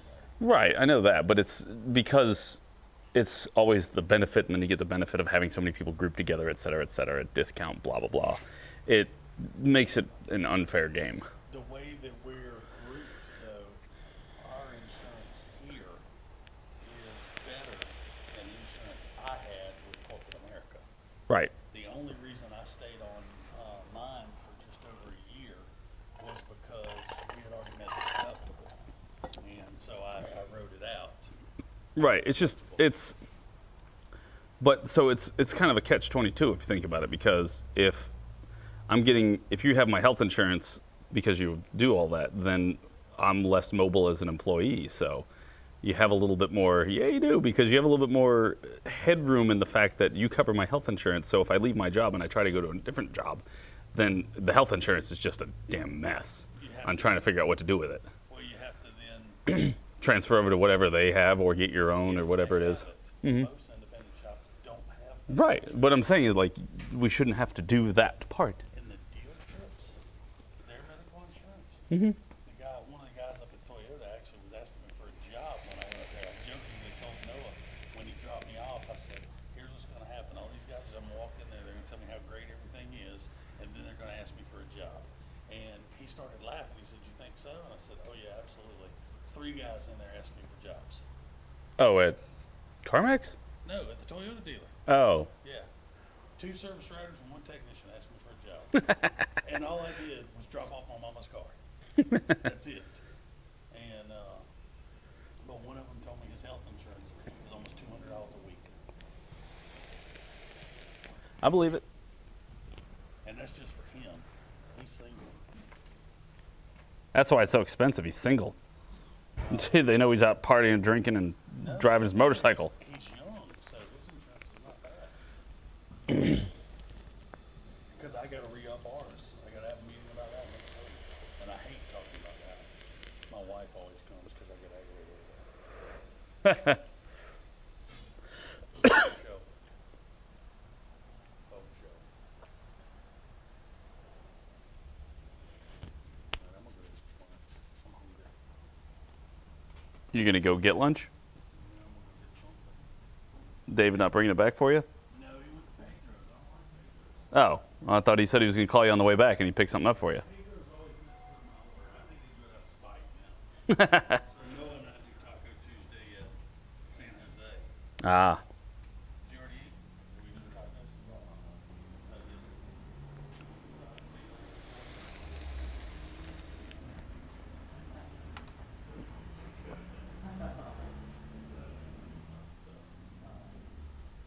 And I'm gonna write checks.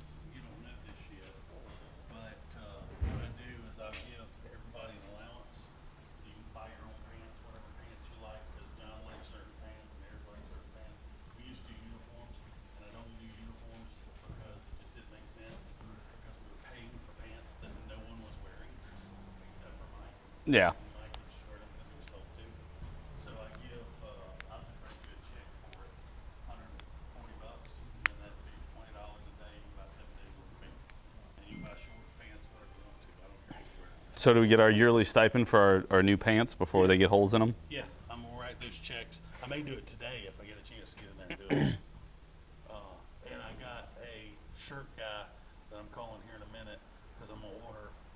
t-shirts. I'm gonna get screen printed ones this time, Mm-hmm. and I'm gonna order sweatshirts. First, sweatshirts or hoodies. I like hoodies. Do you? Yes. I know you like hoodies better than sweatshirts. Tom says floor paint. Huh? Tom says floor paint. I want to do that soon too, and I gotta get the gutter guy coming to fix that gutter Yeah. and paint the building. Yeah. All sorts of stuff. I gotta figure out the paint of the building, and then I want to do a sign out front. I was gonna do a big LED sign, but I don't know that they're worth the money. Probably not. I was thinking about just redoing the sign out front. I mean, let's be serious here. You can do the sign out front really cheap. Why does it gotta be LED? Just go to Costco, pick you up 2 nice TVs. We'll build a nice little plexiglass cage for them, mount them out front, and bingo bango, we can put whatever we want on there. Well, the LED, what I was thinking about was doing like the LED like the pool place has down the road. Mm-hmm. Originally, I had this plan to do like this huge 10 by 13 that was going to do everything. Yeah. Gonna be like $13,000, Yeesh. but I don't see the benefit of it. Unless it tells traffic and what the. Right. What, Well, I want one that'll say, like the temperature and the weather, and that does a rotator. right. And I think it'd be beneficial out here to have traffic is currently 5 minutes back. Just pull it right off the SCDOT website. traffic is and show a guy like this. Yeah. Traffic's just screwed.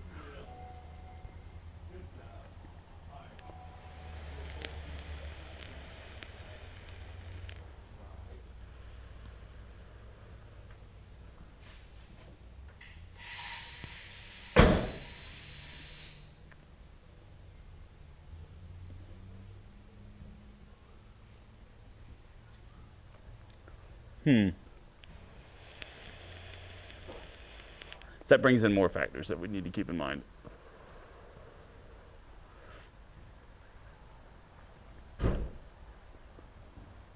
I saw it.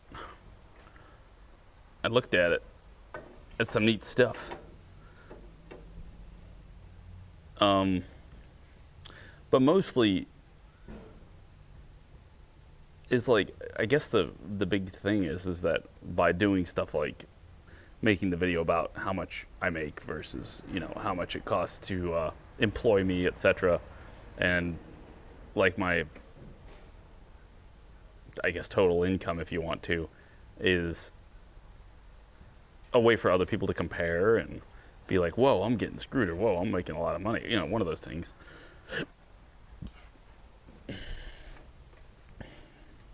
And I think it'll give some people leverage in their shops.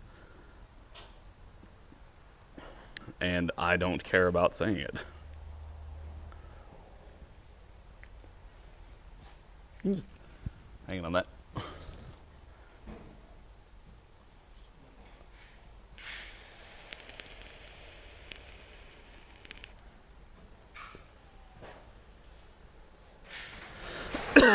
Neat. That's what I'd like to do. I'd like to just make things.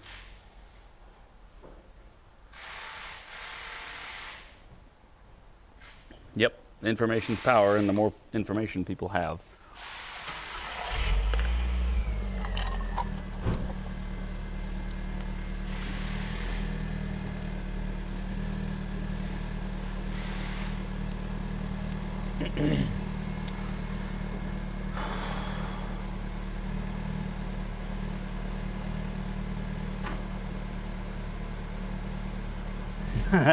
He made an app so he can launch it from his phone. That's awesome.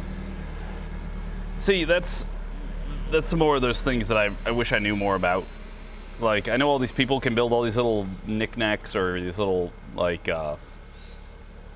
phone controlled this, phone controlled that, or remote control this. And I have no idea how to do that stuff because there's something I'm really missing in the basics of electronics. And I've been watching videos and stuff trying to learn those things, like how to use a computer controller in general.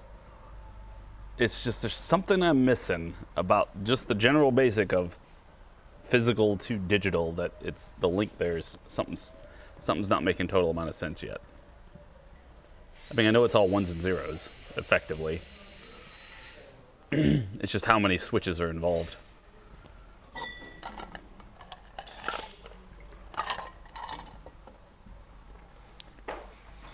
What's funny is I gauge my lunch break on how much left I have to drink.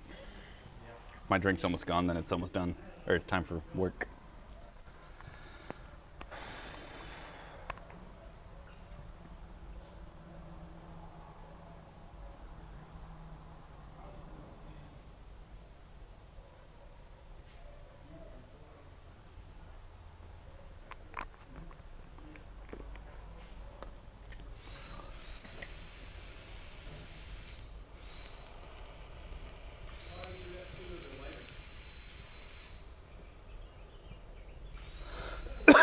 Which, what are they going to do after they run out of things to be smart? Like, what's the next technological jump? What are they going to call it? Like, they went from, you know, like we got mechanical power, and now we got electrical power, and then we go smart power, smart fridges, smartphones, smart this. What's the next one? Quantum phones? We're going to have to come up with another word for, like, more intelligent than the previous. AI powered will probably be the next one. AI powered is probably going to be it. And that's actually something I want to work on, which is there's so many things I want to do. Oh my God, I can't pick a lane. I wanted to make us, I don't know if any of you guys do machine learning. I would really like to do a machine learning diagnostic bot or program or whatever you want to call it. But think about if we could start aggregating all the data that we get from, like, it'd be great if we could start a website where people submitted their complaints and their fixes, and then we could start aggregating that into machine learning to try, because it would hopefully see patterns. Because a lot of these things are patterns, how they fail. Like, this fails because this fails, because this fails, because this fails, etc. It's got to be really specific, but you'd think, like, if you could pull all the data from the car and you start telling it, this is all the data, here's all the inputs, this is the output of a problem, which I guess largely is what a car does already with its check engine light, is like, hey, we're getting too much vacuum, so there's a vacuum leak somewhere, find it. But it'd be cool if you could take that data and then say, well, the vacuum leak is at 14.7, or it's at 12 or 20 or whatever. So look here, or look here, or look here. You know, that's where these tend to come from, or this one tends to come from. I knew you were going to say that.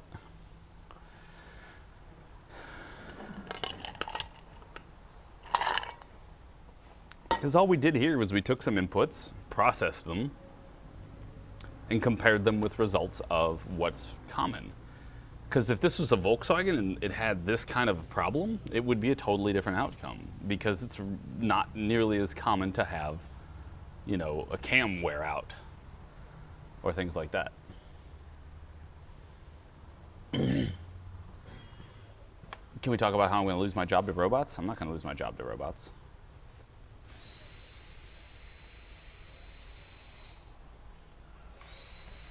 They took my job. No. Not my job. Maybe my kids or my kids' kids.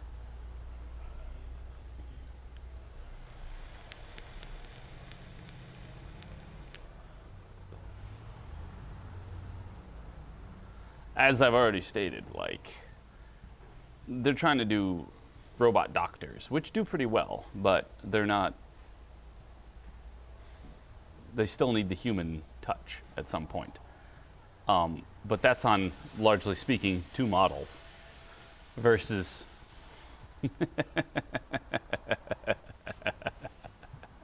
thousands of different models and variations of all sorts of cars, engines, and equipment. You know, if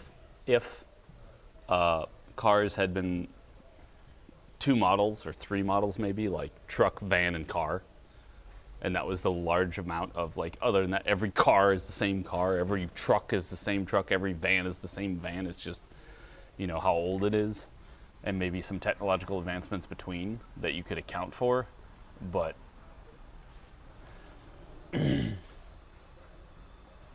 uh-oh, what did Dr. Disrespect do this time?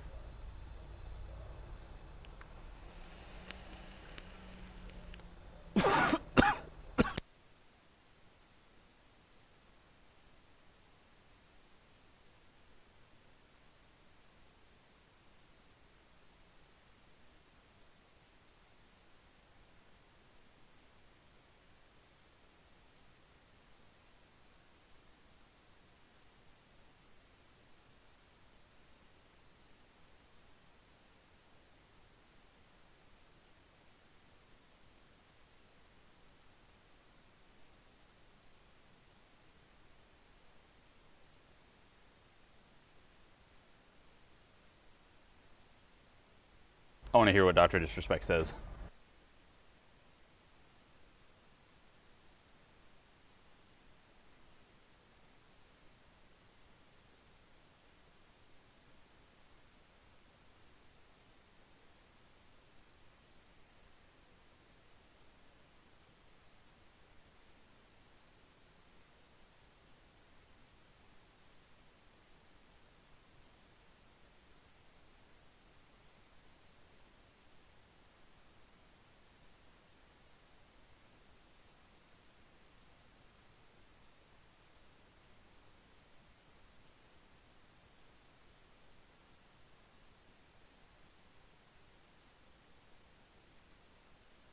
Lol. Does Jason talk when he's drunk? I don't know.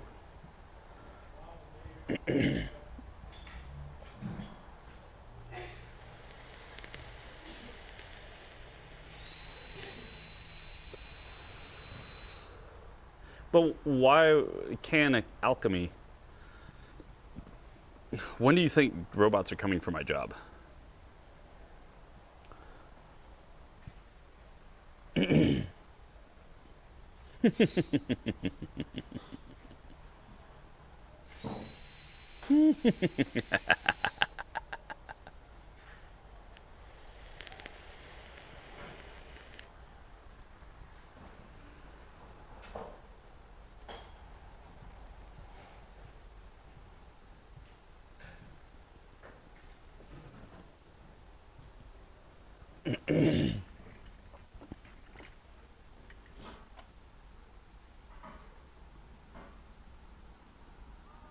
The question I would lead up with is how? How would they do it? That's the short answer.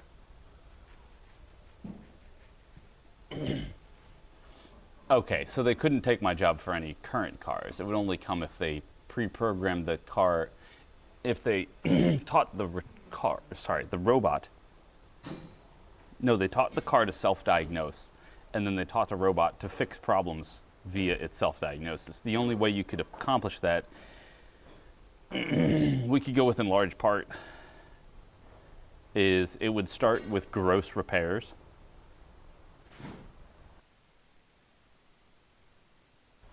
Golly, got tickle my throat.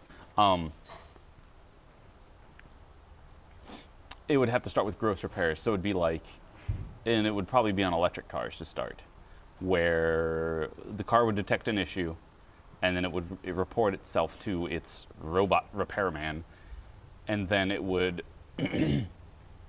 go from there to, say, driving itself to its repair shop. The repair bot would load it up on the machine, and then it would say, I have a problem with this. And what would likely happen is it would be, takes that out, puts a new one in, sends it on. It fixed it by just replacing whatever gross problem, like there is something wrong with this motor. So it takes out that motor, puts a new one in, on you go.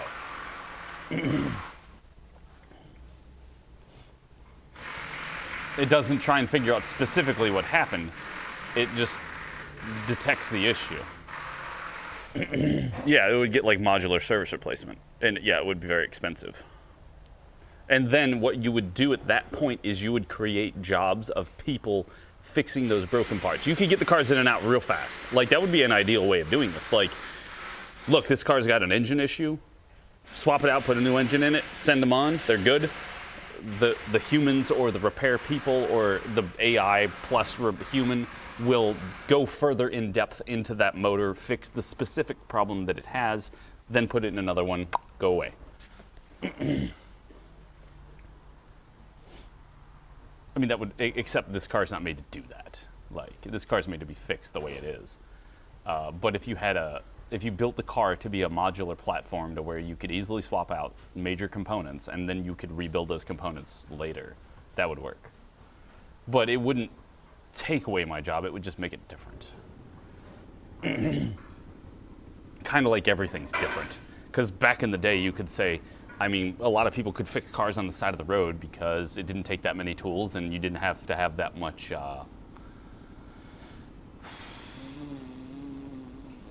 you didn't have to have that many tools or that much electronic equipment or that many diagnostics to the internet, etc. But now it's kind of getting back to that section-ish.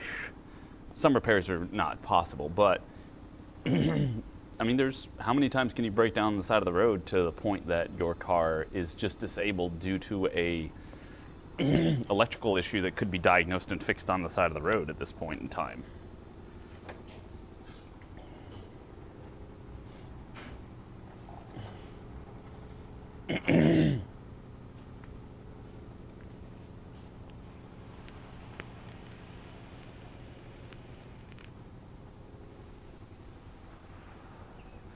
A subscription-based scenario is not out of the realm of possibilities, nor do I necessarily dislike it. It is definitely a possibility, and it could be coming in the future. However, I do think that there will be plenty of companies that will still want to sell you a car that you own and you can play with, or tinker with, or generally just have. And there will, because there's a significant portion of people that the subscription base is just out of their price range.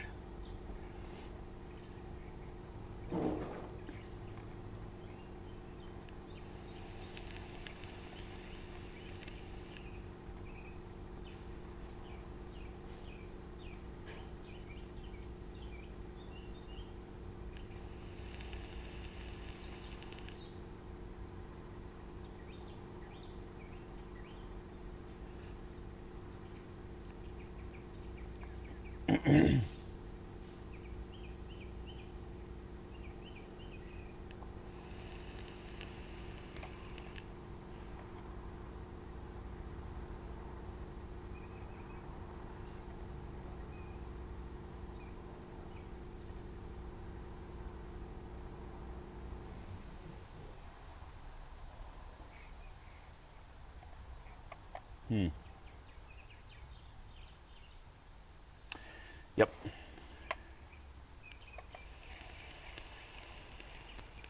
All right, let me go hit the restroom. Ooh. Definitely being on my leg helps that. Be right back.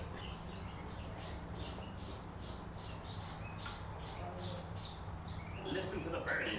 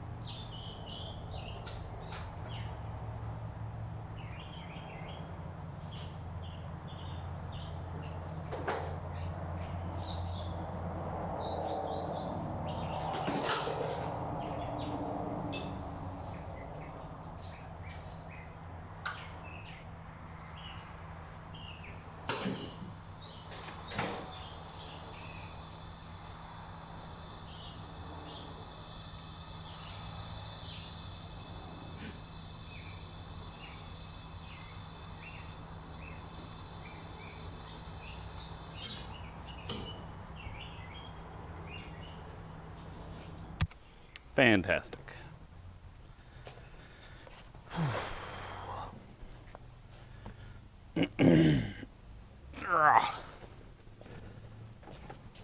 All right, well, first things first. Let's get the title changed over. Yep. Sweet.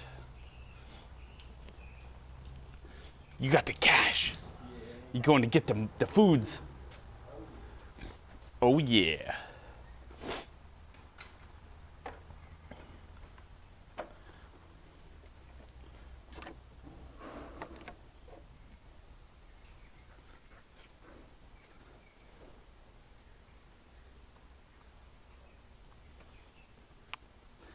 All right, so we had left off where we had swapped coils. I guess at this point, I could probably just start the video from here. I don't know. We'll figure it out. I'll do it one way or the other. Ow.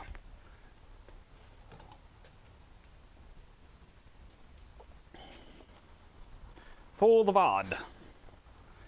So we have a 2011 Dodge Charger 5.7 Hemi. Misfiring on cylinder 5.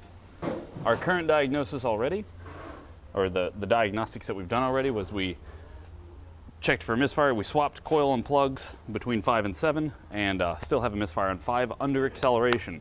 So we are currently concerned that there is a valve train issue, and so we're going to take off the valve cover and find out. So here will be a little process on how to take the valve cover off. This is how I'm going to do it. So first let me get this crap set up first.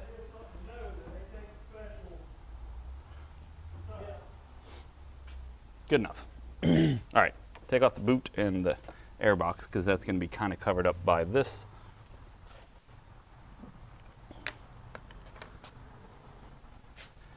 So we're just going to go ahead and get this unstuck from its spot here. If I can.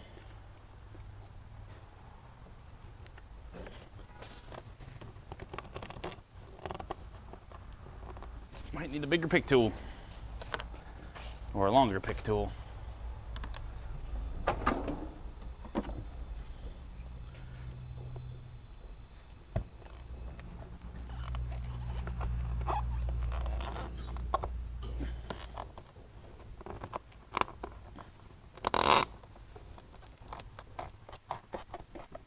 Good Lord, that was difficult.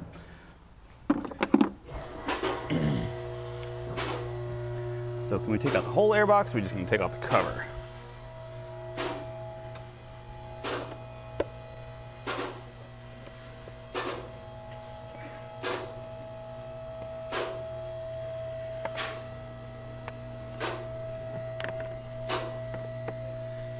What's the verdict on this thing? We're taking the valve cover off. Check the valve train. The A4 needs cracked oil pan. Yeah. He's not gonna do the oil pan today, so I can get, I guess, know what to change the oil. Yeah. Sound good? Yep, that's fine. I believe he's not going to do that oil pan today. Does he have an interest in doing it in the future? Ew. You said it has no cat? Nope, no cat. I didn't scan it, but it's not on. Tuned.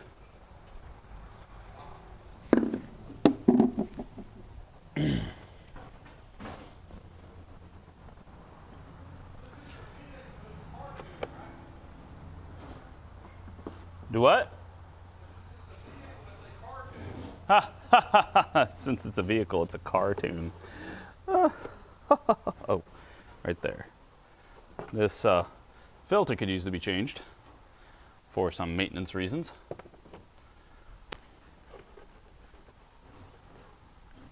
Let's see if it looks like there's anything else holding it on.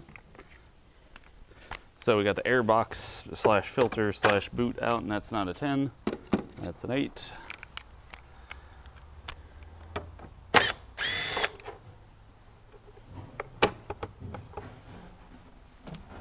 It'll just be easier with this box moved out the way. So you just do that, and then you pull up on it, and then you find what rubber boots have stayed.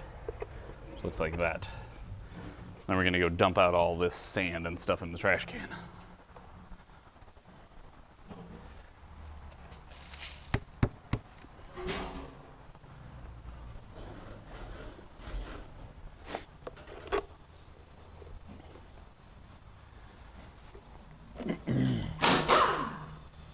I don't know if we're gonna have to move this bottle. We might.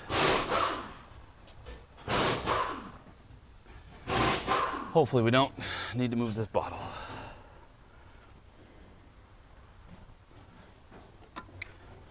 So we've gotten the air box and the snorkel and stuff out of the way.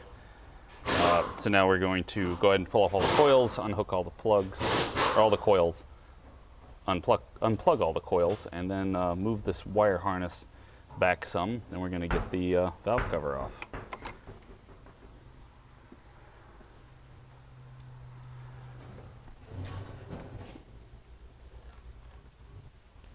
Take that off of there, just to make our life a little easier.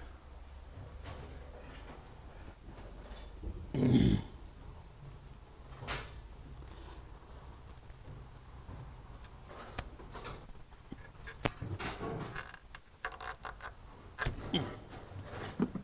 that.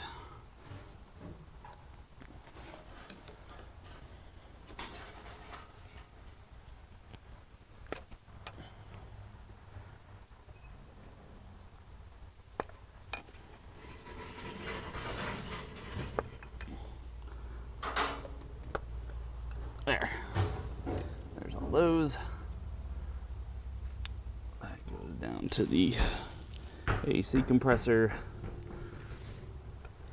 But we are going to have to get this clip harness out of here, which I think, yeah, these just pull out. There we go. Then we got that loose, so let's get all these coils out. I'm going to go ahead and mark them real quick just so we can keep kind of track of them.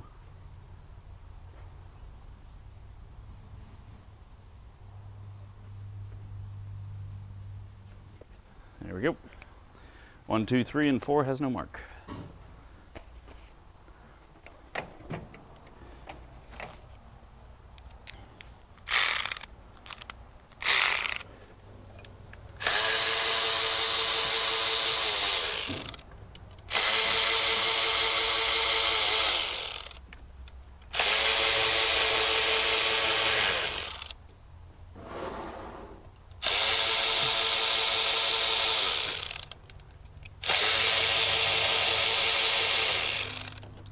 All these coil bolts are the same, so you can just pile them up.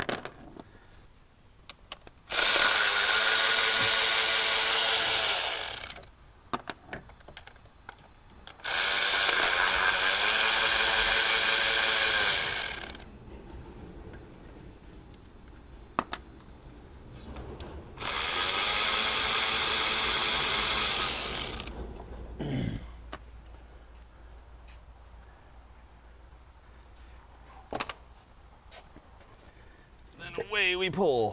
1, 2, 3, and 4.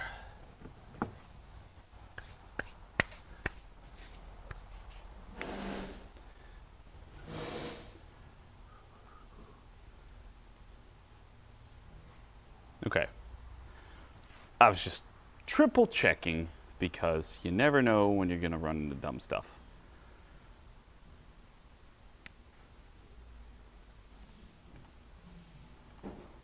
Triple checking. So this is 1357. I was just like, wait, let's make sure that we had the right side before we get too keyed up. Granted, I double checked that like 3 times before, but you can never check too many times. So Now that we got all the coils out, we got the harness moved out of the way enough that we should be able to get it out. Gotta get this one off, which I'm going to have to use something else for that one. There we go. There's all that. Now we just got to disconnect these 8mm bolts holding the valve cover on. And it wouldn't honestly be a bad idea to do this.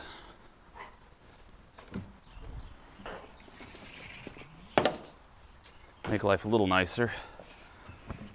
Vacuum off the valve cover area, so that way you can try and avoid dirt getting into the cylinders or into the valve train area.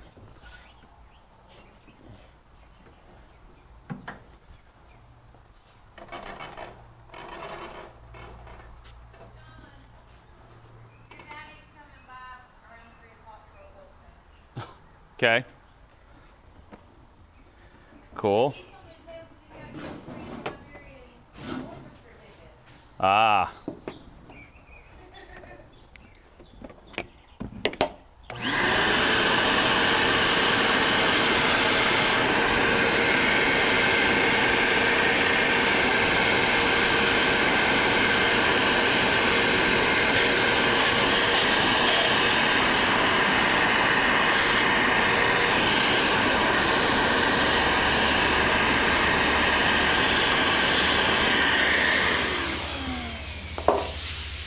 And that was all. Just wanted to try and get any loose dirt up.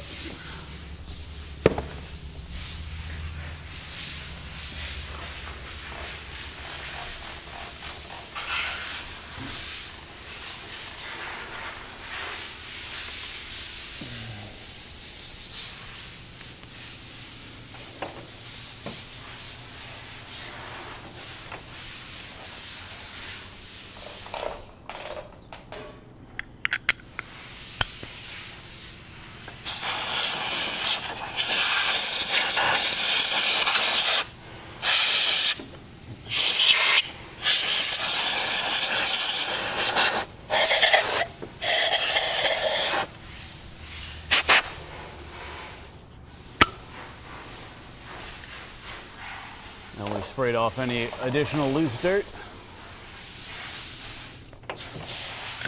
Now we get to start whipping off the coil, or the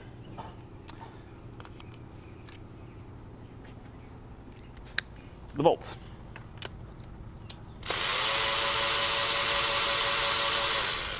I don't know if these come all the way out. No, they don't.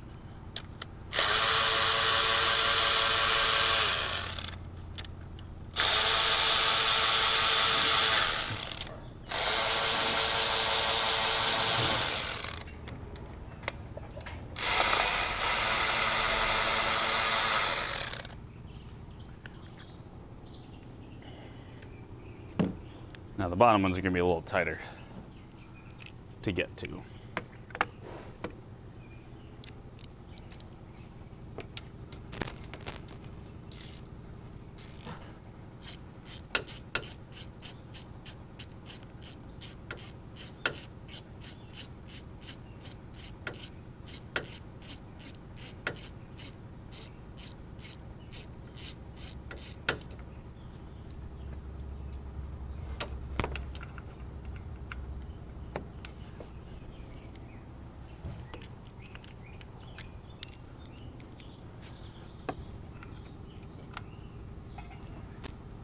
Man, those birds are loud.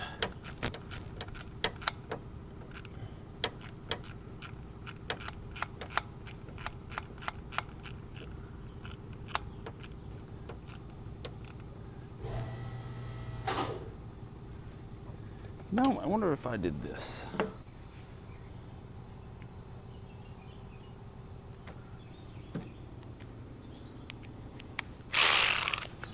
Can I fit this in here with a swivel on it?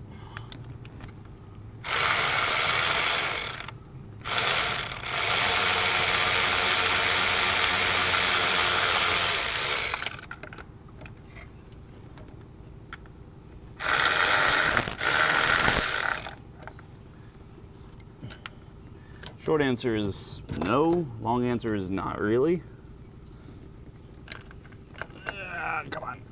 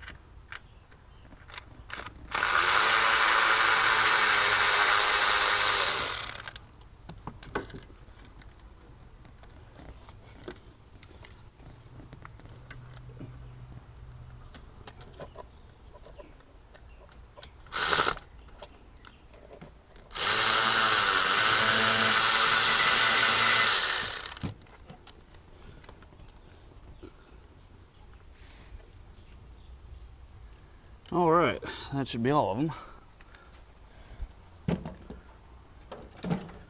Now let's see if we can't pop this thing loose.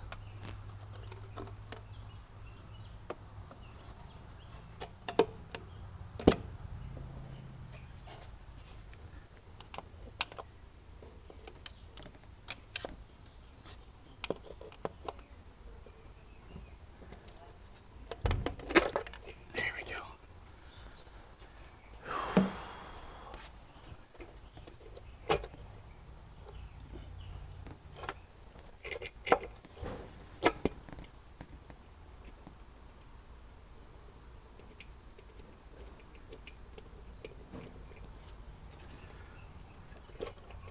Now here's to seeing if we can wiggle it out.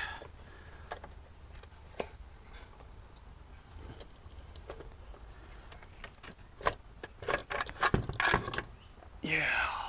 Nice. Nice, nice, nice.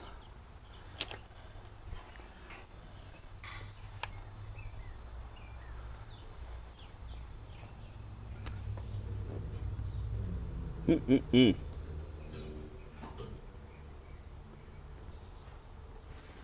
And now we're off into the territory that I'm not familiar with this engine. I'm going to be doing all sorts of crazy turning and measuring. Anything specific, obviously? That's the question.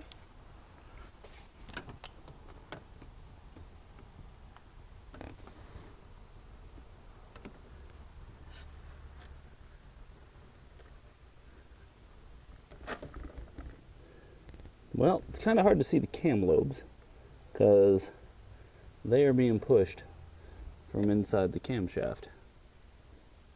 So that is not as likely. Although,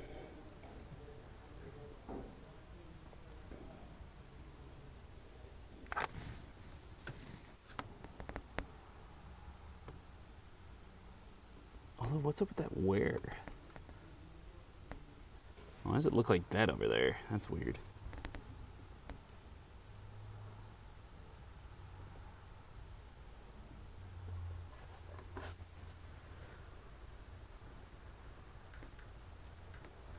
That's got a little play in it.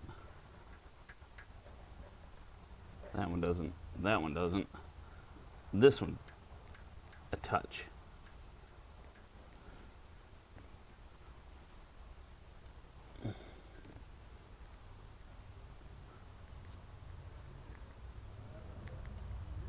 This one's pushed down, it looks like. But yeah, this one's got like a skosh.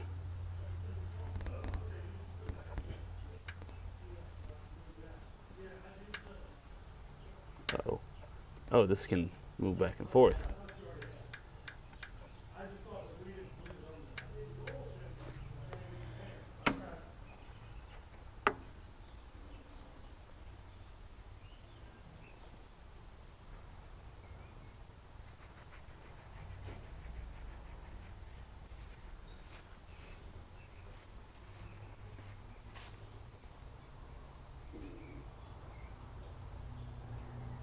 I will tell you one thing. this is currently being pushed.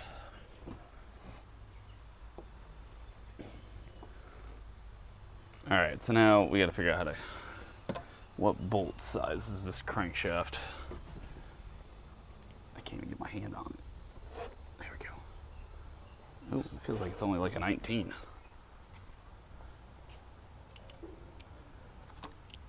Do I smell popcorn?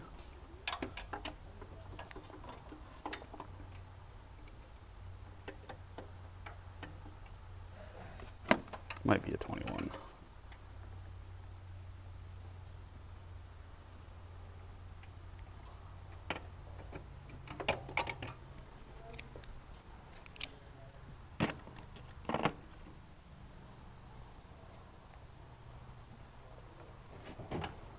I see getting a wrench on this crank is a pain. I'm not sure what I'm going to use, because if I use a big headed ratchet, it might not fit down there. It doesn't really. We might have to adapt our 3/8 to fit in there.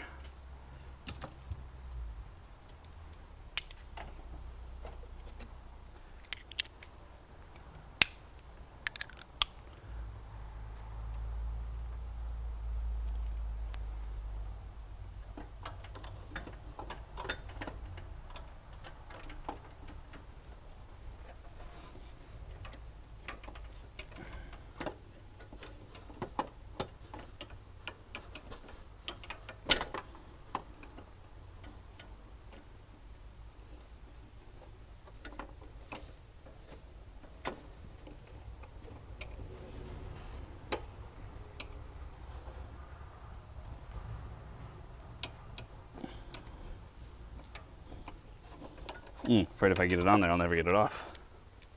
I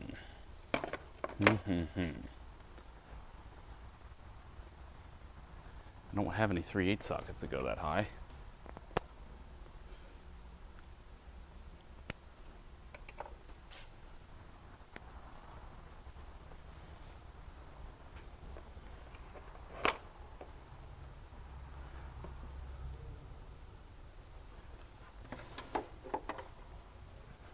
Is it a 21 is the real question.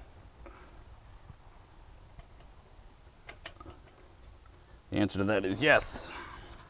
Now I got that on there. Now can I get a wrench on there?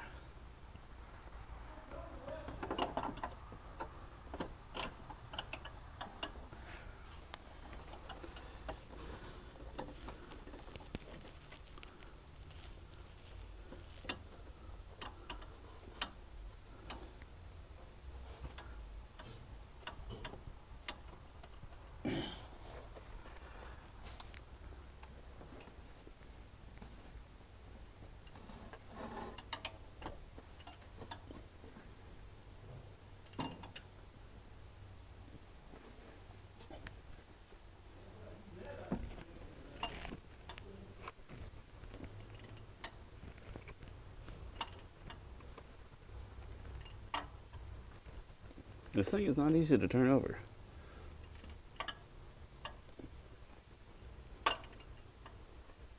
There's that one. Okay, so we need like a dial caliper or something. Not a dial caliper, like run out a machine gauge, something I can like magnet here and then position it on top of it to where it's holding it steady, and then letting it go down.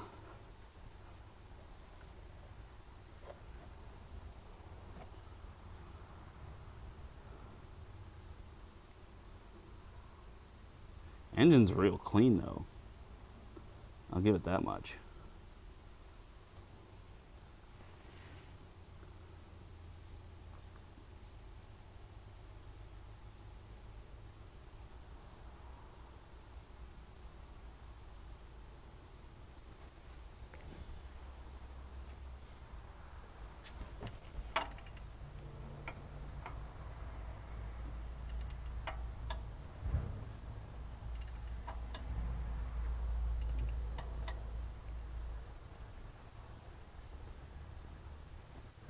Let me see if maybe Eric's got something.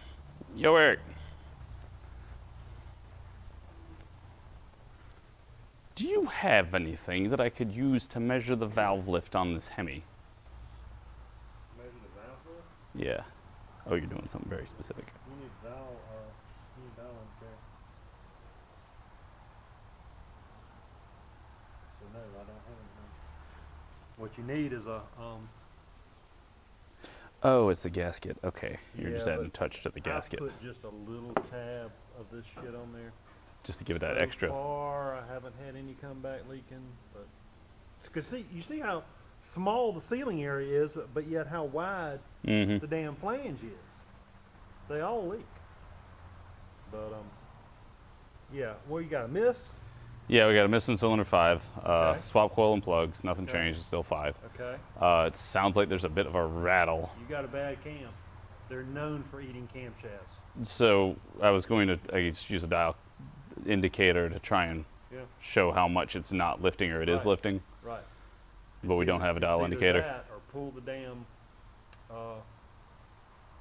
pull the lifters out and see that they're trashed, but you can't do that without taking the head off. Mm. Now, they're known for eating camshafts. I think cylinder 5 might be one of the cylinders because I think it's one of the cancellation cylinders. Brad has one because he bought the setup to do it for his motor, but I don't have access to it. Mm-hmm, I mm-hmm, mean, I've got a little dial indicator for brakes, but Probably moves too much for that. I mean, I guess I could take maybe a dial caliper, set the bottom all the way down to the block, like try and put the same spot, and then measure, using that to measure it to the, I guess, the seat of the valve. Yeah. all right.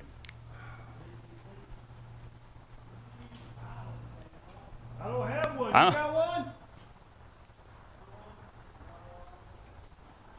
Nobody, See, that's the problem.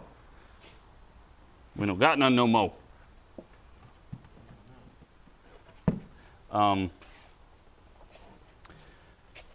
So what I'm hoping to do is, I guess I'll use a dial caliper, try and use it as a rough gauge, if I can find it. I don't know where the heck I put it. I thought I kept it somewhere easy.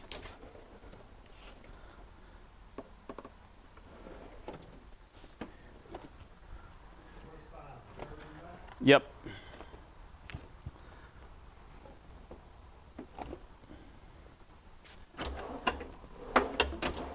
I was looking at it because I already had it go through an open and close cycle on the intake when I was turning it over, and just eyeballing it between the so 3 and 5, because 3 was already depressed when I pulled the cover off, and then I went to 5. I personally was just eyeballing it. It looked like the 3 went down a lot further than 5 did. Like it seemed to be a significant amount. So that's why I think if I just use a dial caliper and use the back side of it, I'll probably be able to try and get its full depth. Don't have a broke valve. No, I didn't see any broke valve springs. Everything seems tight. Although these things can slide back and forth on this. Yeah. These can slide back and forth. Yeah. Oh. That seems odd. That's just the way it's designed.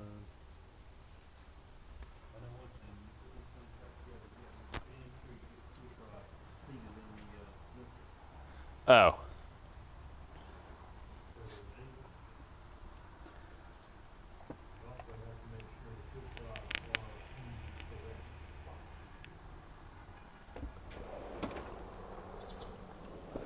Where the hell did I put my dial caliper?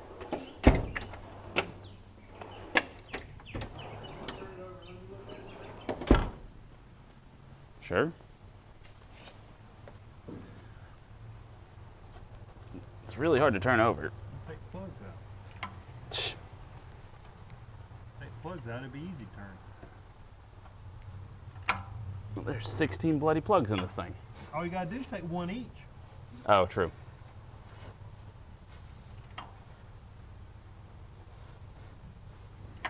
Ooh.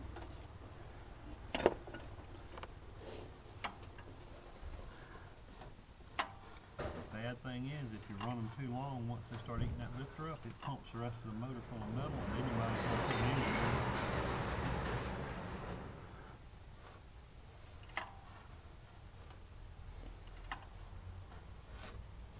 I ain't moved this thing yet. Well, it was just off the, I just went around on it. So we gotta go like, God knows how many rotations. Like I said, I'll be pulling plugs out of the hell, even if you only pull plugs on this side, you at least lessen it by half.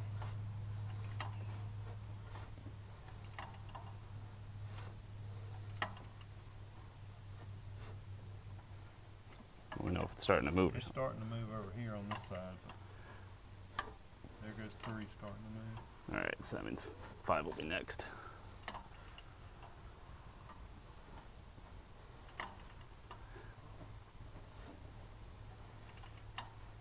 Are you looking at the intake or the exhaust? I was looking at intake. Okay.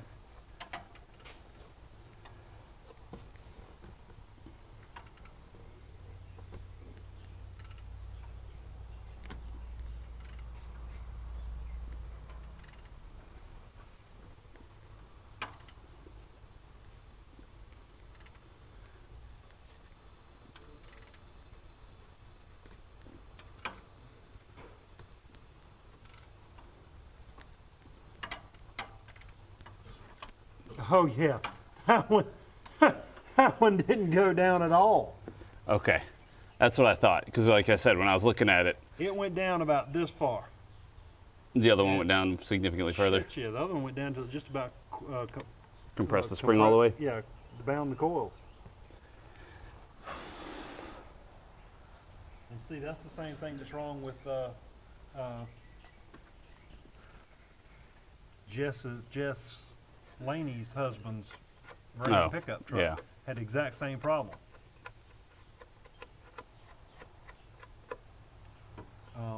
Like I said, if you wanted me to turn it and let you watch it, No, I'll pull out it's- I'll pull out a plug on each of them because you can just pull out one plug. yeah. And Let's pull out one like plug I and then said, because I that want to one- get a really good shot of That that. one was significantly, it wasn't Less. even half the amount. Okay. And I'll find my dial caliper and I'll measure it so that way I can give them like specific numbers and stuff. This is Celios. I don't know.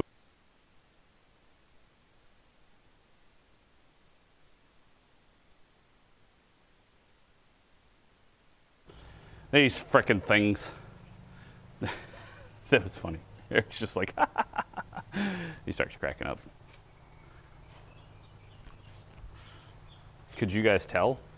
That's what I want to do is I wanted to get it to where you guys on the video, we can clearly see it. And I had to pull my socks up because my socks are like going down into my shoe and it's driving me nuts. I don't know why.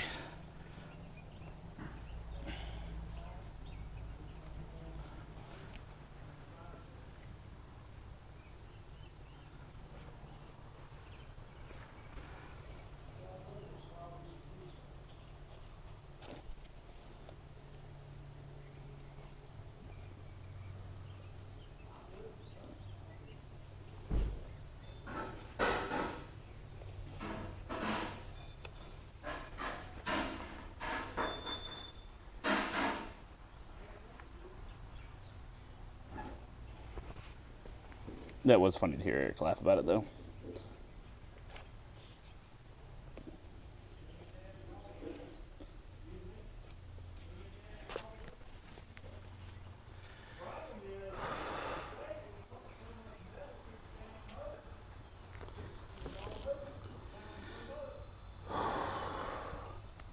All right, so I'm gonna go ahead and I'm gonna pull out one plug in each cylinder. I'm gonna do the same thing on the other side. So that way this thing's easier to spin over because quite honestly, it's a pretty big pain in the butt to spin over. So, especially when I have such a short throw on there and it's such little room, it's just annoying. So anyway, I'll get back to you when I get that all done. And then we'll get a good shot of this, etc. I might not even use this part of the video where I'm explaining all that.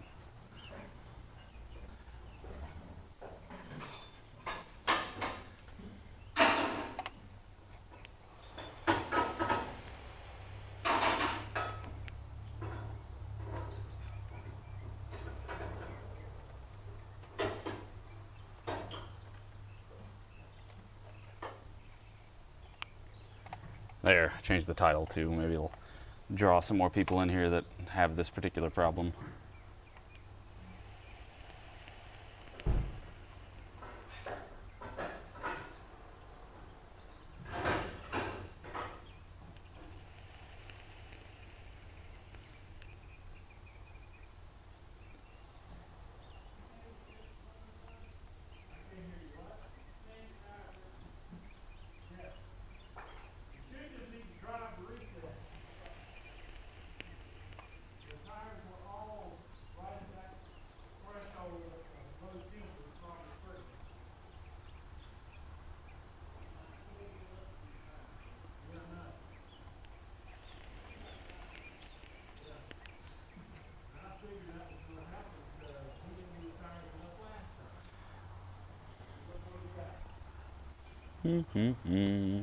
But for you guys, you get to watch this whole process. Plastic, plastic, plastic, plastic, plastic, plastic, plastic, plastic, plastic, plastic, plastic. Oh, let's get our socket.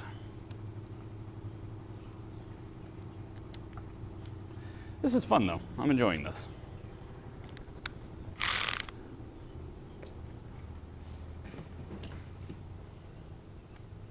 Are you guys?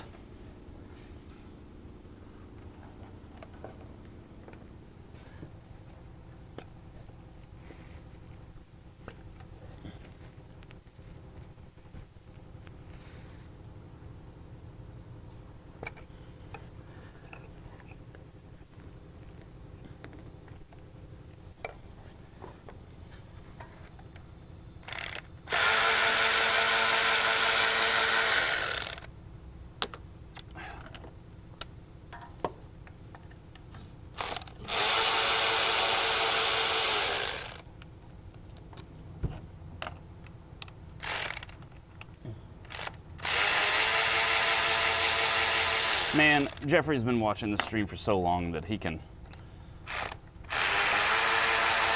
walk up to an Audi and be like, "Yep, you got a coolant leak coming from your intake or from your water pump under the intake. I know how to replace it too."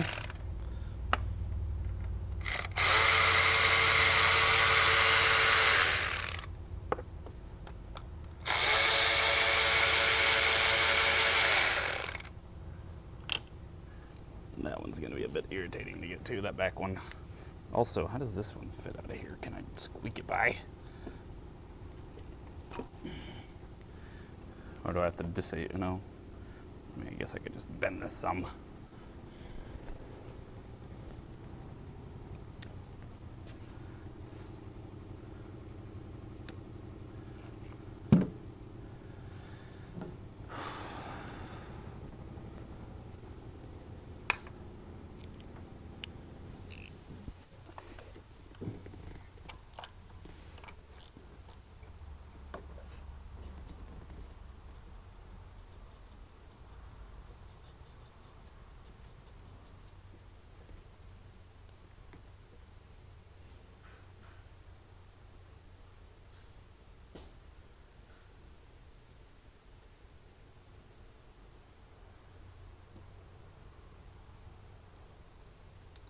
Let go.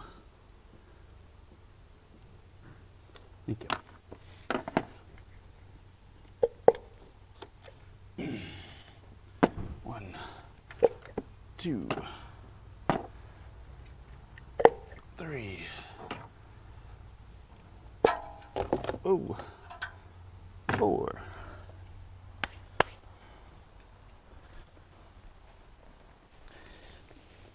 That moment when you tie your shoes too tight.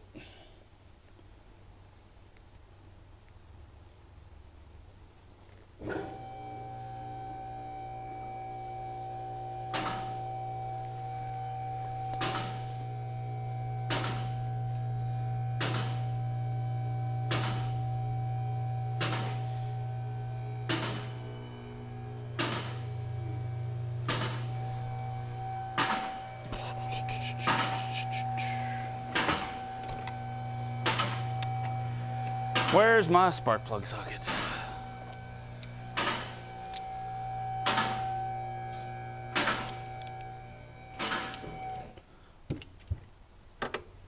What? Oh, there it is.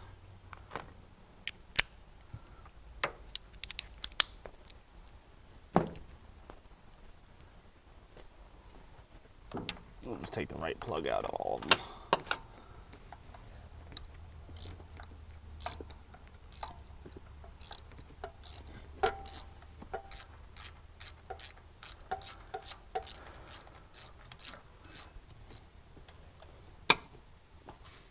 I assume there's a ton of videos about diagnosing this on YouTube, yeah?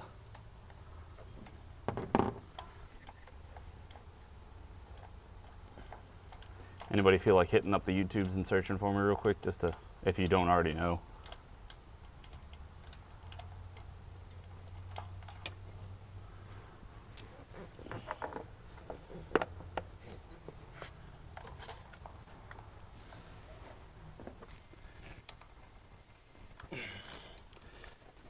But at least if I make this video, hopefully it'll help people do it in a simpler fashion, maybe. Because all this can be done with, relatively speaking, home tools, if you will.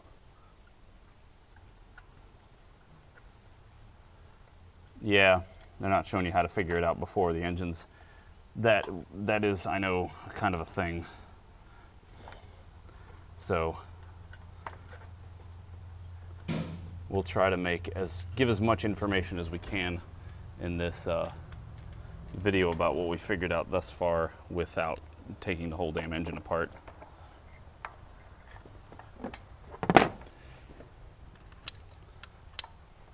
I'll still put it out there. Maybe somebody will find it useful. I ain't worried about it being a viral video, but hopefully it'll be useful.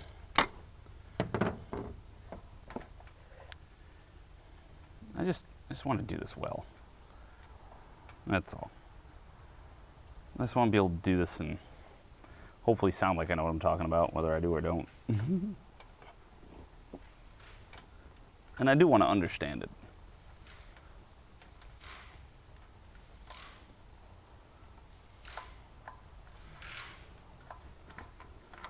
Oh, I'm sure those exist.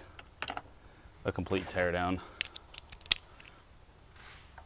So those are all over the damn place.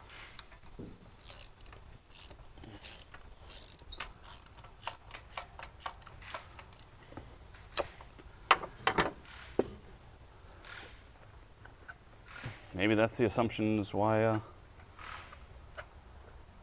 there aren't. I don't know.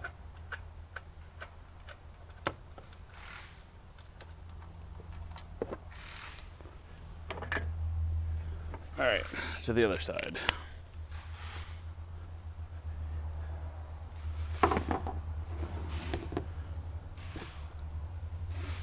Because I could probably make a couple videos out of this.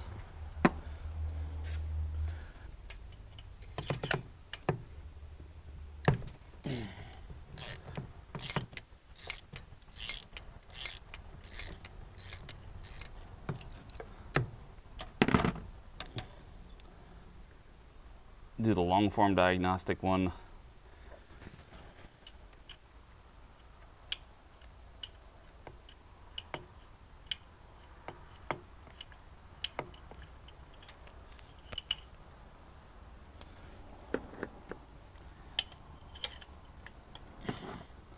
And then do a short form diagnosis one.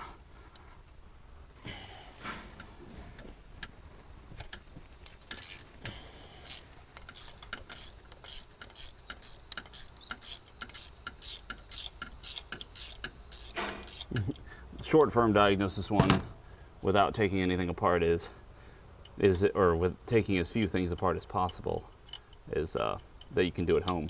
Swap 5 and 7, and if the misfire stays on 5, then well, you probably have a bad cam, because it's that common.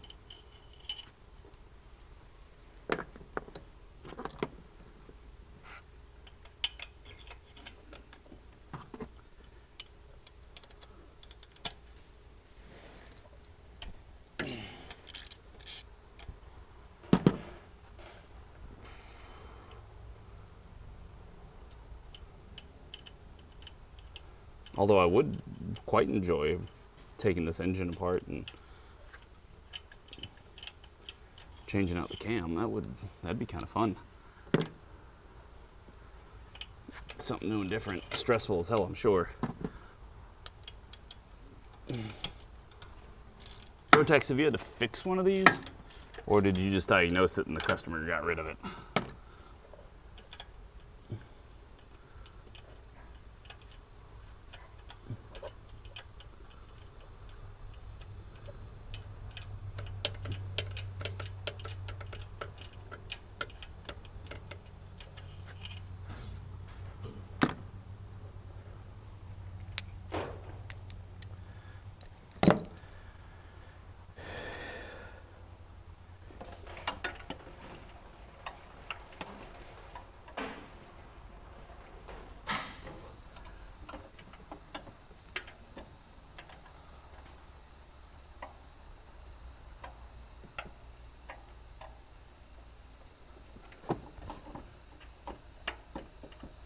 Oh, so you replaced the motor.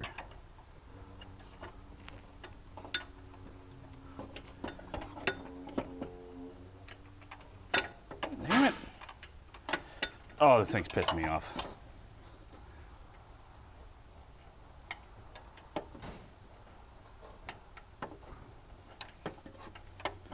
Trying to get the stupid socket on here. Holy crap.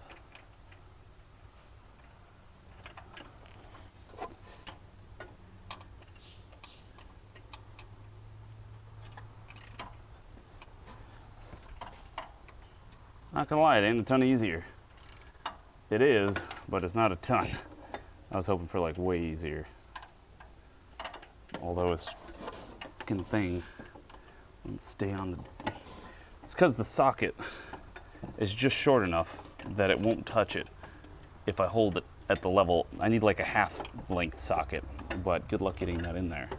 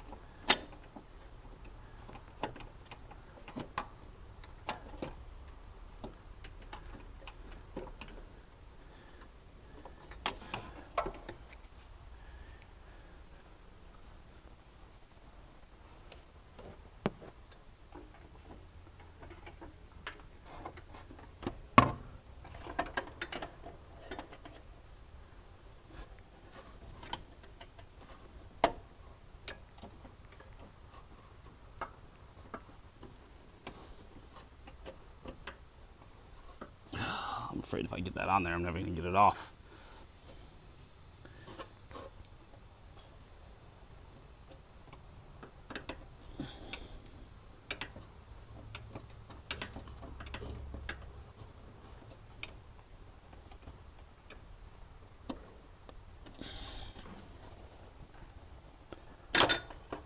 What a jerk.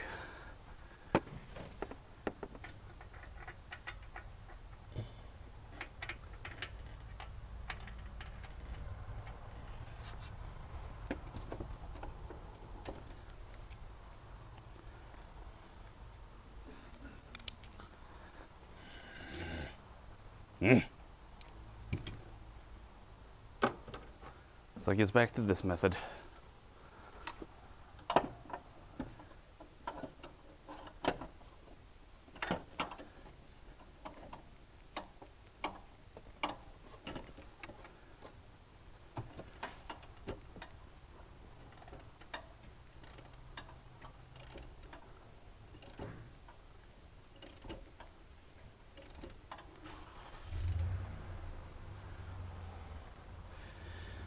Awesome.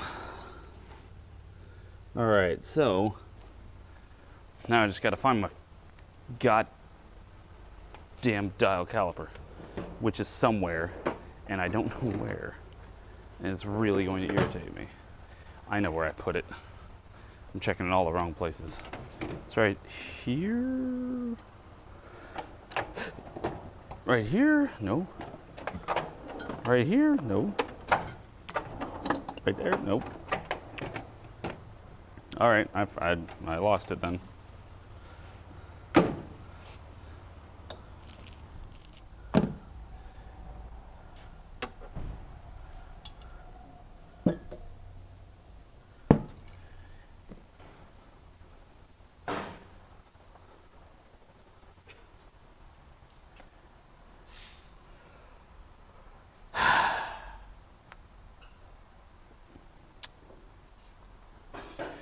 Where in the frickety frack could I put it?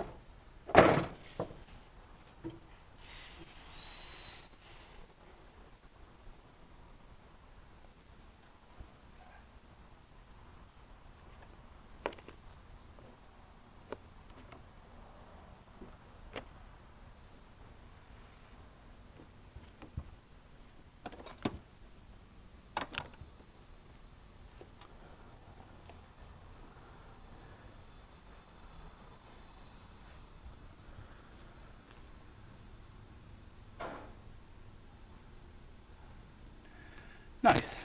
DC. Last DC.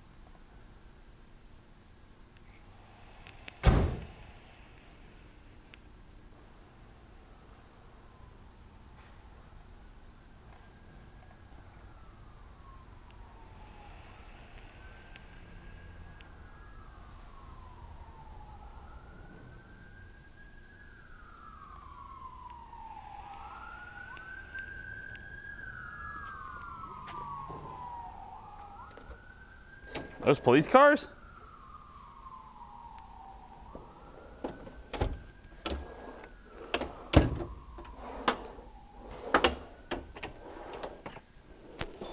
I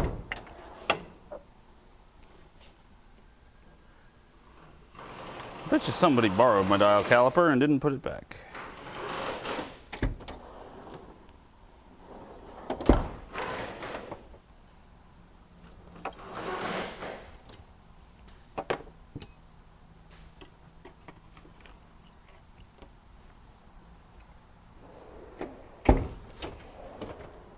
This is dumb, and I'm getting really irritated right now.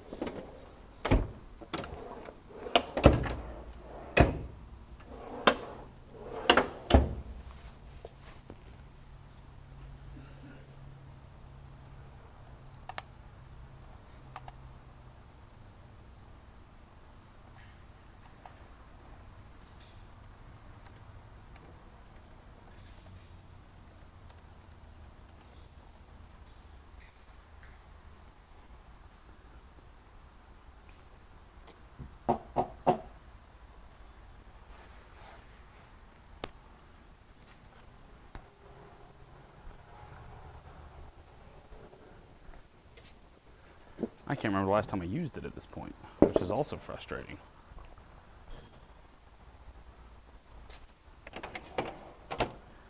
It's a black box, which makes it real easy to find in a black toolbox. That's why I couldn't find it, because I put it down somewhere else. So I would have an easier time finding it, and it was not there. Anyway. Let's see, we're gonna go with millimeters. So, I guess we're just gonna go from here to the top of the spring. So the seat to the top of the spring here. So we have a distance of 50 millimeters. This is one that hasn't been touched, or this one's starting to go down, this one isn't yet, so. Because this one should be less than 50 millimeters. We're going from the spring seat to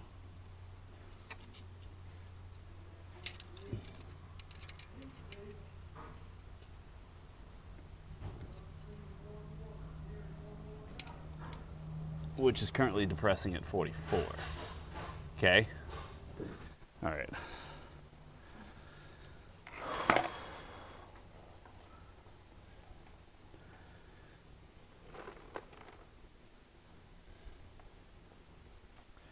But it's a good measurement.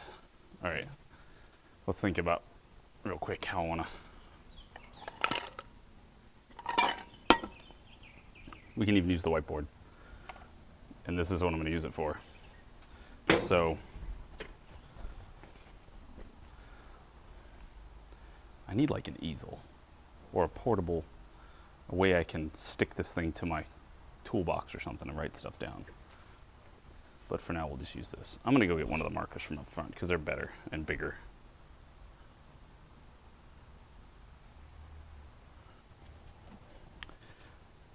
So let me go steal one of their markers.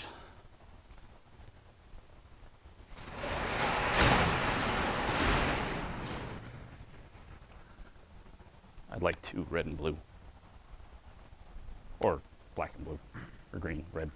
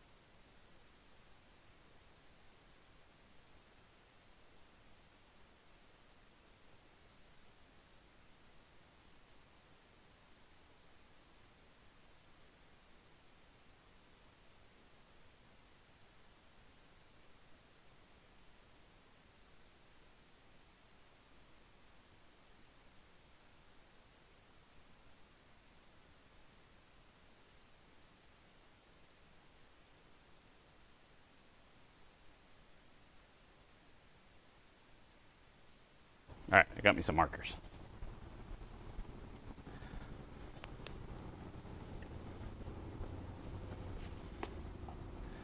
I'm drawing me some pictures. I like pictures. Pictures make me happy because it helps me really comprehendo what I'm doing. So I'm also gonna get some feedback from you guys while I do it. So if we got, let's just do this cylinder head. So we got what, 4? Yeah, 1, 2, 3, 4. So we'll go with 1, 2, 3, 4. And so we got top, bottom, and we got 50 millimeters for its raised point, and we don't know about its low.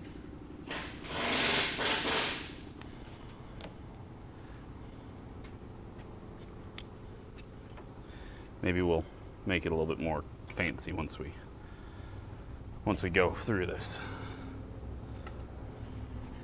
All right, so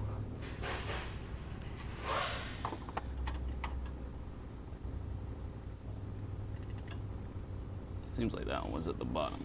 All right, that one seems to be at the top, and this one would be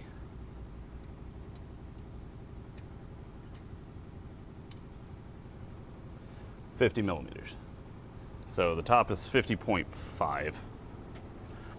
So that means is this 50.5.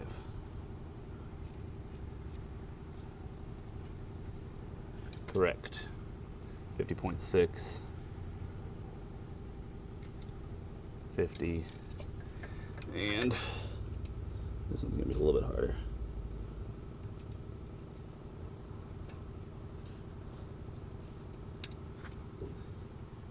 And 50 on the dot. So the top point of all these is 50.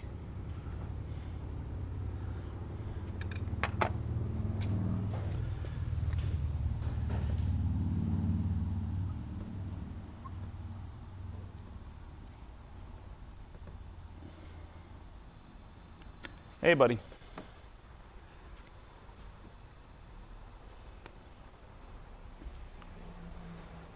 Where's my flow?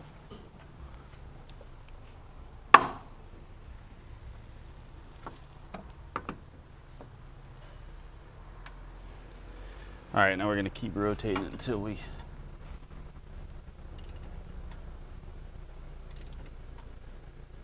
all right, that one's starting to go down, down.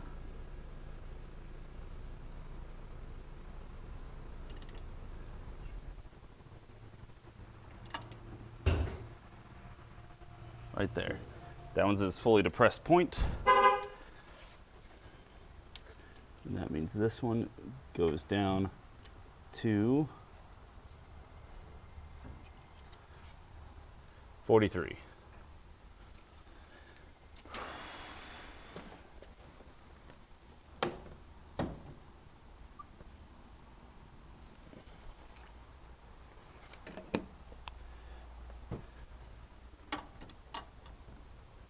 Oh, a little bit more. It does go further. It went further. It went down to 41. Let's make sure that's as far as it goes. Seems to be hanging there. It's at 41. Yeah, 41.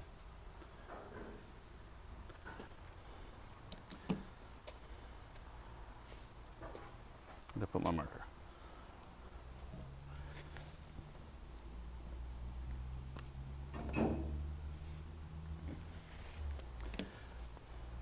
Give or take some decimal points.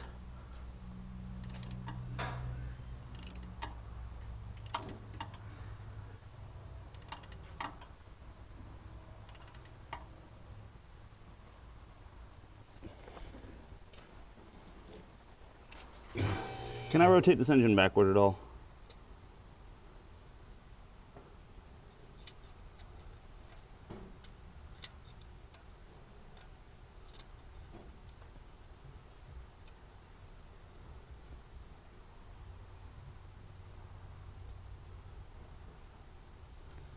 $49.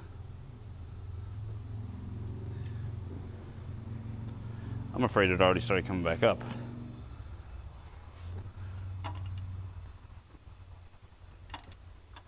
It did. That thing barely moved.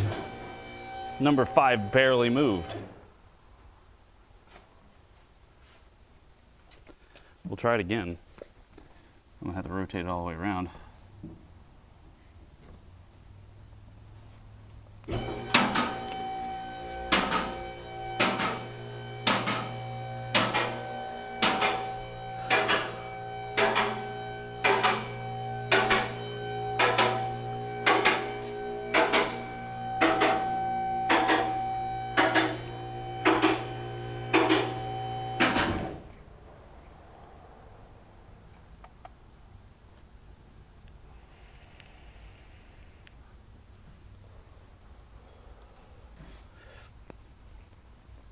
Because I would love to save this data to share with other people.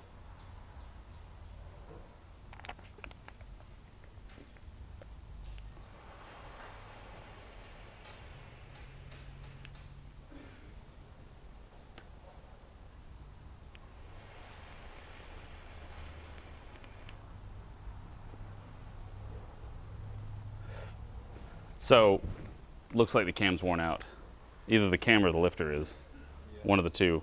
Because I've been using my dial caliper to measure the distance from just a flat spot on the spring, that they all have the same flat spot, to a base spot on the head. And so you can see how much it pushes it down and how much it picks it up. The first one, which is number 3, 50, they're all 50 at the top. So like that's their extended length. But when I pressed down 3, it went down to 41, which is the 9mm difference. 5, when I just started rotating it, I saw it move a little bit, so I just measured it real quick. It was at 48, and then I moved it some more, and it went back up. And that means it went down 2mm.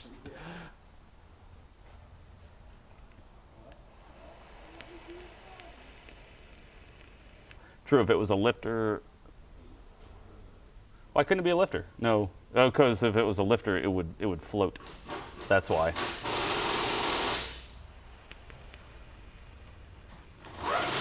No.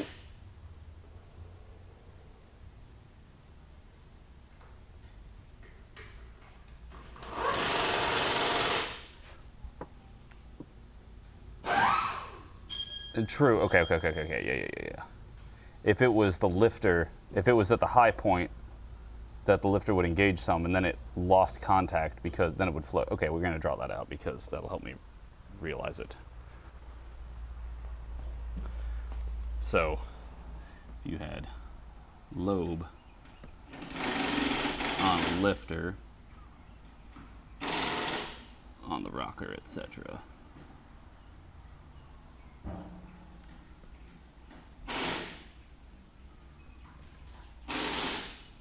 And then say it went over here. If this was shot, then this would leave space. Versus if the lobe's worn out,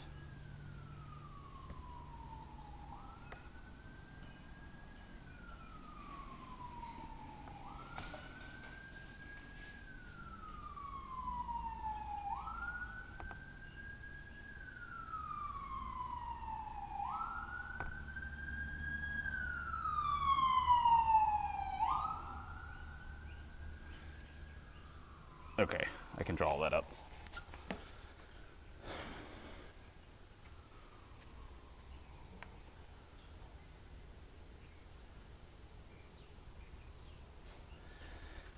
So I'll explain it because, or I'll draw it out because then that'll help me explain it.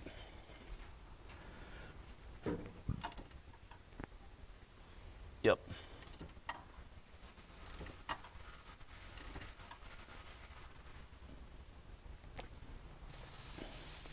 So this last one over here is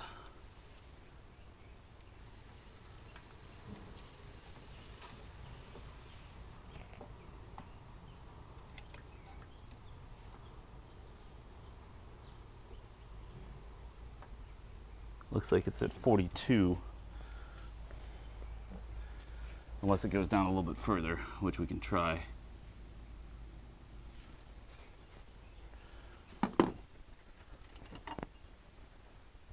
Nope, it started coming up. That was the slowest point.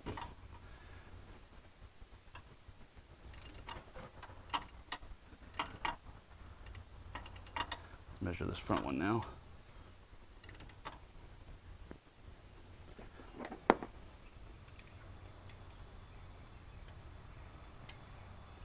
See, this one's also at 41.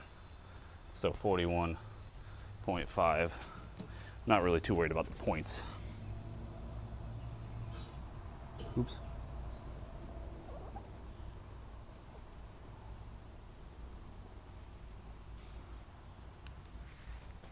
This is really interesting. I love this. This is a lot of fun. I hope you guys are having as much fun.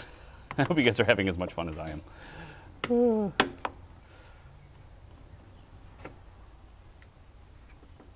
Just trying to get a good light on it so I can see it easier.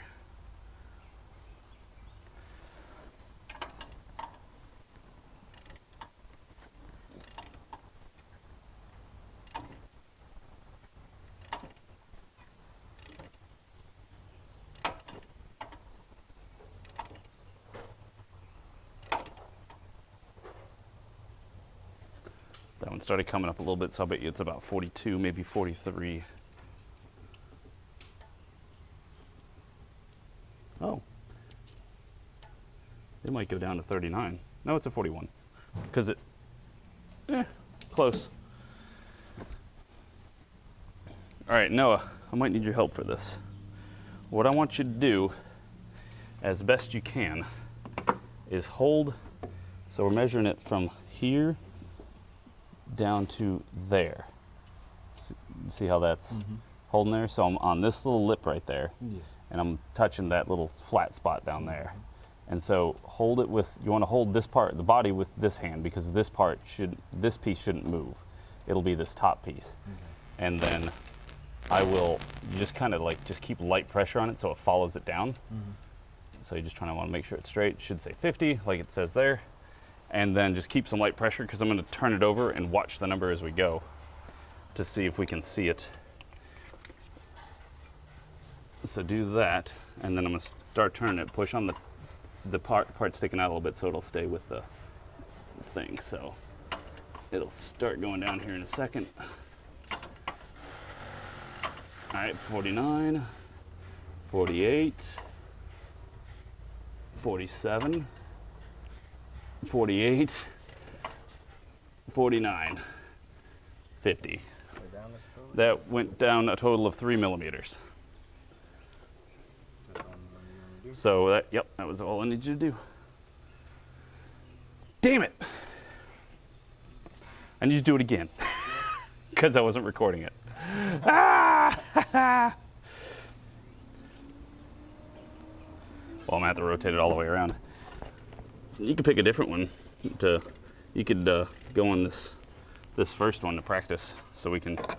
It'll be fun. So what we're measuring here is we're measuring the depth of the spring is going, and so how we're doing that is Noah's just holding gentle pressure on it, and you see it's reading. It's basically using it like a dial indicator. So now it's at 45, 43, 42. 41, 40, and then oop, now it's gonna sit there and then it's gonna come back up, okay? So it went down to 40, is that what I said? I couldn't see it, honestly. Oh, I know you can't see it. I thought I said 40. Next one. This one here. This one? Yep, they just go in order.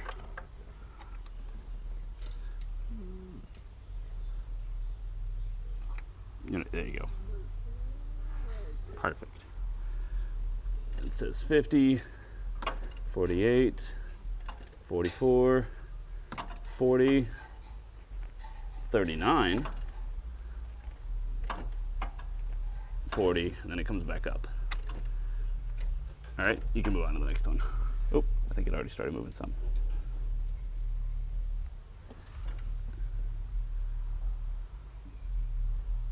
Yeah, it already went to 47. Oh, you hit the button that changed it to. Try again. There we go. And so we're going from the top of that spring to the bottom. It's at 48, 49 right now. And then it goes to 48, and then immediately back up to 49, and then 50. That cam lobe's totally worn out.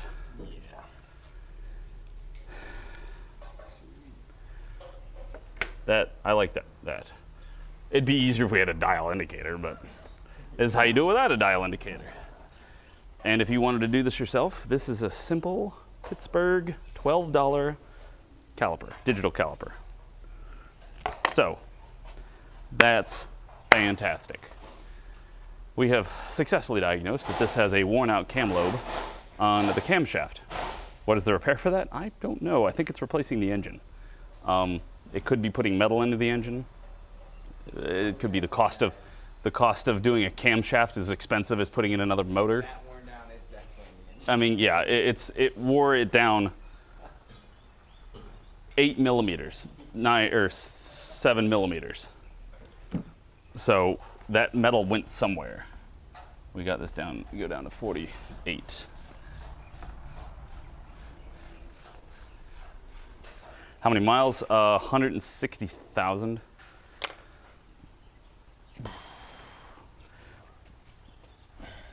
Ooh, can I do this? Hell yeah. Move out the way, wrench. There. Just use the top drawer.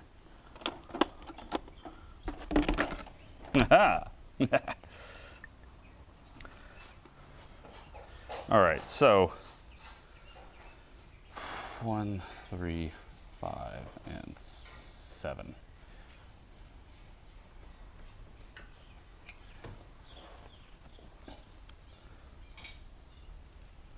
I can draw this a little better.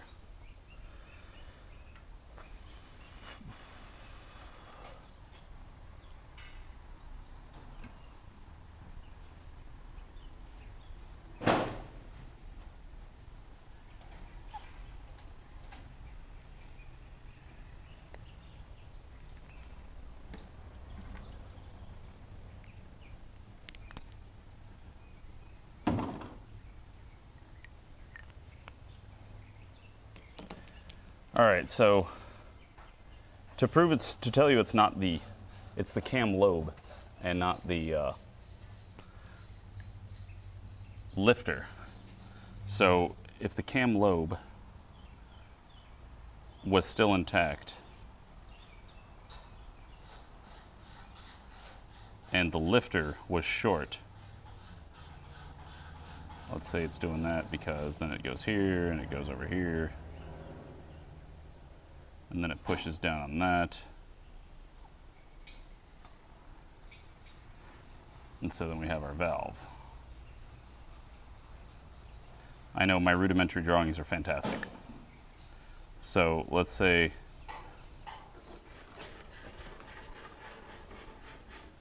you would have this touching this. So if it was in fact, you know what, we're just gonna let you lay down. That works. That actually works pretty well. So if it was the cam lobe, or if it was the lifter instead of the cam lobe, when the valve was seated and the spring was all the way at the top,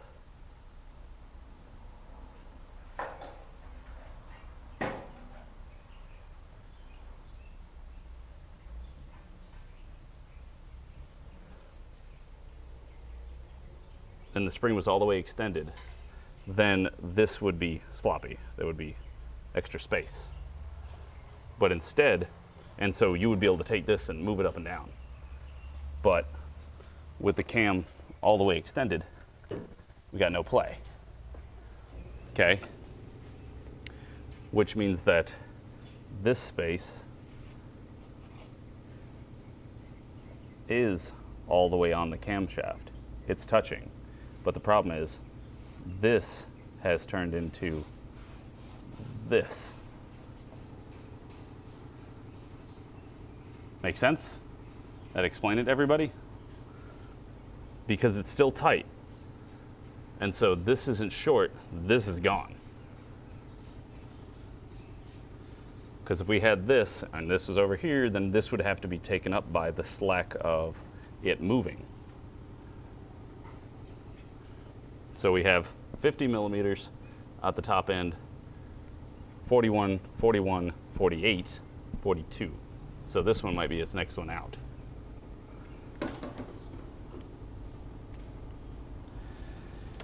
I hope that helps you guys diagnose it.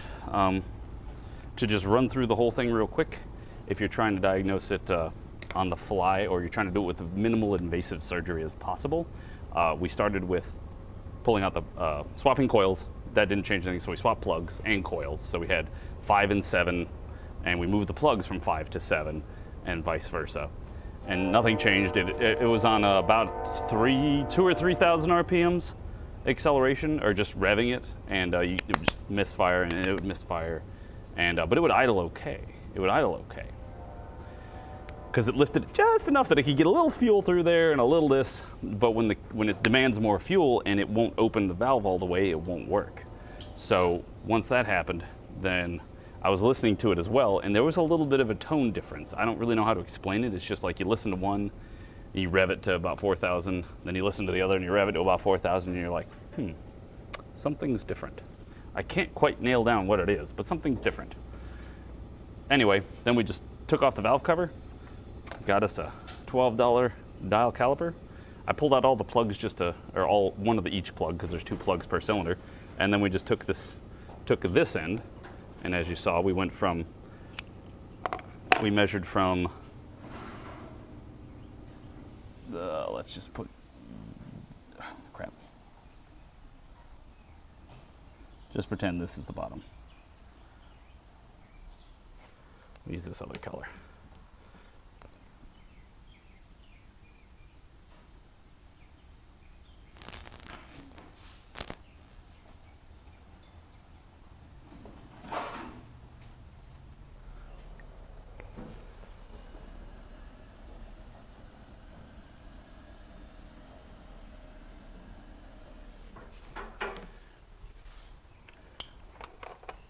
So we measured from where the top of the spring, just pick a flat spot that you can consistently hit on each one, and then to the flat spot on the bottom where you can consistently hit each one. And when you measure that, we got these measurements. And so this is what it came out to. I don't know, I wrote those down. I was thinking I was gonna draw them up there, but I didn't. So the top part was that, bottom part was there, where it reached the bottom of the turn. So what's interesting about that, if you think about it, that means in relation to the camshaft, if you got the camshaft like this, and you got the lobe here, and it kind of went in this kind of a scale. Like most of them, they would, you know, be like that, like your average cam. But this one was a little different because it would. So assume that's your normal one. This one was. It almost seemed like that, to where it was significantly shorter, but it peaked sooner. So it like topped out here, and then it was down from there. Versus here, it kept going and kept going, because it had more distance actually, so that makes sense, duh. This is literally more distance to travel than this.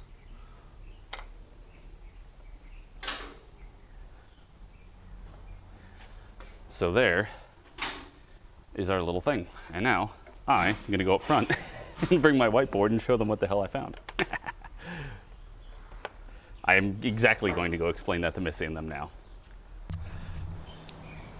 This is fun. I love this. I like drawing pictures.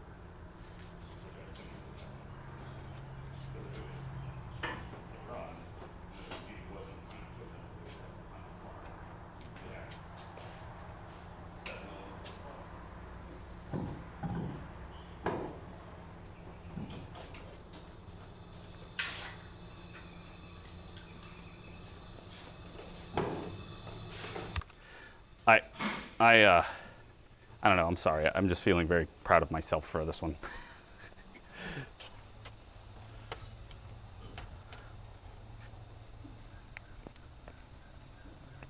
Yep, I'm like running around showing everybody my pictures.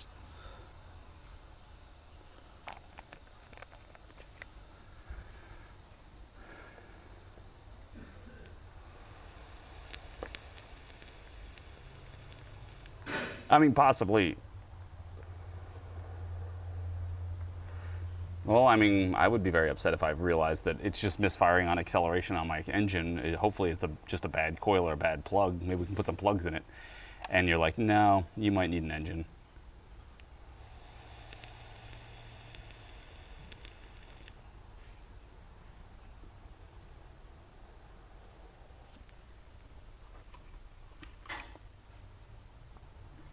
It's just a camshaft, bro. Yep, bro.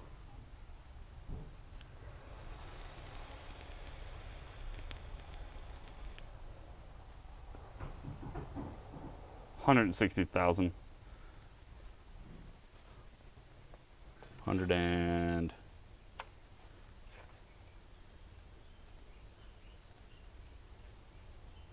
Oh, sorry, 123,000. My bad. I thought it was. I think maybe I was thinking of the Audi.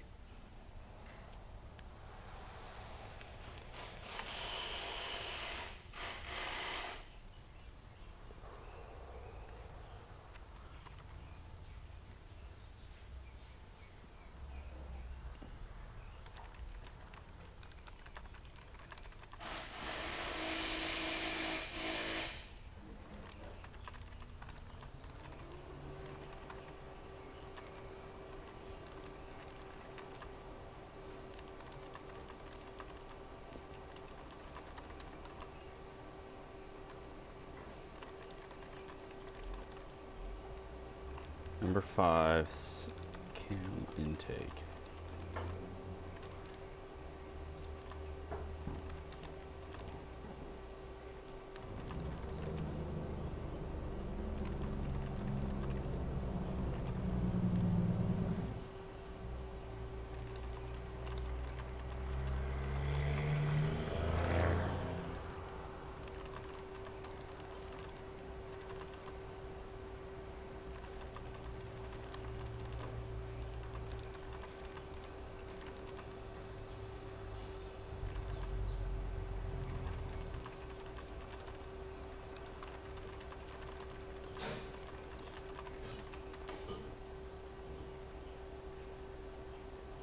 Yay!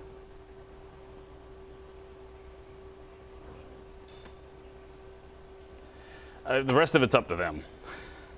If they want me to put a cam in it, I have no... I guess we can do what? Check the oil, drain the oil, check it for glittery. It sucks because, like, he needs his oil changed and it's not that dark. Like, it's not terrible.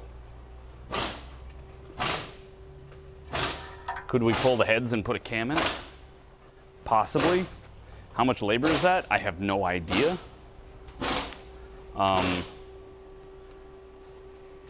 Or we could put in a different engine. How much labor is that? I have no idea. Is it more or less?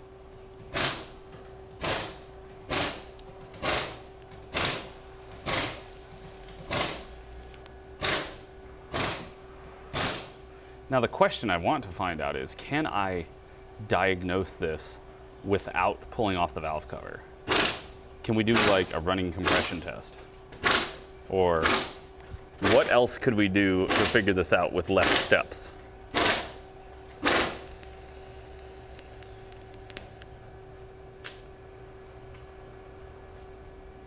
I presume you could put a, you could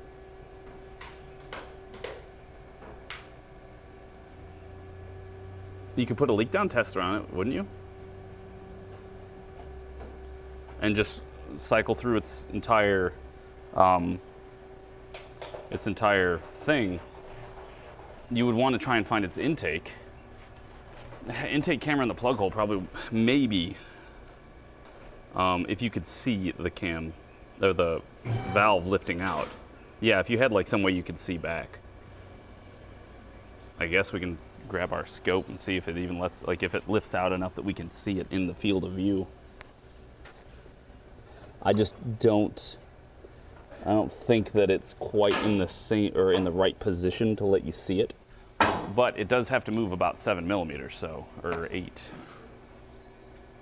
millimeters.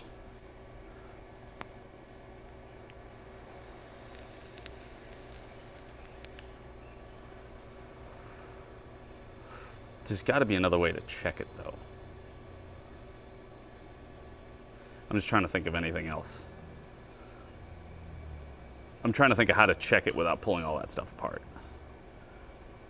Granted, it's not in the aspects of time to make a good diagnosis on it. The 20 minutes it took to take that valve cover off isn't long. But how could you be more efficient about it? About the only thing I can think of is literally putting the leak down tester in there and seeing how far it is before you have compression again. So like you find the intake stroke for that one. So I guess you would go with figure out the timing of that, whichever one is when the valve should open, and then you should be able to put your stethoscope to the intake, pull it, you'll hear it, you should hear it open, and then you could see how far you have to turn it before it closes again.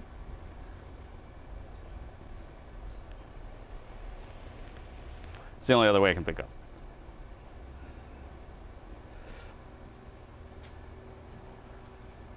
So I was just discussing with the chat about what could you do to diagnose this faster with less stuff coming off.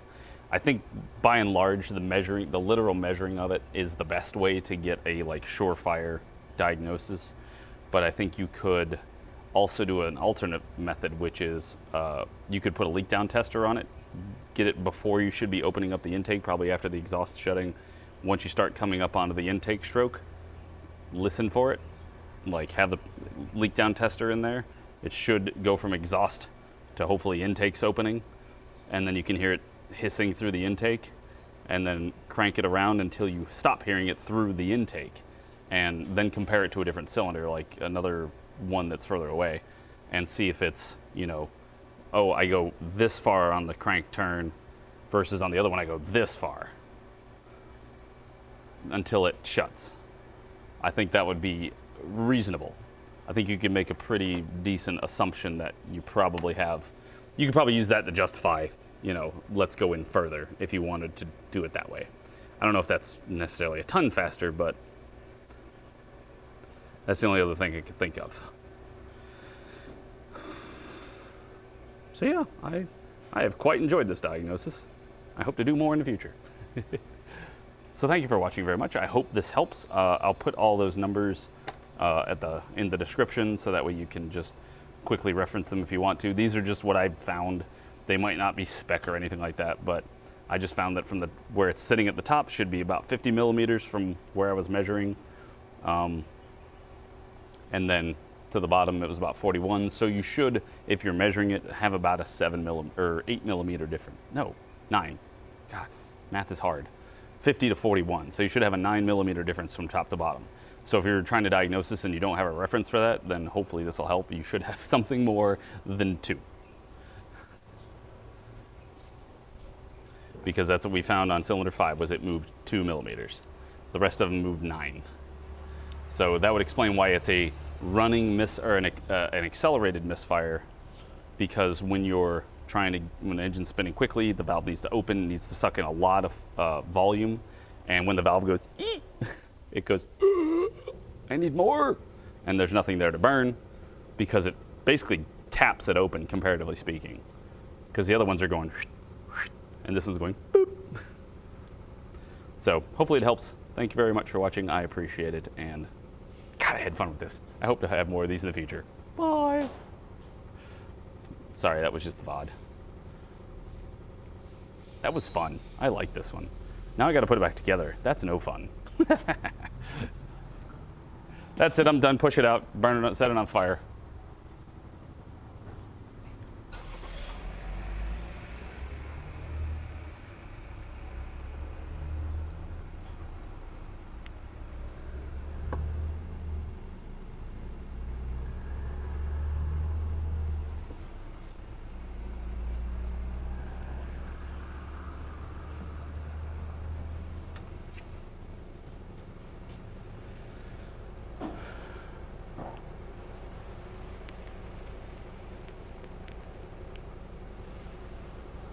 Cool. Well, I guess there's no reason to put valve covers, gaskets on it. So let me go up front. I'm gonna discuss with them as to like what the final thing I'm gonna do is.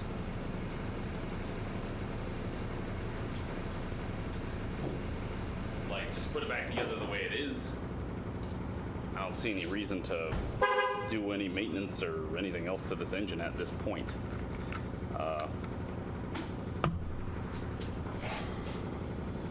We're checking for a misfire going highway speeds.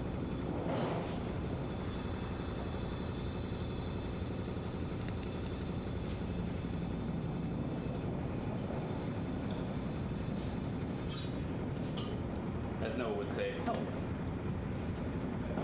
Yeah. Gotta get the right emphasis.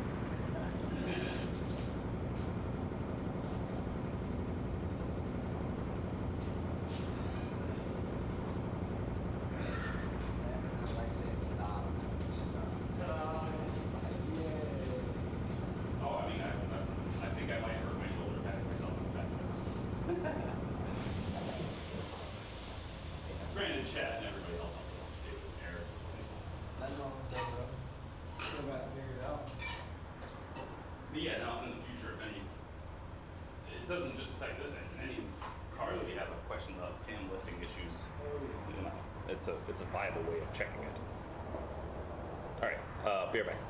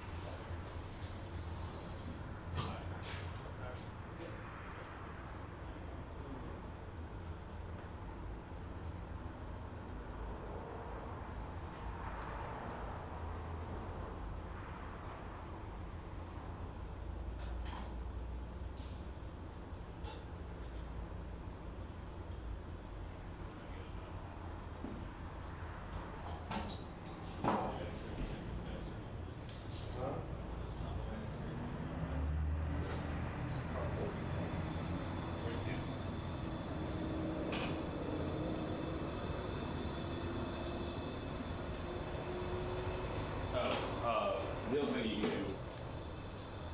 to help save a few bucks is like halftime to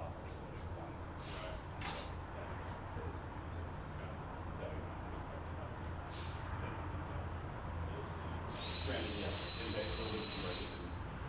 didn't buy it, didn't manufacture it. I just checked it and told you it was broken. It's a him. Here's a Hemi. All right. So we are just going to be putting it back together just like it is. I'm just going to wipe down this valve cover gasket and put it back on. Because it's pretty hard. Like 2 cars today. It is pretty hard. Pretty much worth buying a new one compared to it. Yeah. It's not going to get better. No, Like, not at all. this thing ain't going to get better. But this gasket is pretty hard. I don't know. I don't want to put a gasket on it though, because that seems dumb. Like, if your engine's toast, why do you want to spend money on a new valve cover gasket?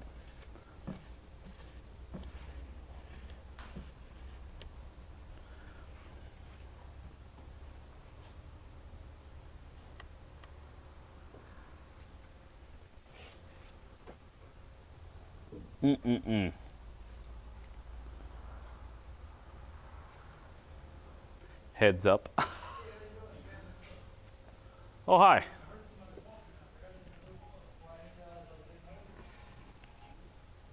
He's just got really good shop owner ears. There's people walking out there that aren't paying me stuff.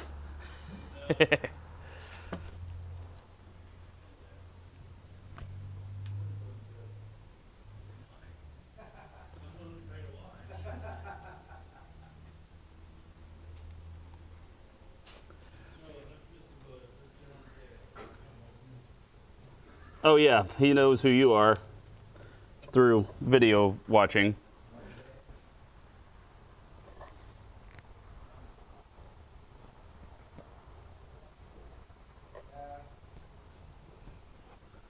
I'm training my replacement so that way I can retire.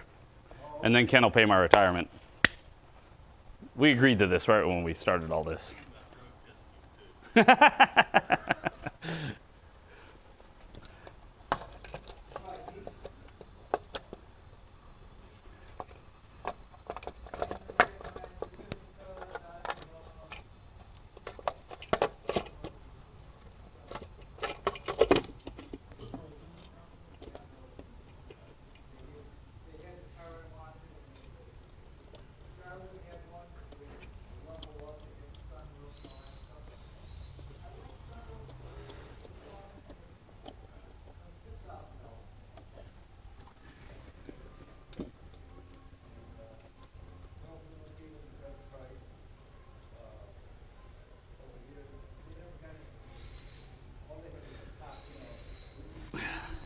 It's Mia Padre. If you guys don't know.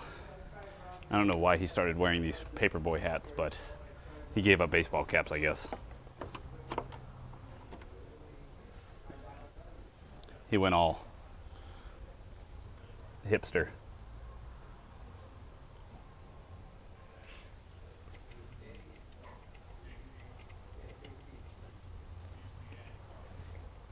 But he probably wore that hat when he was a child, too.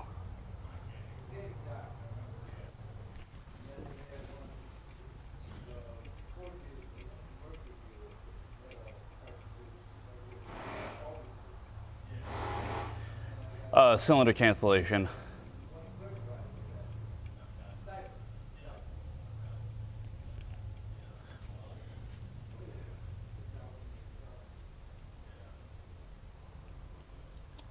That wasn't a while ago, that was yesterday.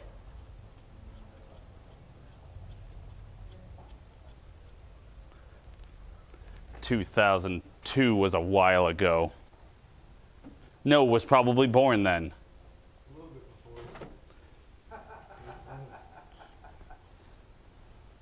Let's see, you're 22, so it means you were born in 99.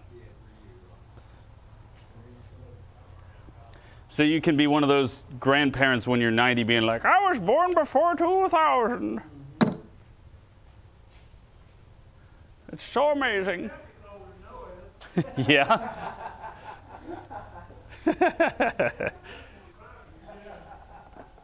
Eric says his jacket's older than Noah is.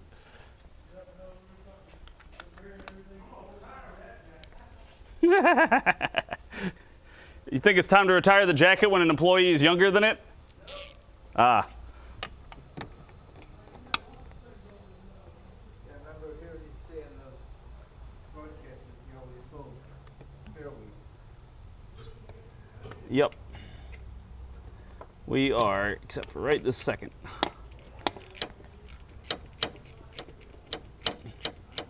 Does the dealer not do free oil changes on your car? Even if they did, it's in Merle's Inlet. It's an hour, 2 hours to get there. It's easier to come here, really. Where's, is that like near Myrtle Beach? Yes. Oh.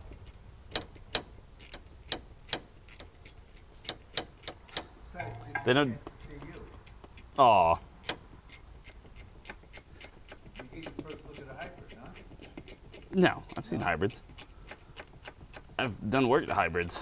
I mean, the ones that get the, the big battery? No, I hadn't seen. I've worked on Prius. Toyotas. Yeah, Priuses. Yeah, Those aren't real hybrids. well, no, they are, but, Yeah. I mean,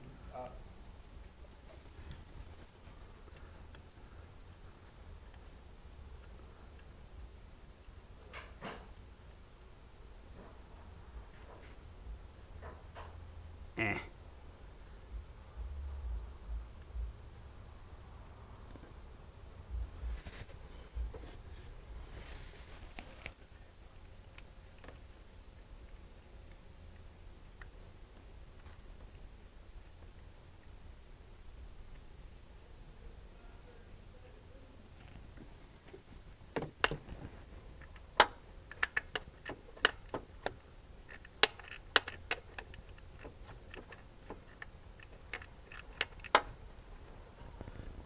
fussing with this the old-fashioned way.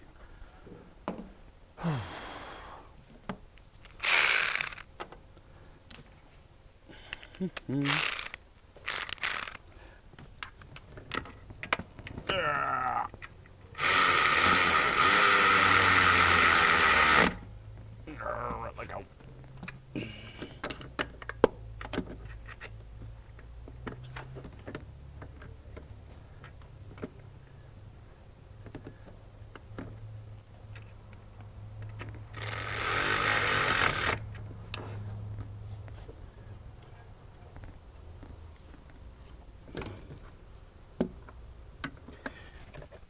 I'll tell you, it certainly is funny.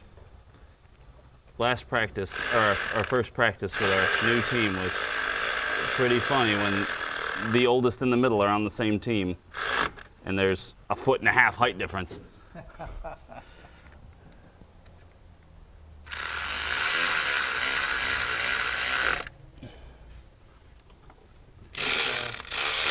Raven's gonna catch up to him? Possibly.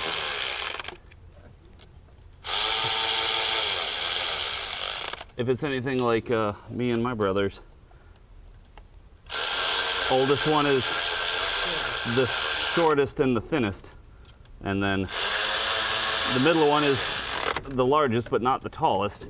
And then the youngest is the tallest and the thinnest, or the next thinnest. Maybe he'll follow that pattern. What is this? Ew, a Mitsubishi.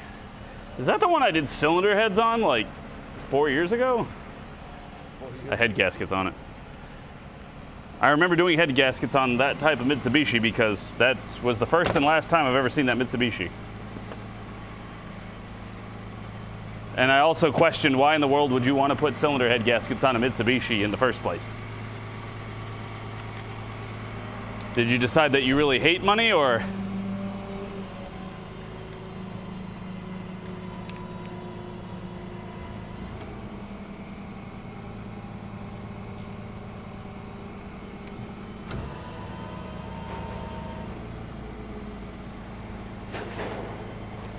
Awesome. Well, those are tight. I got some barbecue sauce if you're interested in it. Ooh, barbecue sauce. You didn't like the first one, so can't do it. Ah.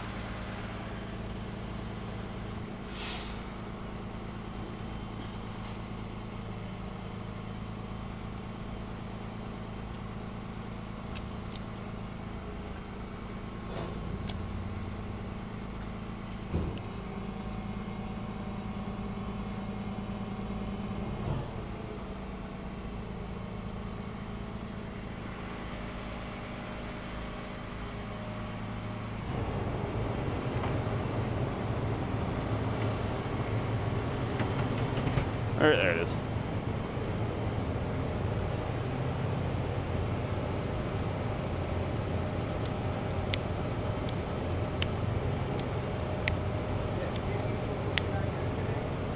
What? You work on that Beamer yesterday? I heard you talk about a Beamer. No, I was working on a 2020? Maybe it was a 2021 BMW M8. $130,000 car. Why would they design a warranty? That's what I said. It was it lost some coolant, like the coolant light came on. And I was just like, why is it even here? Why is it not at the dealer? But they just wanted to get us to check the fluid level to see if they could make it to the dealer instead of driving it there and having something go really wrong. I guess they're close to here. The dealer's on the other side of town. It was nice inside. It felt very expensive. It was a V8 twin turbo, 4.4 liter, 600 plus horsepower engine. So yeah, it'll scoot. Try to test drive? No.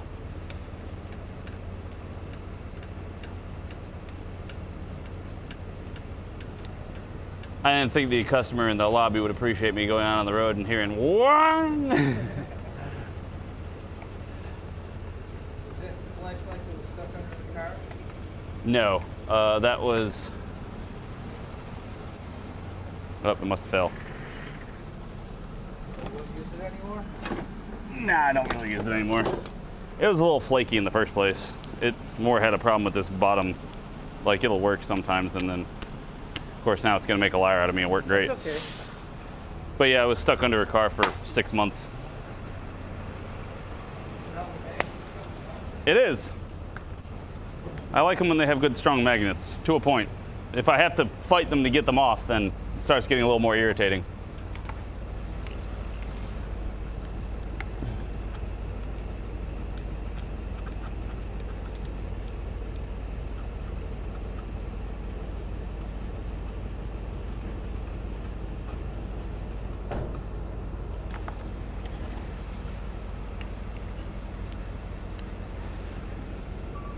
What's up, Allie? No politics over here. Just cars and tech and anything that's not bannable by YouTube standards.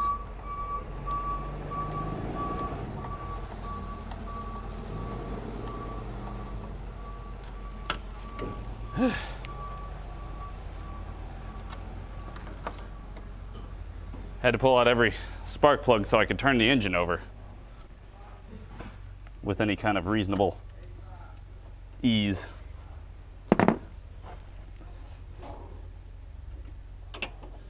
Oh, but you weren't watching this morning, so you didn't even know what I'm doing on this car. No. This is a Misfire on cylinder 5, and these cars are known for wearing out camshafts to where the cam lobe rubs down. And so I took off the valve cover so I could measure how much the rocker arm moved when it came by, and it only moved 2 millimeters. The rest of them moved 9. So yeah, it rubbed off the cam lobe.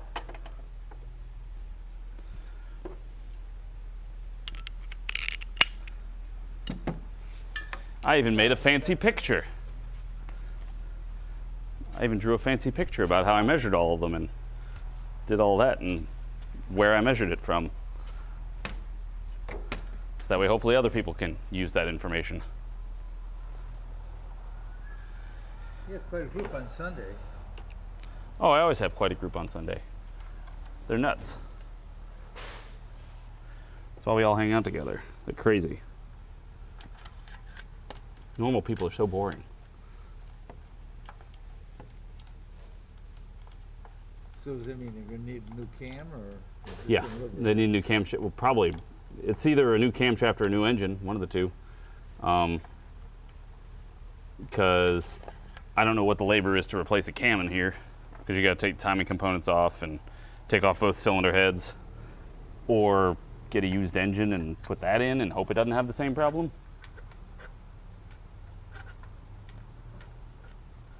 How many miles? 123,000. Okay.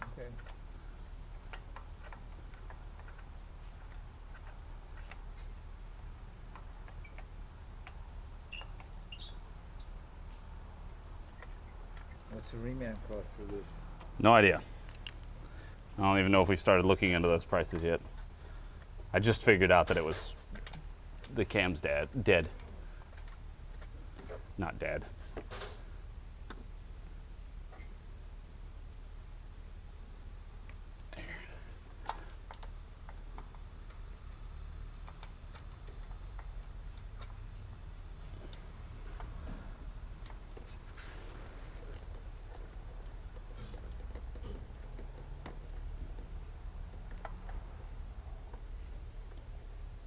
Although, where it comes to the baseball, if I can get our big monster to get his form just right and just keep practicing that, he's going to crank it over the fence easy. He was trying to kill us on Sunday. How's his hand-eye coordination? Pretty good, surprisingly. It can just use some work. So, but what was Whenever I toss him a ball, he'd go like this and let it hit him in the head. So I'm curious as to how he does with the bat. He does really well. He's got really good. He can hit it to the point that he uses the bat as a shield when I throw it at him on accident. He's just like clink, and he's like no. I was very surprised when I did that. There's a lightsaber to cut it in half. Right, exactly. And so what was hilarious was when we went to practice. It is. It's a very nice keyboard. Matt gave it to me. He got it from a place that he was fixing a printer at because they didn't need it and they were going to throw it away. He gets all sorts of fun little goodies from people when they're like, oh, do you want this? But yeah, so when we went to practice, he was, I don't want to go. I'll just do this because mom's making me. Anyway, at, what was it, Sunday after second practice, he's like, guess this isn't so bad. Maybe we can just do like 1 or 2 seasons in a year instead of all 3 that my brother's doing. Because he's done spring, summer, and now fall.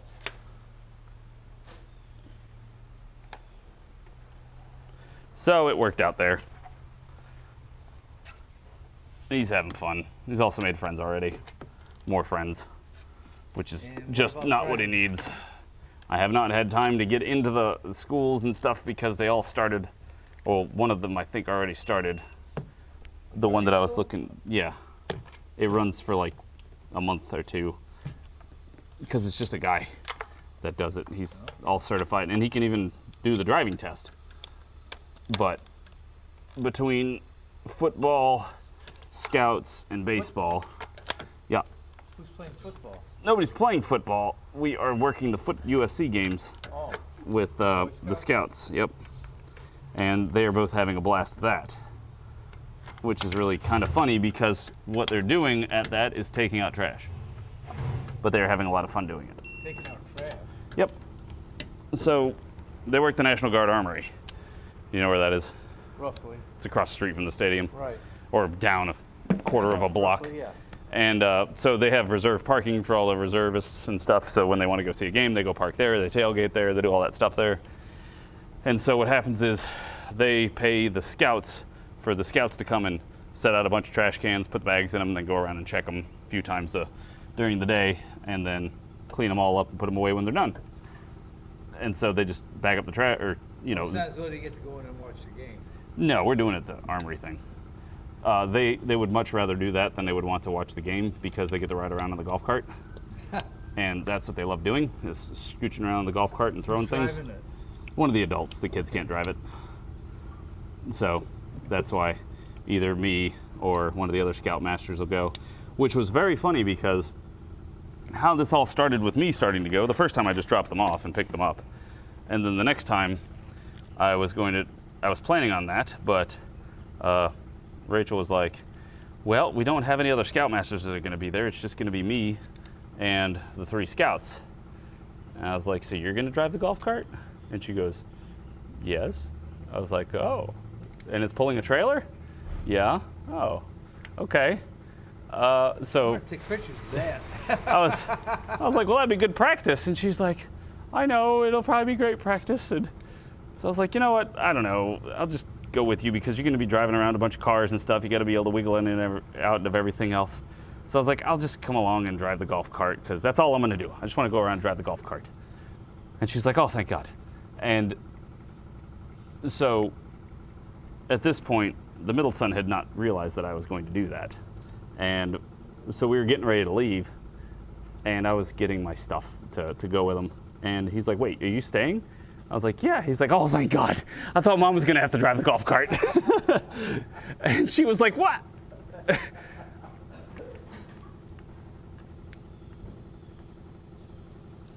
She was a little annoyed with. Ride with her when she gets her license. That is a small part of which makes it difficult to drive because there's so much complaining from all of the subordinates. Cole tried doing any driving yet? Now he's got Not his yet. permit? Nope. We've just been super busy because I think this coming weekend we finally don't have a home game. We had last week. We had this past weekend we worked one, and then we had a week off, and then 2 weeks before there were 2 in a row. And so, I mean, that pretty much just eats up most of Saturday. Because we're there for 6 hours, Yeah. at least. Zach used to sell soft drinks there. Ah, A lot of times people buy it just so they can put their liquor in it. Yep. Liquor's not allowed. Beer, I well, think- that this is the first year they're selling beer. Yeah, I think they're letting them buy alcohol at the stadium now. If not, people are getting quite drinky before they get there. It's called tailgating. Correct. And anyway, so that's that. So Monday is Ender Scouts. Tuesday is Draven. Wednesday we have a day off. Thursday is baseball practice. Friday we have a day off. Saturday is something, either Scouts or somebody has Scouts, because it's about camping season 2, so they're all going to be disappearing going camping.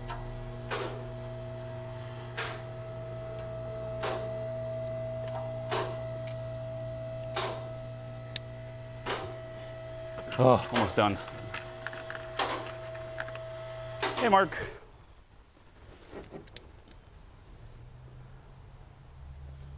Now, is this a new list of subs here? Hmm? I noticed it was down to 1 for a while. Now you're up to 86 on the subs. Oh, no, that's the same list of on Twitch. I just haven't adjusted that. I need to fix that. Yeah, some of them moved over to YouTube already. But we're still in the early stages of YouTube, so it's been like a month, if that. I was gonna say about 2 or 3 weeks. About 3 weeks. Come Thursday, it'll be 3, I think.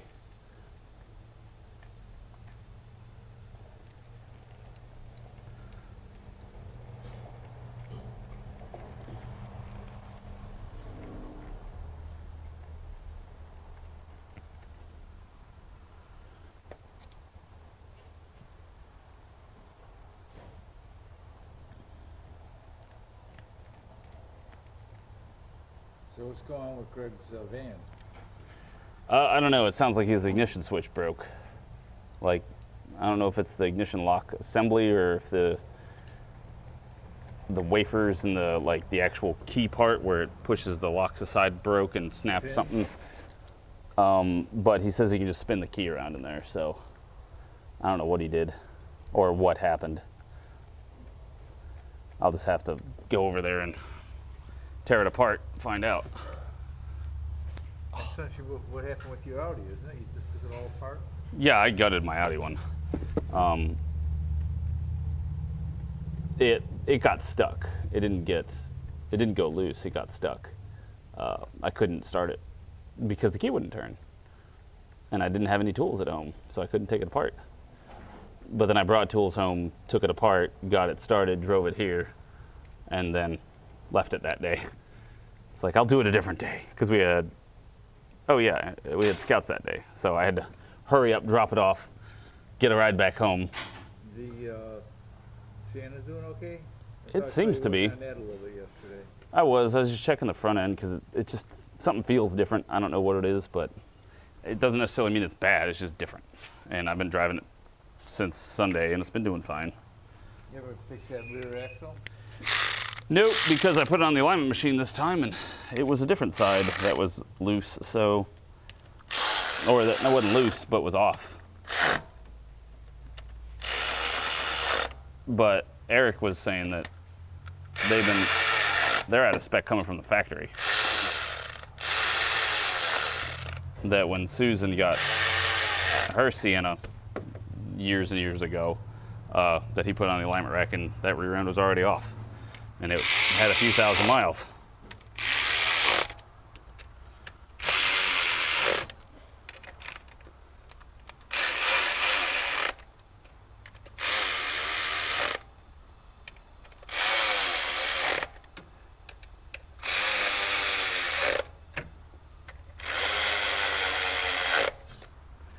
Oh, there, that's all back together.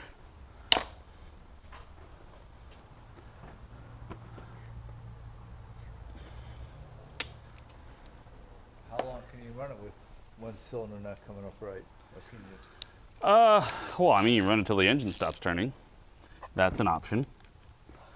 The problem is that because that one cylinder doesn't open all the way on the intake stroke is it'll idle just fine, but it has no good acceleration for some reason at a certain point, because it can't lift that valve all the way, it can't let all the air in, and Right. won't fire right.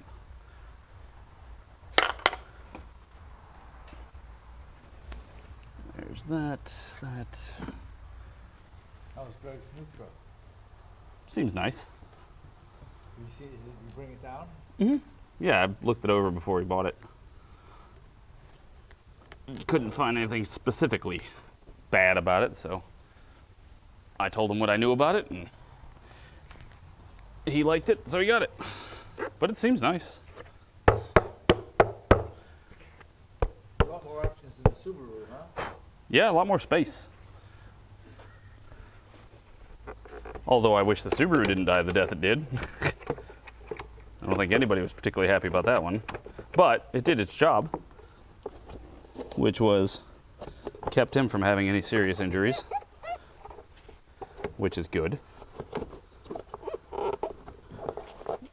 Just sucks.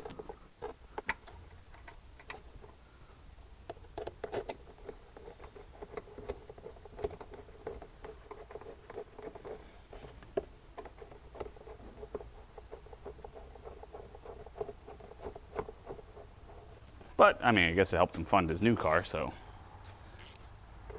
Or his new work truck, which seems to be working out pretty well for them. Since he is. Pretty much was, what, wasn't I think so. I don't know. I didn't ask too much.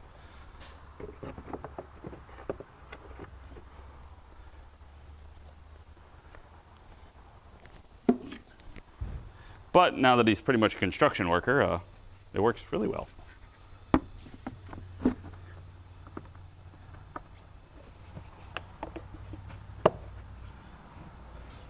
Which seems like he's enjoying himself, so that's all that really matters.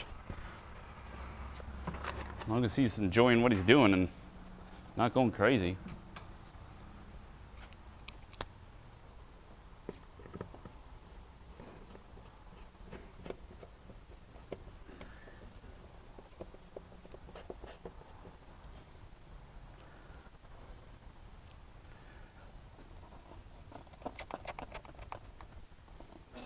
So no more bridge for you, eh?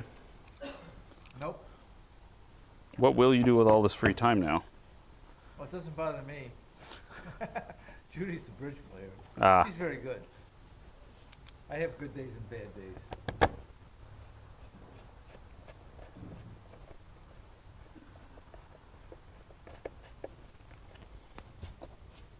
All right, there's that. And then finally the boot.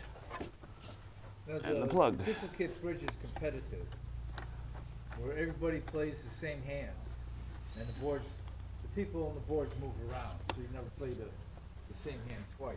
Ah, But everybody plays, all the teams play the same hands. And so at the end of the day, you see who scored the best. And we've won our share of times. so it's more strategy, less luck. Well, yeah, you can say that. Theoretically, more strategy, less luck. Well, since everybody's done the same cards, I guess for people that strategize the best with the cards they have, do the best. Yes. But sometimes I made some stupid bids and shooting the. See, what happens is you total up the points in your hand and you give a bid. Ah, And the way you bid, your partner can know by what you bid, roughly what you have. And sometimes I don't take all that into consideration.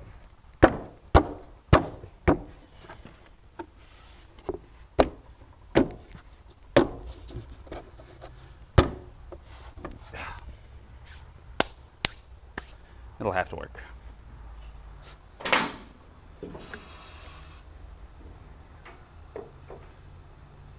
Now let's just hope they built your Pacifica better than they built this.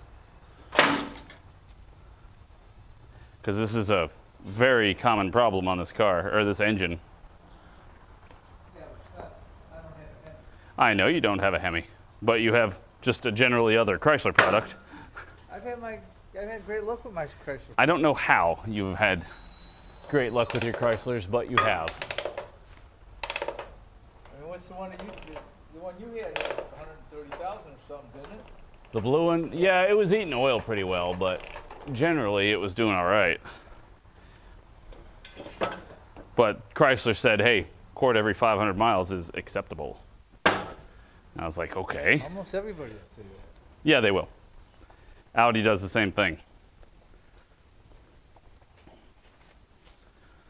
So the short answer is, if we really want to save the environment, we need to stop engines from eating oil, because we're probably putting more oil in. Think of how many quarts of oil we have to put in all of our fucking cars. That just gets burned out. We're running out of dinosaurs. We have to get more.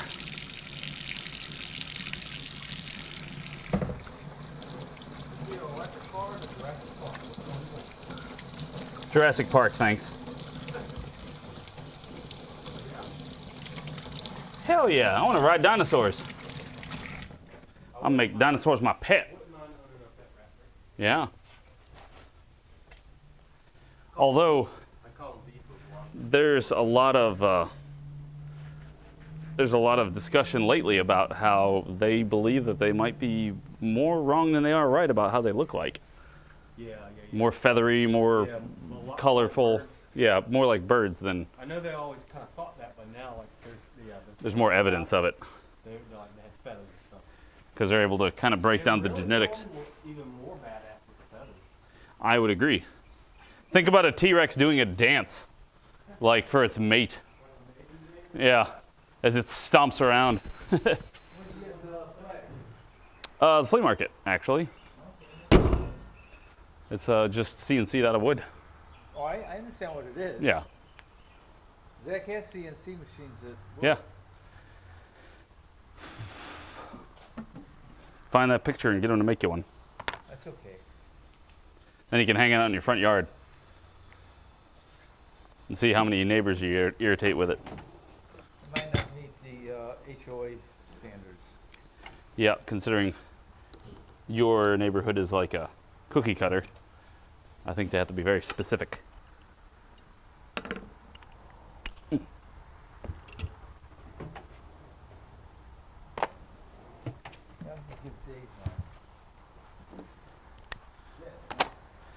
You can just give me your license plate and they can look it up from that. Okay. It's less numbers to remember. Dino DNA. Oh, but I'm sure you guys probably heard about that too. It seems really neat.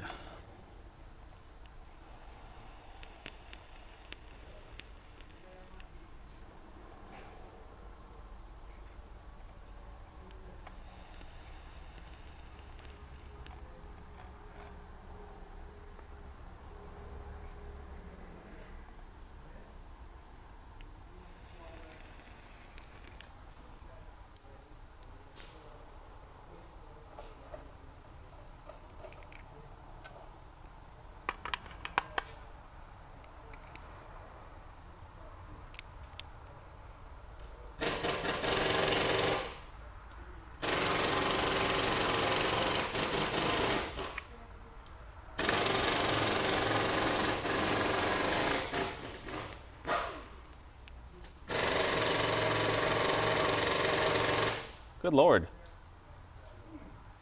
You need a better gun. Oh. He's using his 3/8. Derp. All right, we got to get 2 cars done now.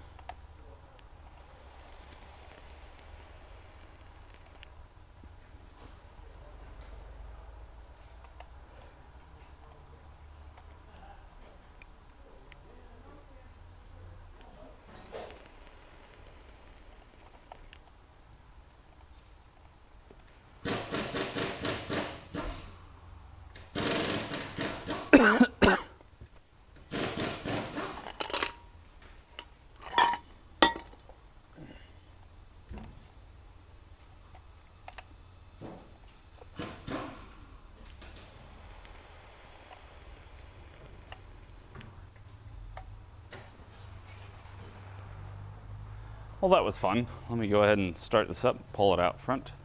Hopefully it runs okay. Don't pour oil everywhere.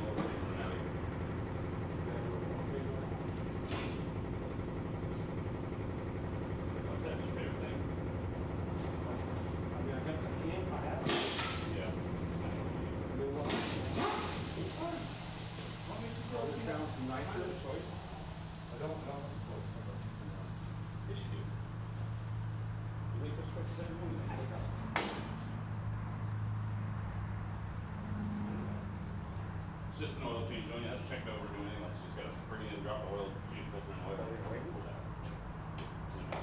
It was here earlier. I got to do my dad. And it's, I don't do them both, but it's 4 o'clock.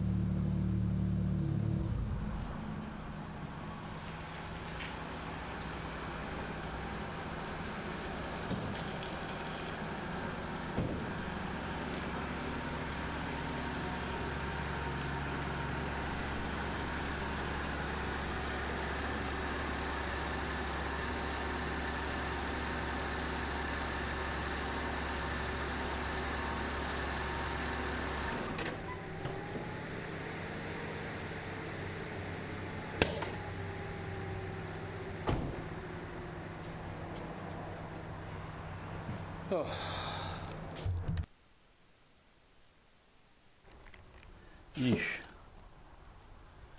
I don't think I've ever looked under the hood of this thing yet. Yep. I have not. 2021 Chrysler Pacifica.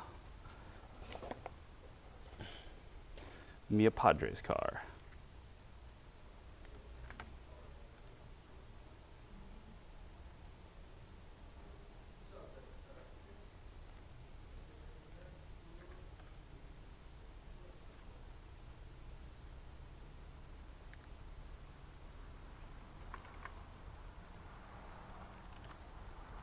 It's Chrysler Dodge Day.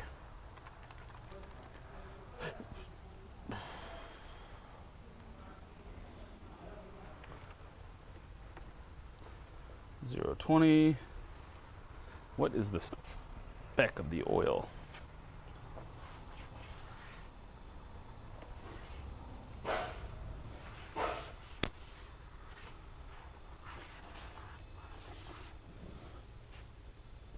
This is a plug-in hybrid. Them some big old orange wires. There's the filter. What was I going to look at? I forgot. Oh, I gotta get his oil out. Other side. I mean, I like this van. I think it's really nice. It's fancy inside, like really fancy.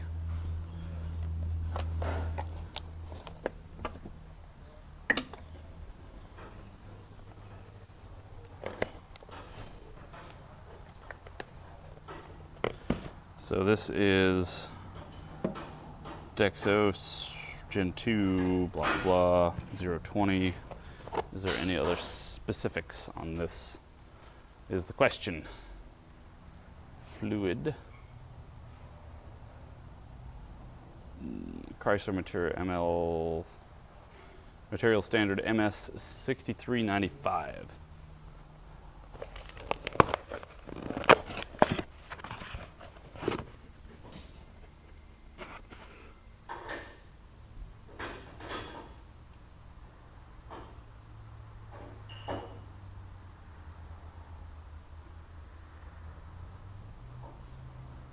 Doesn't say it. Let me go up front and check our Valvoline to see if any of those say it.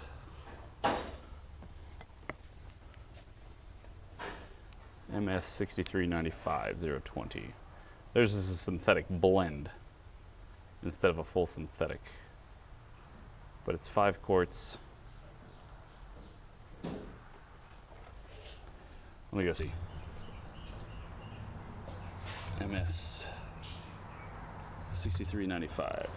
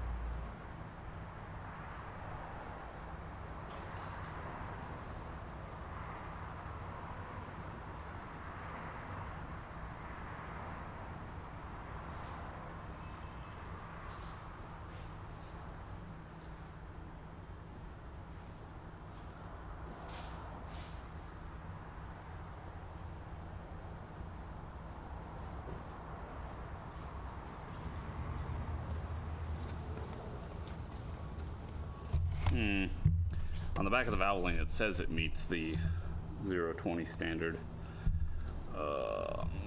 Mobile 0W20 SYN specs. Mobile 10W20 full synthetic motor oil. Applications. Specifications and approvals. GM Dexos 2. Oh, there it is. Oh, the product is recommended for use in applications requiring Fiat Chrysler MS 6395. The product is recommended for use in applications requiring 6395. Okay. I guess that's good enough. Yep.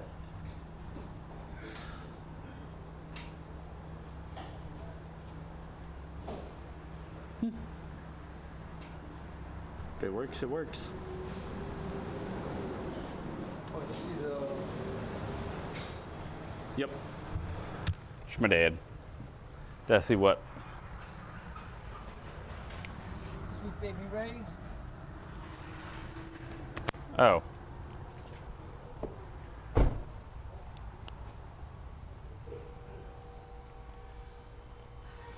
Yeah, it should be fine. Sorry? Yeah, we'll be able to eat it. Okay. If you can't, you give it to Missy.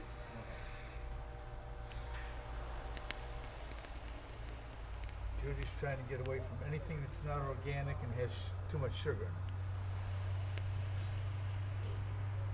Is that a 3D printer? Yep.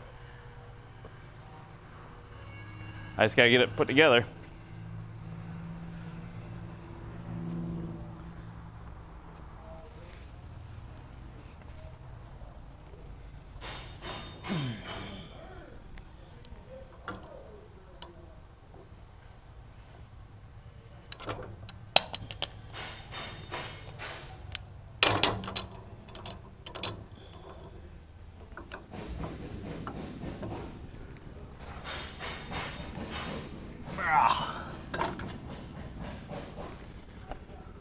Ooh, ooh, ooh, ooh.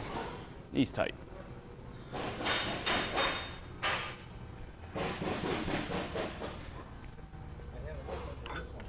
Nope, I haven't either.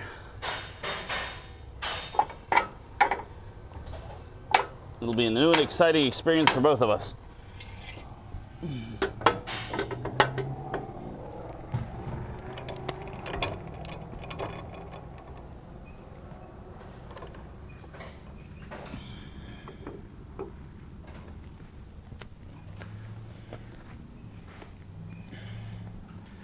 So I guess we'll let you know when the baseball season starts and they're going to be playing in an actual game, and it's kid pitch too, which is going to be more exciting because,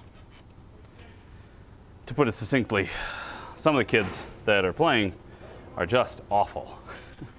So trying to find 3 or 4 pitchers out of that group is going to be interesting. What about Draven? We just got to. There's something he's not quite got, and I can't figure out what exactly it is. It's just something about getting the power from his legs to his arm. He's got to push. Well, I know that, and he does that. It's just, it doesn't, either he hasn't learned how to make it actually transfer, or he's like pushing then throw, or I don't know what it is specifically that he's not quite on, but I think once he gets it, he'll feel better about it. But yeah, he wants to pitch. So. See if Herb's still around. I doubt it. He was old when I was a child. I think he's roughly my age. He wasn't that much older than I am. Was he? I thought he was balding and had gray hair when I was like 5. I mean, Brian was balding. Well, I know that, but we also know that he wasn't 20 at the time. He wasn't a young lad. I mean, he might be around 80. Yes. I wouldn't say he's much more than that. And that's not extremely old, unless he has some problem. Extremely old is relative. Alan wants to go jet skiing. Oh. On the. Greg and Stacy to go jet skiing this weekend. Oh. That sounds fun. My brother, who would Who wouldn't go? The rollerblades, what you get on the jet ski? Yeah. You fall off a jet ski, you just get really wet. You fall off your rollerblade, you break bones. Especially or at cut yourself. or cut yourself. Correct.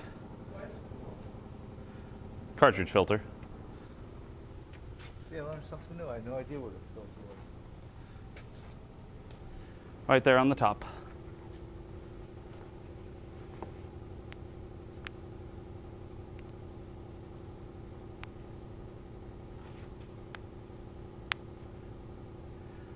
Point out the reason why you need premium gas. Yes, because turbocharged, Mark. Because turbocharged. Needs higher compression and thusly, or higher temperatures.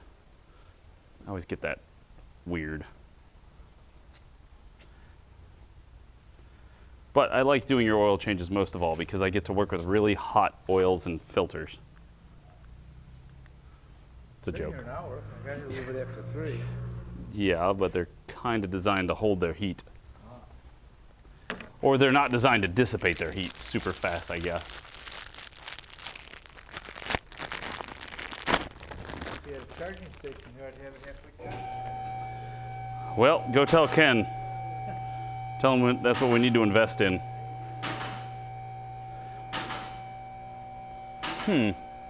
Wonder if that would, I mean, we already have three-phase power for the equipment and stuff, so I wonder if we could literally set up some charging stations out front and sell power to people and make money from that. They come park their car here in the evening and charge it up for a couple hours and pick it up later. Hey, it's money. Oh. Fits in right there. Although this is what you got to be careful with if you let anybody else do the oil change is whenever I mess with those types of filters, because they're plastic, and that one right there is well known for its failure point, which is down in the valley of the engine.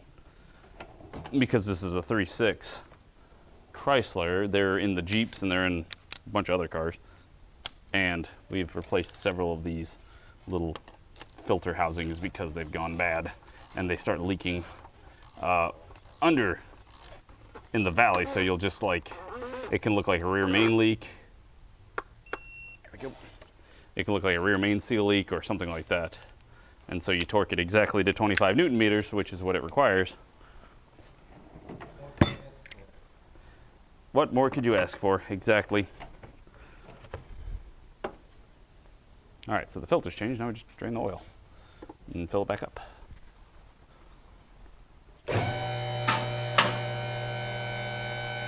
I'm curious how many shields there are under here.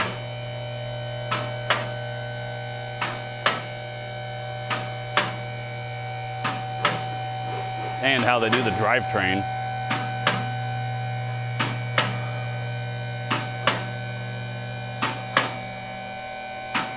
Because also theoretically, because you're using a hybrid and it's using electric motor regenerative braking, you shouldn't wear out your brakes that fast.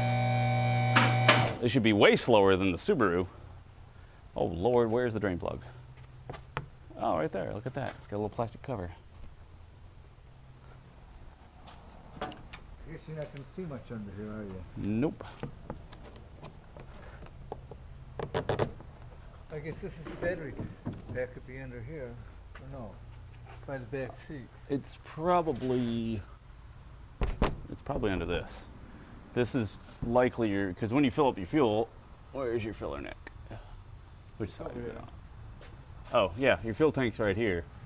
So if this is your fuel tank, there's nothing back here. This is your spare tire. Your stow and go is, oh, run flats. Well, then that would be the well where you can drop the seats down for the Right. stow and go. And stow and go up here is probably going to be, That's where the stow and go is, because that's, I don't this have is, stow and go. there's something. Oh, you don't have stow and go? Yeah, then it's up here. Because this isn't a tank. Or this isn't a fuel tank. I can't imagine the fuel tank is from back there up to Right. here. So this is probably your battery pack somewhere around here. And then the rest of it. Well, this is easy to get at. Yeah. Heck, you could probably do that in your driveway. I don't think so. You don't think so, Tim? No. You wouldn't even have to jack up the car. Just lay down I and can't get under it. although you might want to back up because this is 0-20 and it's going to be really watery and it's going to splash a lot. His dad goes to the next county. It's 13.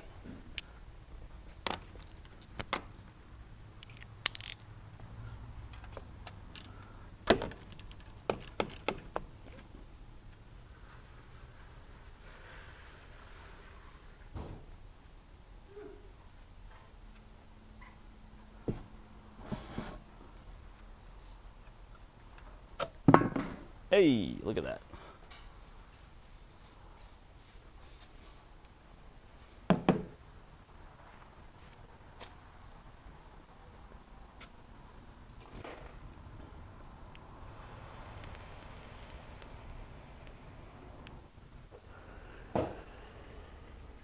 Yeah, the battery seems to be in the middle.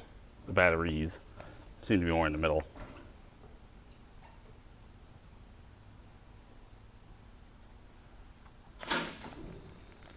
Yeah, the battery's way smaller on a hybrid. For sure.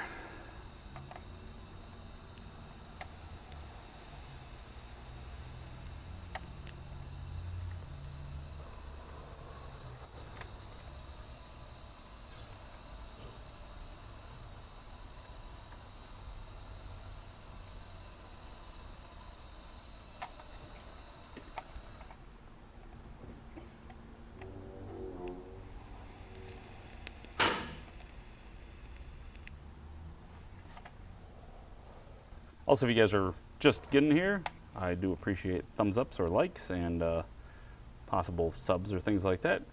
Don't hesitate to hit the subscribe button on the channel.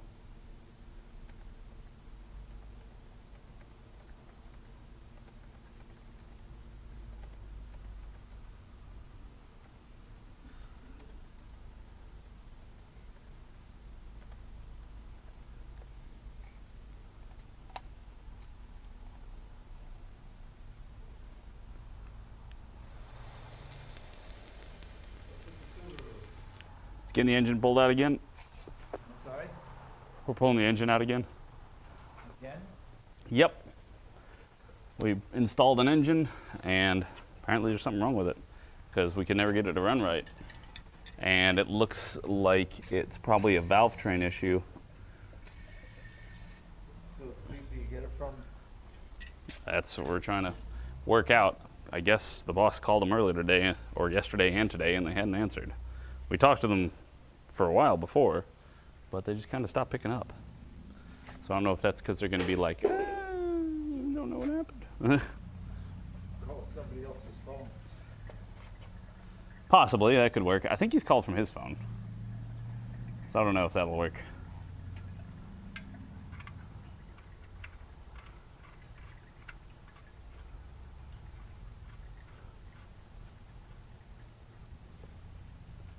There you go. Tore that up. Oh no, it's ruined. No, Did you catch a parking yeah, curb? parking block. Yep. This thing's unloaded. Then it looks. Yeah, I was trying to just push it up so it stays there. Throws my aerodynamics way off. Yeah, can't have your aerodynamics being off. It's the Not getting enough. downward drag. So that way when you hit 120 you can. I was watching NASCAR Sunday, and this guy got within about that far to left rear, Yeah. and he just it took all the air off the back end. hmm The guy just ended up going into the wall. Ooh, He was not a happy camper. I believe it. The person he was following or the person that was doing the following? First I went into the wall because he's still in a race for the championship, and the other guy's just Well, who was. This guy went to the wall or that guy went to the wall? the guy, this guy. I don't know what that. In other words, he was in the right lane, and this guy came up on the left rear, Right. and it took the air off of him. And so he started He to, broke loose on the rear end, right, and that's what up into the wall. into the wall, and that doesn't make for a happy racer. No.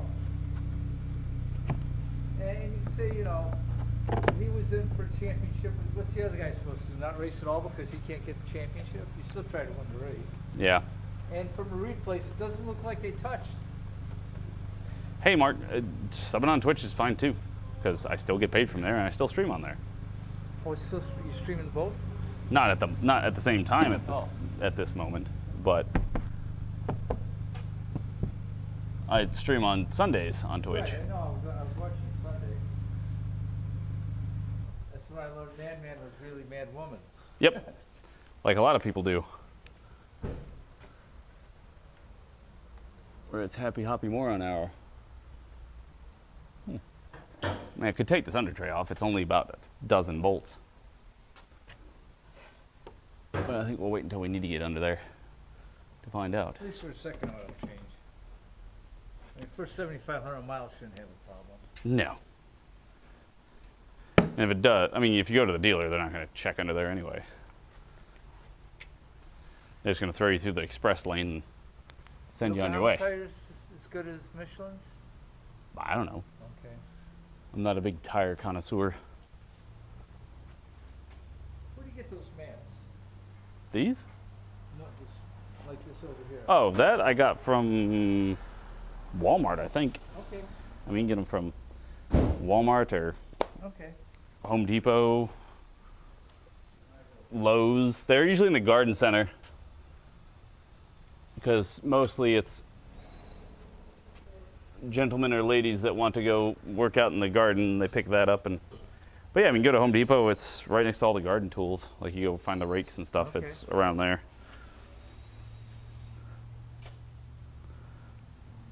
Yep. So I just use them to kneel down and put the lift under there, so I don't have to kneel on the concrete.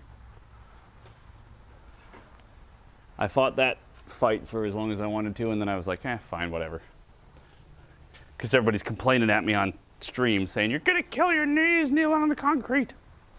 But I'm not crawling around on the concrete. I just get down for a minute and then get back up.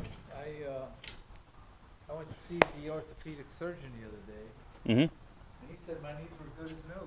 I've had them 4 years. He says there's virtually no wear. Nice. I've had both knees. Yeah.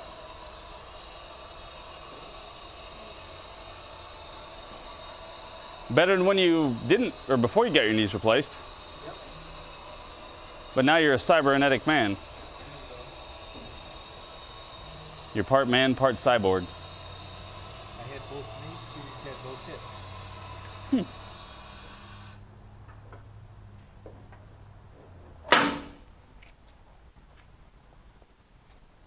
How many courses does it take? 5. Well, not even 5.2 or something like that. Like Nope, the just 5. Subaru, huh? Well, because I would say it's because it's made in the United States, but Oh, is that it? well, 5. No, that's transmission. Yeah, 4.7 liters or 5 quarts. The Subaru was like 5.2 course or something like that. The mechanics out here having problems getting parts? Yes, yes, we are. We're having quite the problems getting parts. Let's go, Brandon. That's why we love Brandon. He is the greatest part supplier ever made. Did you see what Canada's banned that use of that phrase? For who? Canada. Oh yeah, I saw that Canada said that you cannot say that, which is scary. Where's the other dipstick?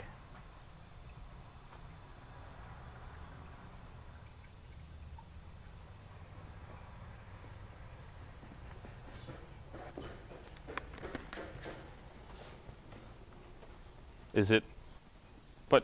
But we have Brandon in our shop that we had to say, let's go.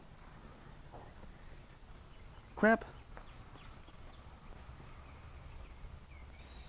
It's just a generic name. What are you talking about?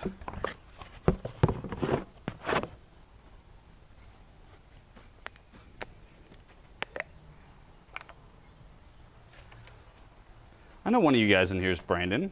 Come on, let's go.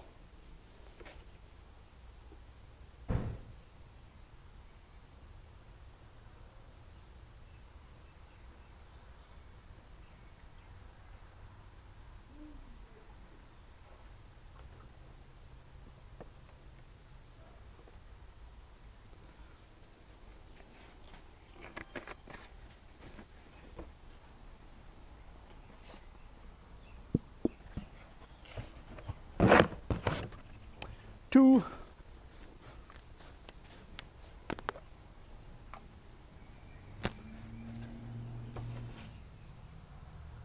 Ah, crap.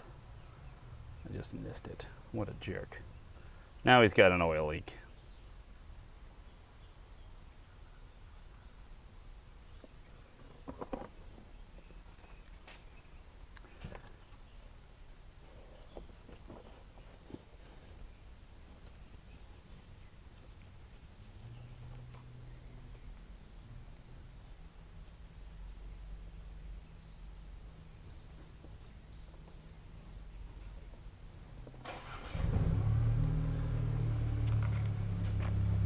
The humanity. I know. It's so bad.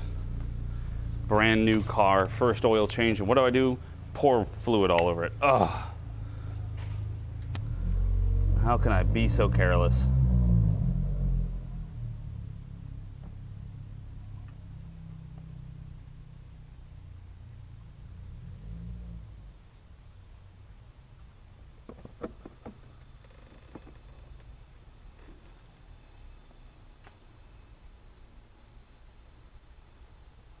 Is it really? Oh, you're talking about until we have the Chrysler.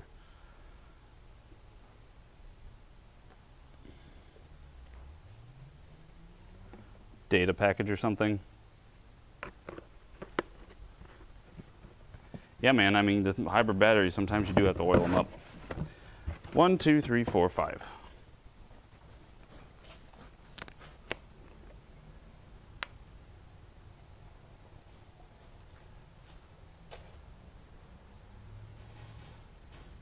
Why'd your son break his wrist at school? What happened?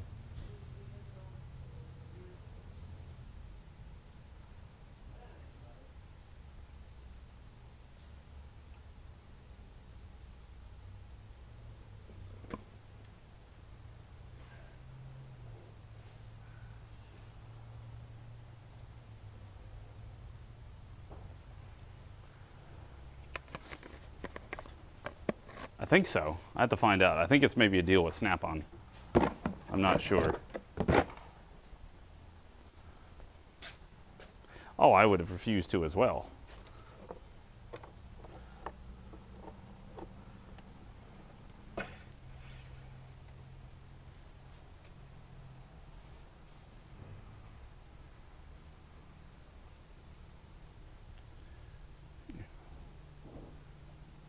I'm doing way better than the video I posted on you posted on Discord?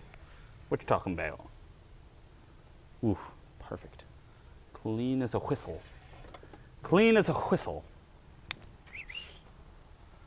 Oh, I see. I didn't spear. Yeah, I just dribbled a little bit.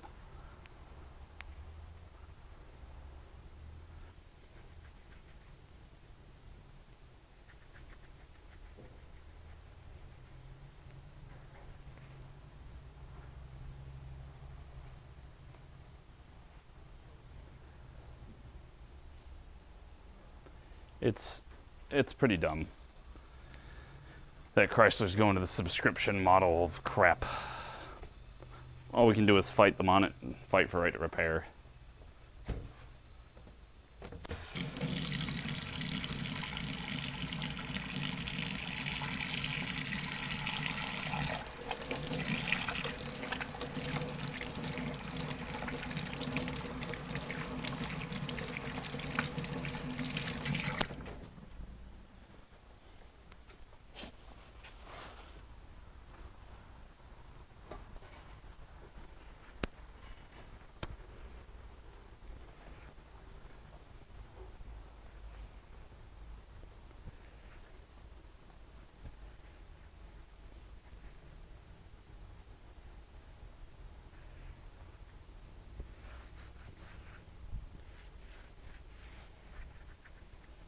Sweet. All right, now we should be able to start it up.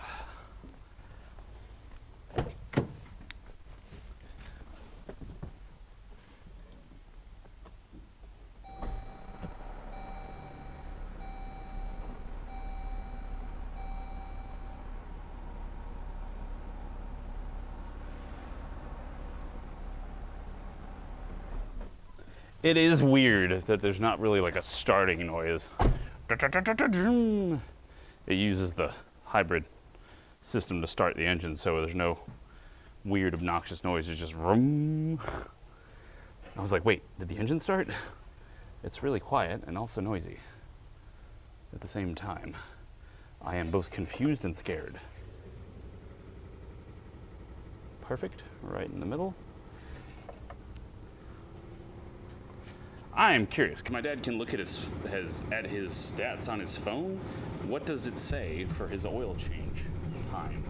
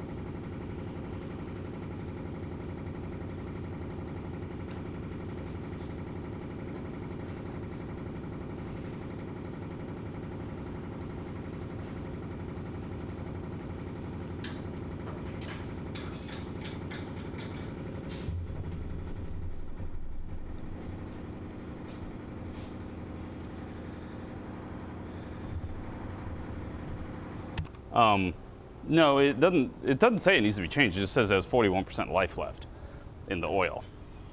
And my dad always likes to change his oil early. So, but it still says that. But he said that there's a reset here on the dash. Or he thought there was. So we're gonna check into that real quick.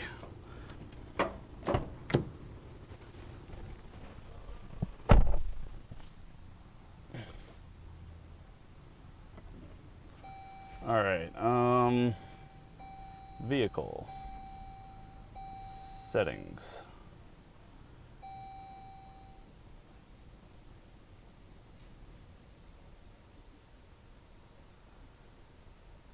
Notifications, maybe? No. Apps? Oh, Lord.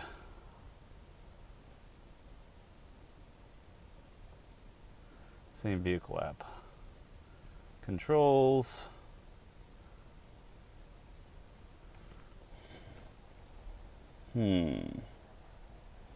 Mirrors, wipers, brakes, door locks. What does brake say? Auto brake? No. Phone, navigation, camera, display my profile, safety, driving assist, clock and date.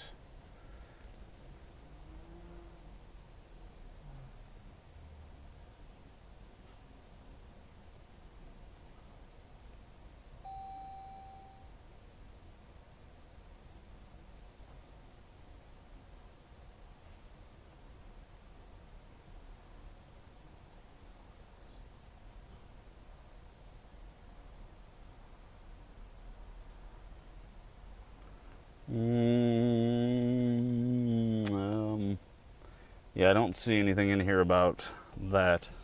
I wonder if this happens to do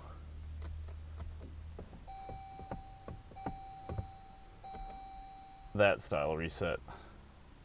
Good old Chrysler version.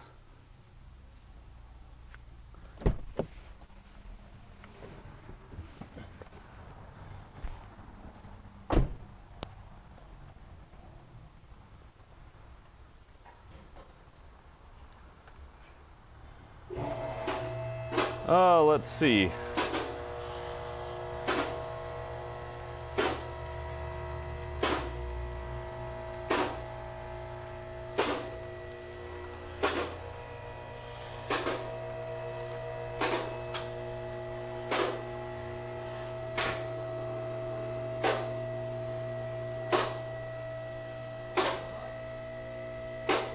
What does it say on your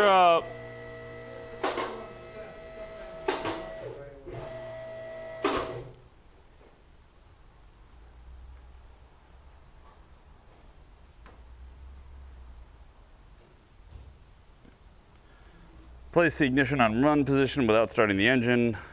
Fully depress the gas pedal 3 times within 10 seconds. Don't rush, make sure you press it fully. Turn off the ignition, press the engine, start, stop button once, verify the indicator has been reset, done. With the cluster, okay, I see where it is. You go through the instruments, not through the console, so turn it on to hit the button twice. Okay, hit it again.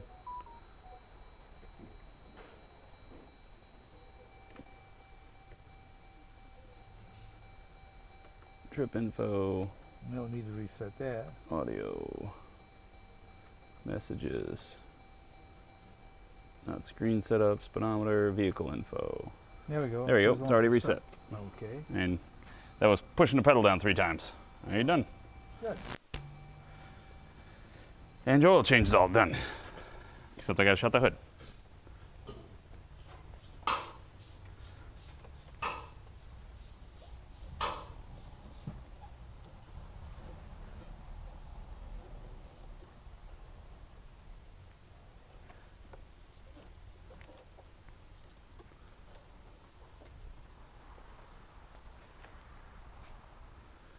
Cool. Let's check the oil level one more time because I'm paranoid. Did I check the what? Oh, not yet. But that's easy. Perfection. Right on the full mark after it sits for a few minutes. And all the rest of the fluids are dead on. Except for, I don't know what this one is.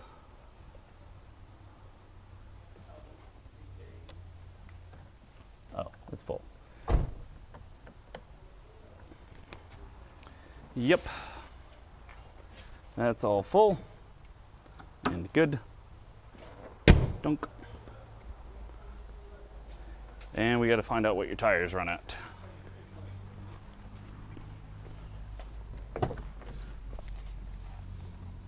.36, front and rear. Okay. You're right. I'll check and make sure that they're right. 38, 37, 30, 38, 39, 37, and 36. Well, we might as well get them all even.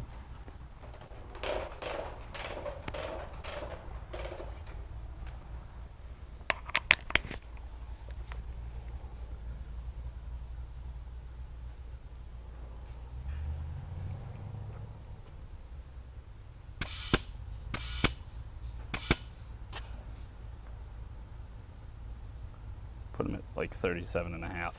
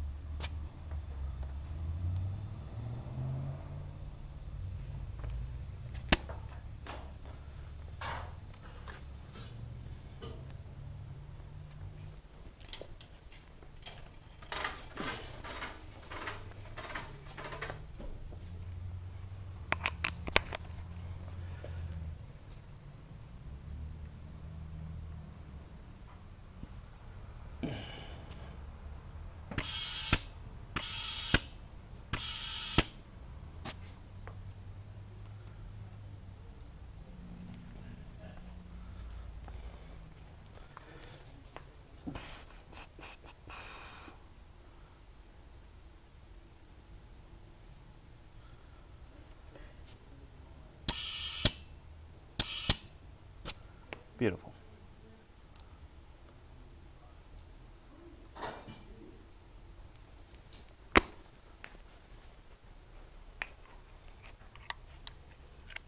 What?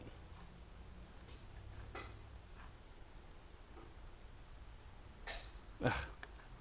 It never works whenever you post it in there. Heretic, DM me whatever that is.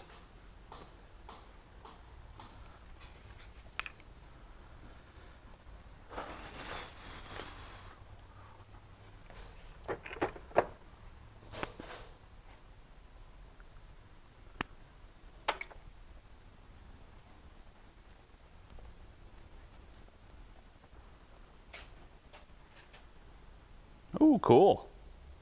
That's good.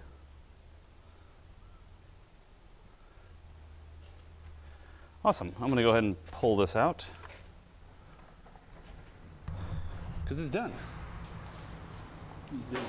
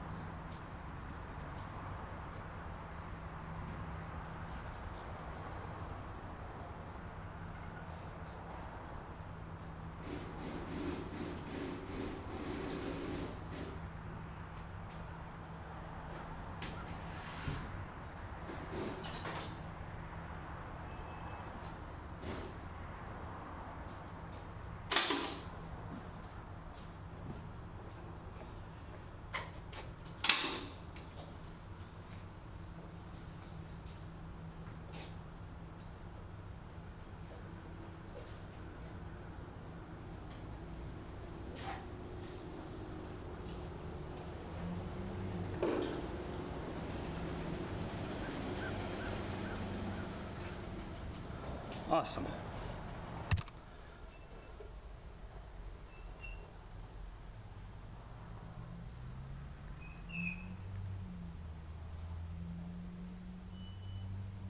Ooh.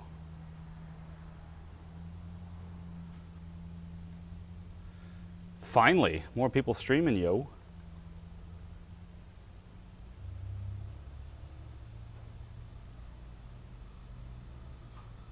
Those cute brakes. So, I mean, I guess technically I'm competition for him. Does he want the rest of his oil?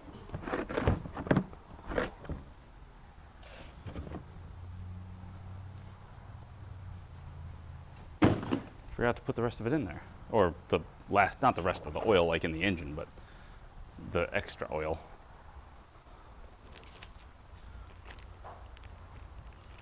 What was this for?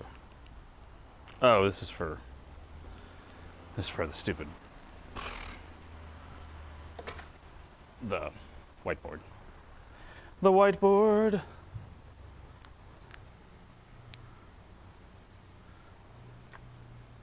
Oh, well then, I mean, I guess that's not a terrible, terrible turnout. He's got 35,000 subs, and I have 5. Seems like he's just straight through from his phone. Maybe at a dealer?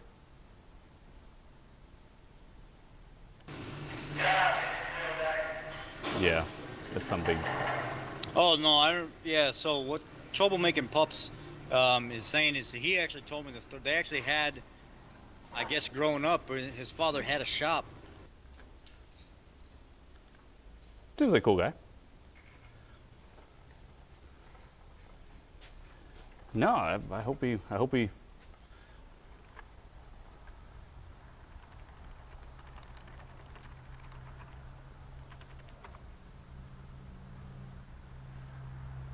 and heavier connections.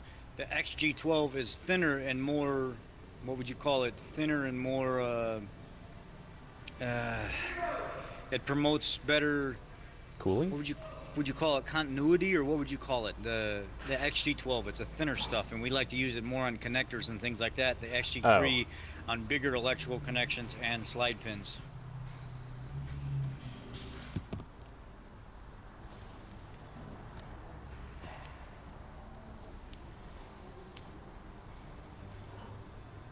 Yeah, it looks like he's just using his phone.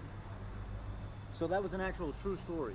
That Oh, was Lord. a true story on the whole troublemaking pup, saying that his pops had a monkey.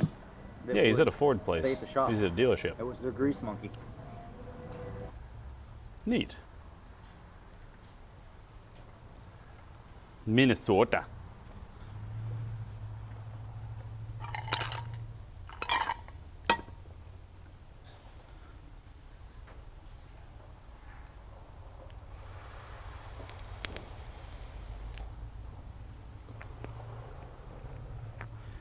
Hey man, I ain't worried. Free electrons.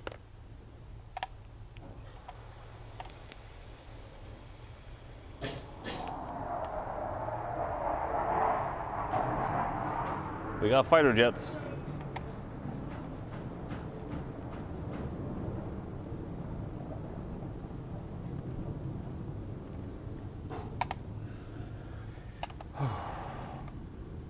I'm not worried about, it's not really competition. It's good. Because that means if they know he's streaming, maybe they'll look for other automotive streams. And if we can make this more of a prevalent thing, then let's do it. It's only going to help us all.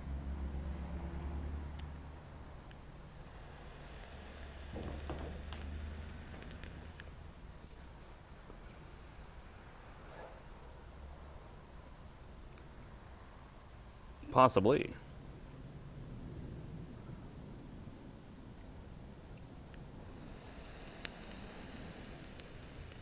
All you can do is hope.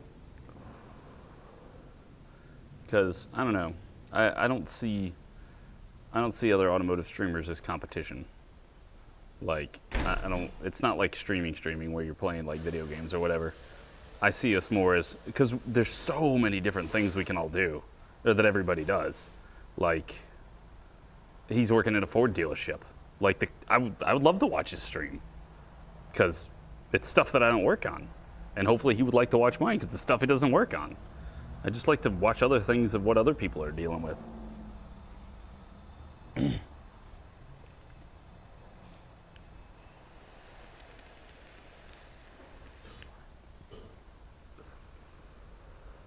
He's more brash.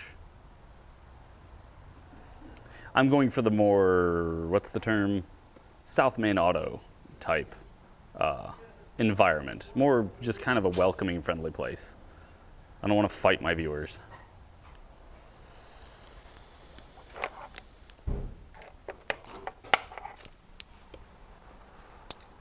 This is my safe space.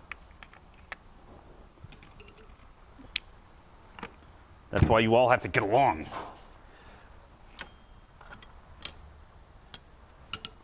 Where's my... Jason, you got one of my half-inch ratchets? Yeah. Okay. I was just making sure. I didn't leave it in the car.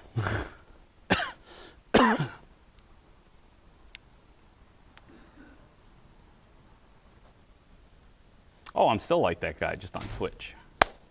Although, so I've been pondering and thinking and pondering and thinking and thinking and wondering and pondering. So, what I would like to do, we'll see, is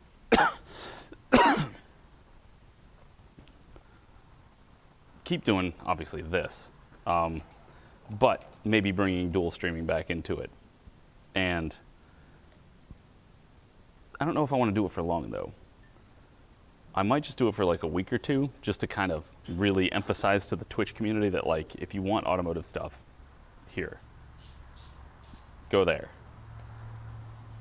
And then we'll still do this shit STS. That's about the only thing I can think of. Well, the thing is I want them to come over to YouTube. I don't care about Twitch's numbers. Like, if you want to sub to me on Twitch, fantastic. But I want to focus on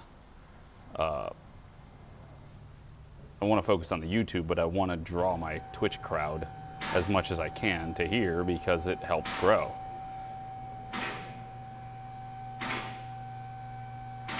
But the problem is that there are people that aren't going to come over, and that's fine.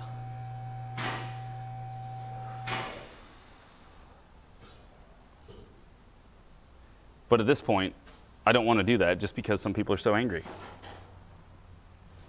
that I moved over to YouTube. Oh, I agree. I 100% agree. That's like one of the reasons why I would consider doing the dual stream thing is even if I do get in trouble on Twitch for breaking my contract and they ban me, then whatever. I don't care. It's not that important anymore.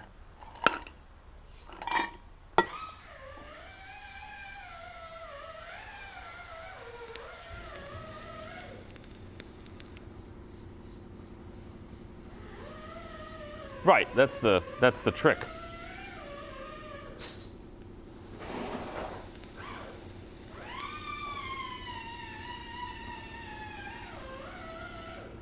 Now, here's a question then. Do you think, let's see, today's Wednesday. My only other option is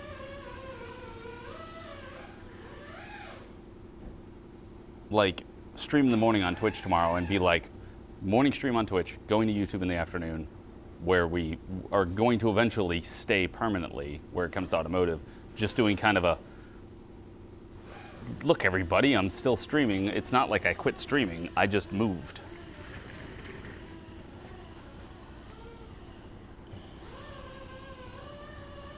Well, then I'll lose an extra 25 cents off my subs. Granted, that doesn't really mean a whole lot, but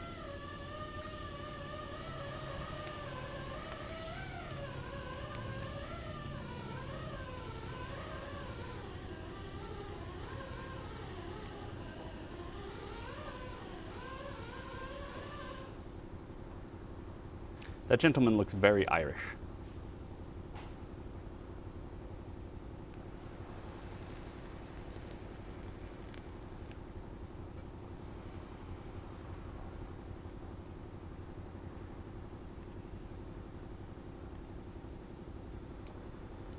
Oh, well, I get $250 per prime as it is. With my check mark, I don't have, I mean, I just said hi. I don't think it shows a check mark. This isn't Twitch.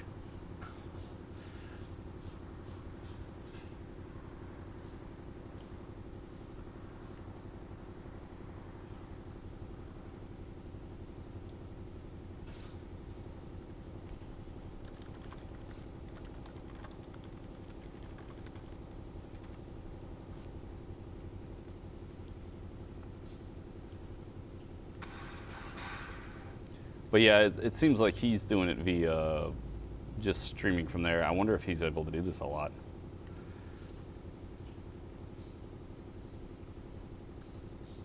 Does he do a lot of, let's see, videos,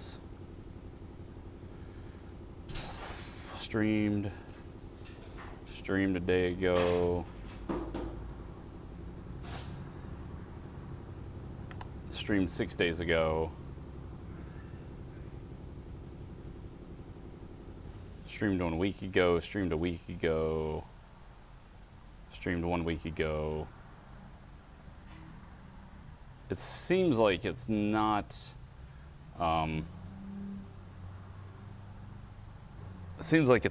he's not very consistent. Yeah, it's not like this is every day.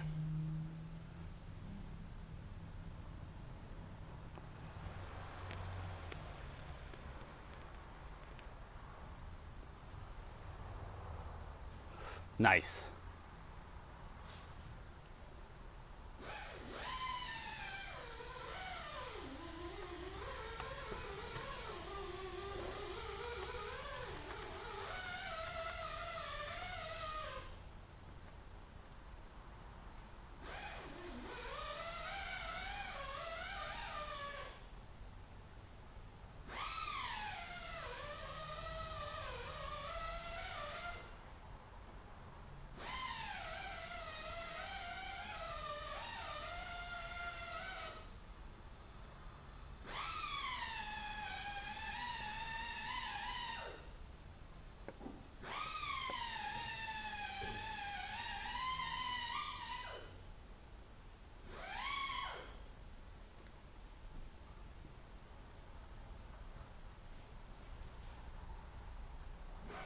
Just restream.io is the only way to easily dual stream it.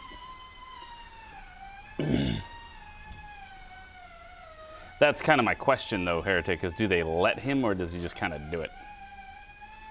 I haven't watched enough to find out if it, like, he's gotten approval to stream from it, or he just is like, I'm just going to stream from my phone and nobody will be the wiser.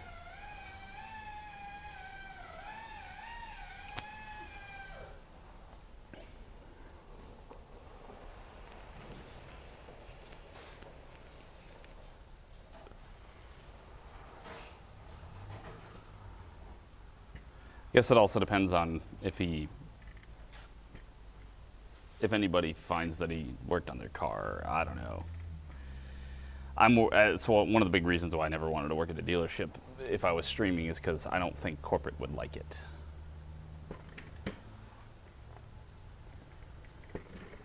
We don't need to release this kind of information. But people need to know.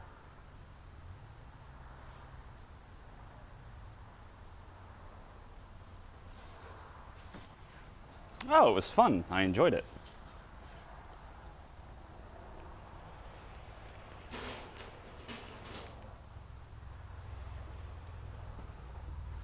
So,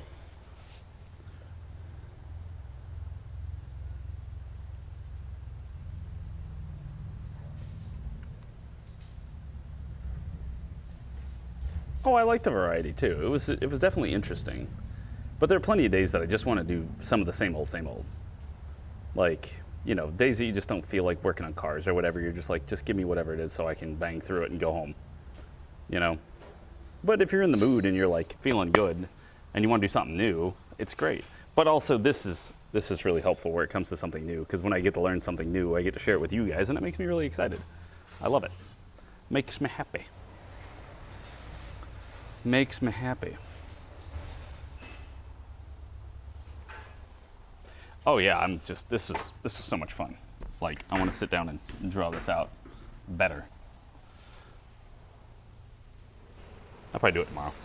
I don't know. It's almost 5 o'clock, or it's almost 5 o'clock. So what I think,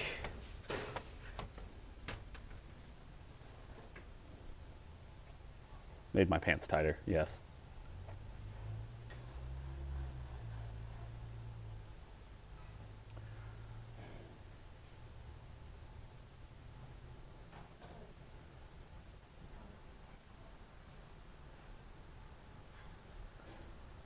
Thank you. I'm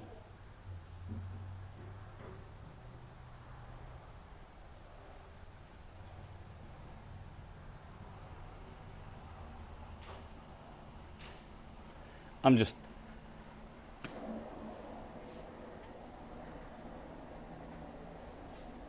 I was thinking of doing them. Probably not. I don't know.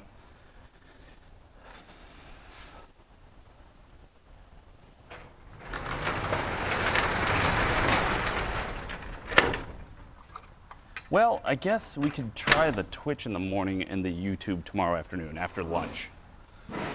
Because then I can watch some, I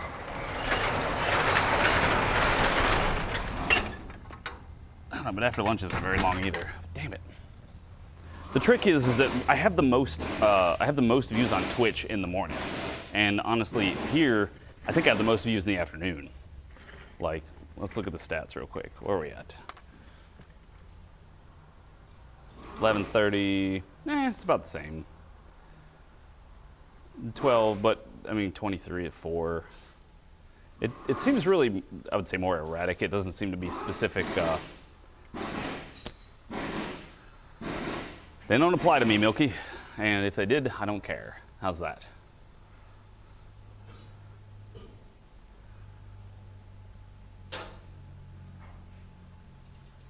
That was my thought, Mark, was dual stream and only read YouTube and be like, you want me to read your comments? Come over to YouTube. That's where I'm streaming from.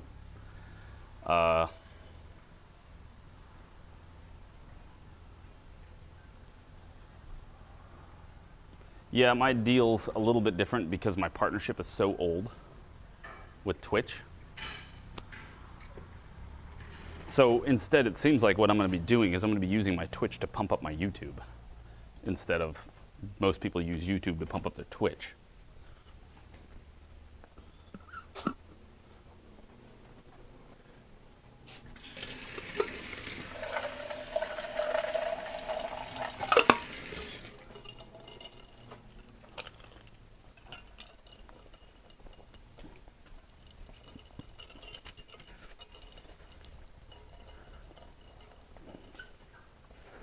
So let's look at it this way.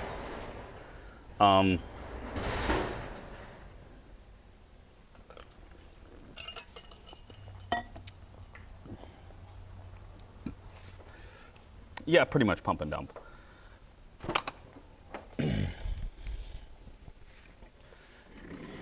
I guess I could look into getting my secondary rig going again here, where we stream from here to that, and then that goes up into two places, because that's how we used to do it. That's how we used to dual stream, is I had a quad core just thing. All it had to do was restream, so it didn't take up a ton of processing power. All it had to do was take the signal and split it. It just copied it one way and copied it another way. And we used Linux, and I still have all of that set up. I don't know if that would work anymore, because some of the stuff's changed of how they do the streams.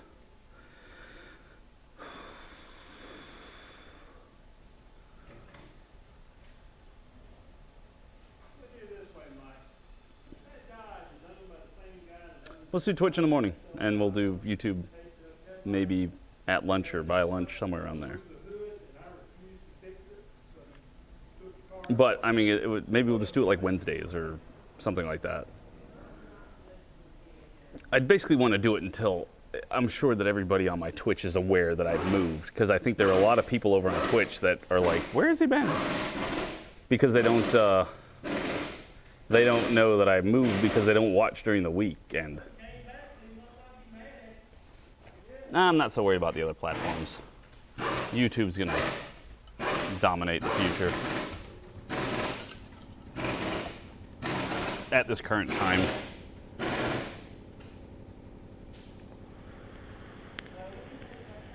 I did. The title of the stream is currently, I'm streaming on YouTube.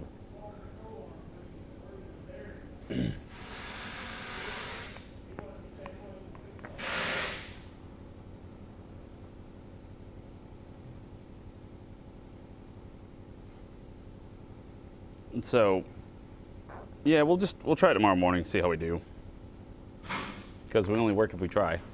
And it hasn't been so set in stone on YouTube yet that I can't modify it some. So, basically, if you guys want to know for sure where I'm streaming, because I'll start streaming in the morning, I'll start on Twitch in the morning and we'll start here in the afternoon. So, like, probably after I eat lunch.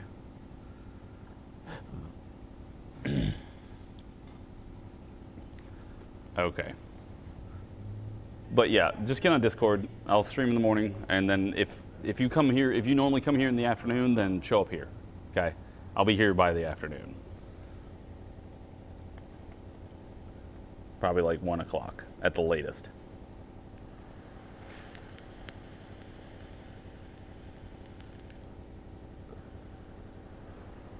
Sweet. I don't know what that means for me, but sweet. And we'll just do it tomorrow, see how it works. But absolutely, the best place to find out where I'm streaming every day is Discord. If you're on the Discord, you don't even have to, you can just mute everything and just, you know, it's 8 a.m. in the morning, go check general chat, and it'll either have my picture that's like, I'm live and it's from today, or it won't say anything and it'll be like, I'm at the doctor, or we have the day off, or something like that, you know. That is the community meetup place to where if you need something from me, Discord's where I'm going to let you know.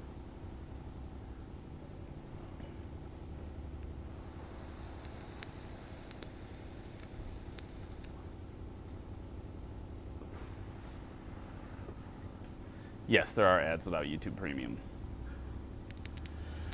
So, that works for me. Maybe we can use it to pump up tomorrow afternoon's numbers. Especially since most of you guys are aware of how this works, et cetera, et cetera. we'll use it to try and pump it. And if it works really well tomorrow, maybe we'll do it Thursday.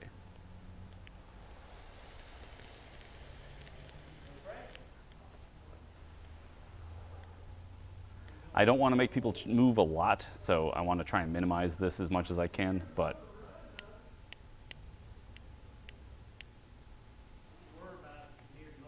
I mean, I agree, Jason. And so tomorrow morning, we'll pop up on Twitch for a little while, but we're going to run it the same way. We're not going to talk politics. I'm not going to get sucked into that, because that's going to be my main problem. And then Thursday and Friday, as far as everything goes for the moment, we'll just come on YouTube. But I'll still record stuff for YouTube as well while on Twitch tomorrow. Like I said, we're still early in this. We're still early in this transition, so I wanted to like do a dry cut to one, make sure I could handle streaming on YouTube, and I wasn't going to lose my damn mind and like go crazy. But it's not bad. I'm having fun, so I might even switch over, or it might be like 11 o'clock, and I'm like, man, look at this. I'm going over to YouTube. But what I'm hoping for, this is the key, is because whenever I get front page time on Twitch, it's between 8 a.m. and like 11.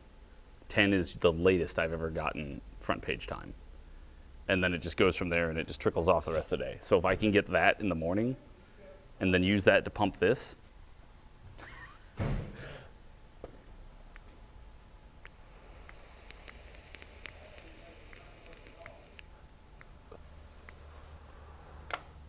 I think it'll work out well. And I have a nice video to make. Speaking of which, I need to load that on here.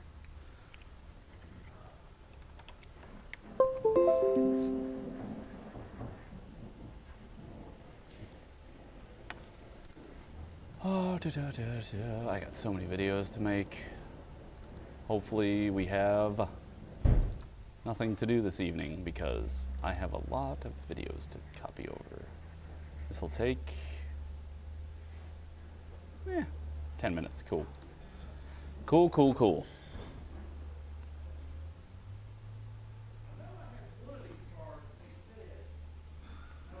Yeah, I mean, subbing on Twitch still pays me, so don't ever feel bad about subbing on Twitch. I just feel bad that you don't have the emotes here.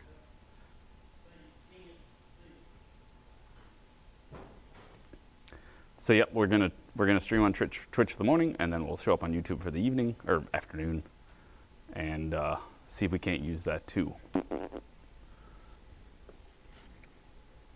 Interesting.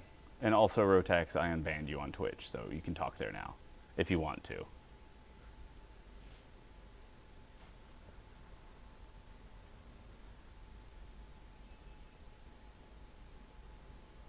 And I'm not mad at you anymore. And you're doing well. I'm very proud. I liked how the best thing was you just like, do you want to know how I do that? And it's like, yay. He's just not telling me I'm terrible at this.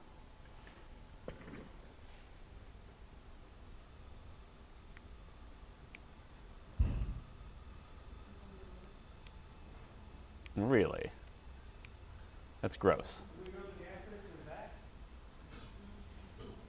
Okay. All right, I'm going to go because I got videos transferring, and I'm going to help him shut down the shop and stuff. And I'll see you guys tomorrow. We'll pop on Twitch for a few hours. Hopefully we can get some front page time and pump everything up and get it all going. So thank you for watching very much. I appreciate it. See you in the morning. Bye-bye.